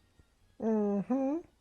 It's all a big fake, says Forbes. I knew it. She lied about business profits and forged tax returns. Yep. Forbes claims. Yep. Just because it's good marketing. Exactly. To be the youngest billionaire, and it worked, at least for a time. The red light district in Amsterdam, where prostitution is legal. The red lights still shone above the windows in De Wallen, Amsterdam's main red light district, but the windows themselves were empty. The street, so the way the red light district works is there are storefronts with windows, and there's a curtain, and then the curtain will part, and there will be a woman sitting there. Sometime never, as I recall, never really nude, but scantily clad occasionally, doing things like combing. They'd wear lingerie sometimes, and broad panties. Doing things like combing their hair and long hair, brushing out their hair, smiling seductively, perhaps taking stockings off and on, things like that. It's window dressing for what the wares that are being offered inside. The streets lining the canals, normally crammed with tourists, were deserted. The brothels were closed. The prostitution museum shut down. No photos of sex workers, read the signs above the brothel windows. So they fine you if you try to take pictures in the red light district. The cops were very private stuff. Yeah, the cops are very protective of that. No photos. But so now Amsterdam is opening back up again, but not the red light district. It's still staying shuttered because, well, coronavirus, and nobody who works the red light district is anxious to get back to work. Apparently, somebody sent me this. It said maybe you need this book. It's How to Talk to Your Cat About Gun Safety. How to talk to your cat about gun safety? That's the name of the book. Are your cats worried about gun safety? Long gone are the good old days when a cat's biggest worries were mean dogs or baths. Modern cats have to confront Satanists, online predators, the possibility of needing to survive in a post-apocalyptic wasteland, and countless other threats to their 9 lives. For over 4 decades, the American Association of Patriots have stood at the vanguard of our country's defense by helping prepare our nation's cat owners for the difficult conversations that they dread having with their pets. How to talk Carrie, with your cat you about identify with that? how to talk. Miriam has texted me and says, "I own that book. It's amazing." What's the name It's of written the in book a again? simple. It's written in a simple question and answer format. It's called "How to Talk to Your Cat About Gun Safety," and it answers crucial questions such as, "What is the right age to talk to my cat about the proper use of firearms? What are the benefits of my cat living a lifestyle of abstinence? And especially, why does my cat need to use the internet? Can't he just play with yarn like other cats do?" Our country and our cats stand at a precipice. It will take courage and hard work, but armed with the knowledge within these pages, we can make our cats and America great again. It says, How to Talk to Your Cat About Gun Safety, written by Zachary Auburn. Well, if Miriam does have that book, she needs to get it to one of us right away, and we'll read it here on the air. Mr. Auburn, the writer of the book, is an artist whose zines include an analysis of every outfit worn by the Golden Girls in the first season, Patio dress parade, and a choose-your-own adventure about a tortured relationship, which Slate called a small masterpiece. His name is Zachary Auburn, and he's written this book, so it sounds like something I need probably. for sure. Oh, Kerry, he's also written a field guide to the aliens on Star Trek. Well, you need that. And has been profiled in Catster magazine. Catster. Is that the same one that Billy Smashing Corrigan? Pumpkins? Yeah, is that the same one, or is he like Cat Fancier or something? Cat like that? Fancier. It was Cat Fancier was his, yeah. Cat Fancier. Yeah. Let's see. So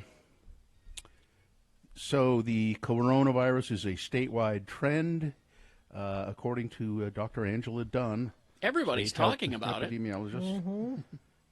She said that the community spread numbers have slightly risen, and the number of people contracting COVID-19 at work has risen, and she is of the opinion that it's probably not the time to go into a green state here in Utah. Because we by still the way, haven't seen the ramifications of the protests and. By the way, that twice-blocked concert with country star Colin Ray, now the concert is scheduled for June 13th at 5 p.m. at the Iron Springs Resort outside of Cedar City. The third time is the charm, said concert organizer Eric Mustos. This shows that in America we don't quit. Even though there's disappointments and setbacks, Colin Ray is still coming, he said. Mustos said his Utah Business Revival Group is now moving the event to Iron County because their arms are wide open to us.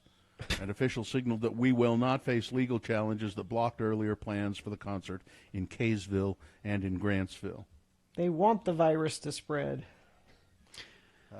Well, we'll see. And there's a stadium-sized asteroid headed toward Earth. Perfect. Just so you know. Okay. NASA's keeping tabs on this massive asteroid. It's coming closer to Earth every day. The State Space Agency's website has an asteroid watch section showing the next 5 approaches that are expected in the next few days. There are several, but there's one that's the size of a football stadium. You know, And it's Massive expected Asteroid is a great band name, by the way. Yes. It's expected to come to the closest to Earth on June 6th. So that's Saturday. Its closest approach will be 3,160,000,000 miles away, or it's 3160000. So I don't know. That's far.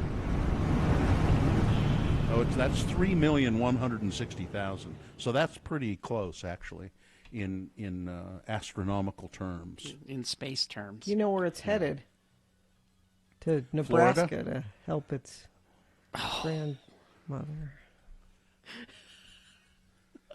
See, Gina's referencing a story from earlier in the day about Aunt Becky on Fuller House, and they've written her out, Lori Loughlin, they've written her out of the script by saying, well, you know, we should ask Aunt Becky about this. She said, no, I don't want to bother her with it. She's in Nebraska talking to her mother about her menstrual cycle or something like that. That's not what it was. It was something like that, wasn't it?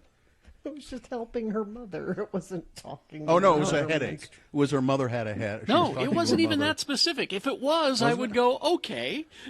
Okay. Now wait, I've got to look it up again. It was helping her mother, and that was it. She was talking about. I thought it was something specific, like a headache or. No, helping her Why would mother. she go That's all the it. way to Nebraska if her mom had a headache? They live in San Francisco. Well, they do. They don't go all the way to Nebraska for a headache. Oh yeah, she's okay. Aunt Becky is in Nebraska helping out her mother. That's it. That's it. I don't want to bother her with such a tiny little thing like this. If there would have been more details like you supplied, I would say a menstrual cycle or a I would say, headache. well, at least they're she's writing got an ingrown something. toenail. An ingrown Anything. toenail. At least they're Hip writing replacement. something instead of nothing, which is what they did. She's It should nursing be her hip back to health. replacement. Yeah, because yeah, it's a hip long-term nursing her back to health. recovery. Yeah. Yeah, any of those. Yeah.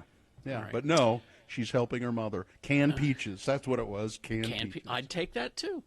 All right, weather. It's hot and getting hotter, but then. So tomorrow, really warm, 96. Then tonight into then Friday night into Saturday, we have a chance of thunderstorms, and this is like lightning, thunderstorm, kind of lots of energy in the air, action, weather things going on Dramatic. all the way through Monday, and by Monday our temperature will drop down to 60 degrees. So big change. All right. 10:46, we're broadcasting live from our homes, and we'll crawl toward the exits after these. X96. One thing we're pretty good at is playing music. And we like to highlight this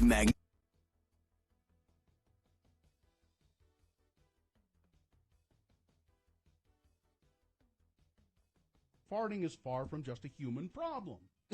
Animals fart too. Well, yes. If they have digestive systems, it'll happen. As the Washington Post reported, there's a new hashtag making the rounds through the science Twitterverse. Hashtag does it fart, which, as you may have guessed, is here to answer any and all questions about which animals are capable of passing gas. Well, I would say just Not about all. any. No, not all. Really? Yeah, Okay. Part there's of a spreadsheet. digestion. If you digest. Which animals cut the cheese? Okay. Well, Okay, I don't know which ones do. I want to know the ones that don't. tons do, of course. Bats, rats, all that. Mm-hmm. The bigger they are, the harder they fart. Of course. Bear farts are horrible. Rats, zebras, bearded dragons are among the creatures that fart. Birds, on the other hand, do not seem to pass gas. Birds. That actually kind of makes sense. But they could, let's see, marine invertebrates. So you should eat like a bird so you don't fart? Oysters, mussels, Well, crabs. how would they fart? I don't know. They don't have a bum. Well, they eliminate waste. She said in the most scientific way possible. They eliminate waste. They take in nutrients and eliminate waste. The hashtag has a purpose beyond making scientists giggle at their own handiwork. The paper explained whether or not a given animal farts is apparently a question that zoo employees often receive from kids who come to the zoo. Well, yeah. They ask the questions. Kids would ask that. If a little scatological humor keeps kids interested in biology, well, everybody wins. And if the hashtag does it fart has you jonesing for more internet things at the intersection of animals and potty humor, there's always... no, I don't think I can say that one. It's about animals with the weirdest genitalia.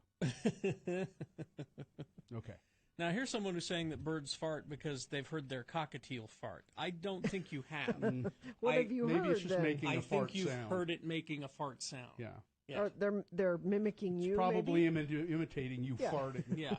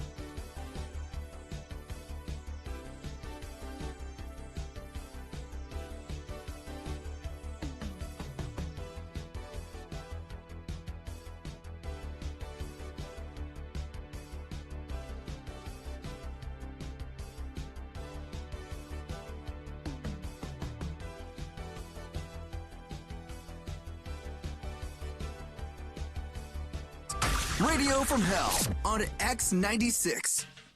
Okay, 10:51, programming notes, because we're all looking for things to watch while we're quarantining. The Bruce Lee documentary Be Water will air on ESPN on Sunday. We interviewed them at Sundance. So I don't remember that. Set your DVR. It's just a documentary about the life of Bruce Lee called Be Is it one Water. of those 30-30?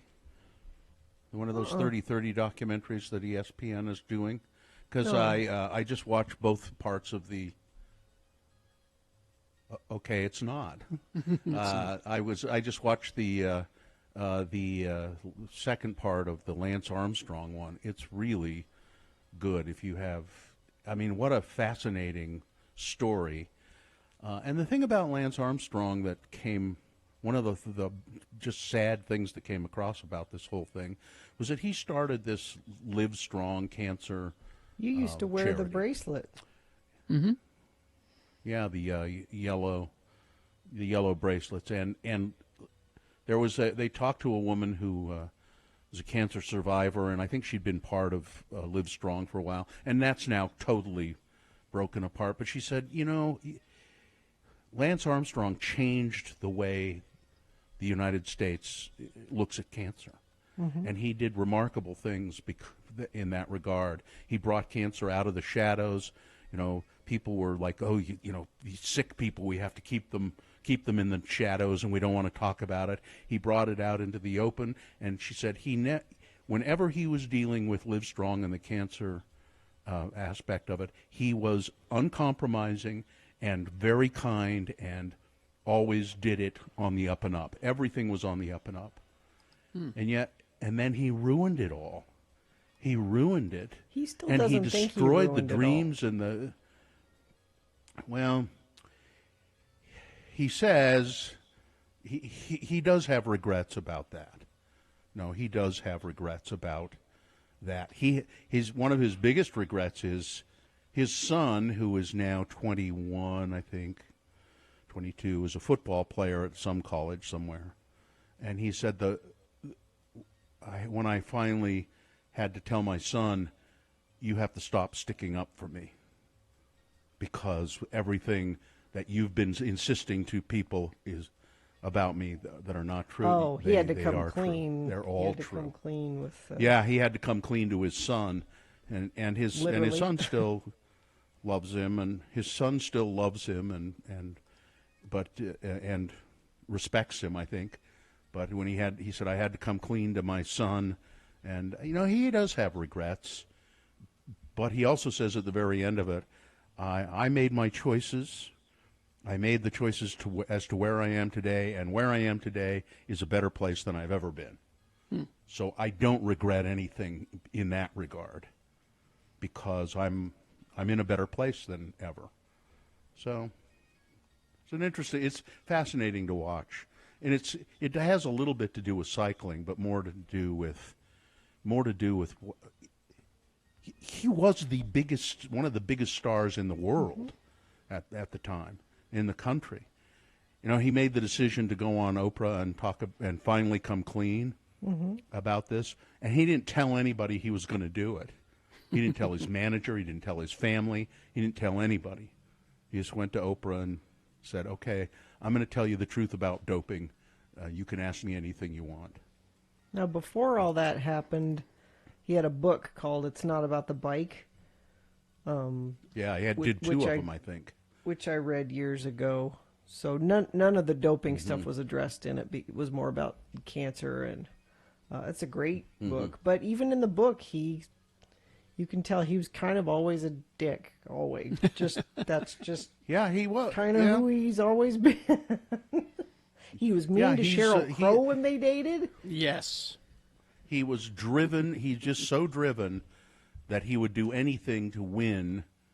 And even though those 7 Tour de France wins were, you know, he was doping, you know, it was still a remarkable thing to be able to do, because that's a grueling. It's the hardest. Yeah. They say it's the most difficult sporting events in the world. It's not like I could dope and win the Tour de France. It's not like that's the thing that won. Yeah. Yeah.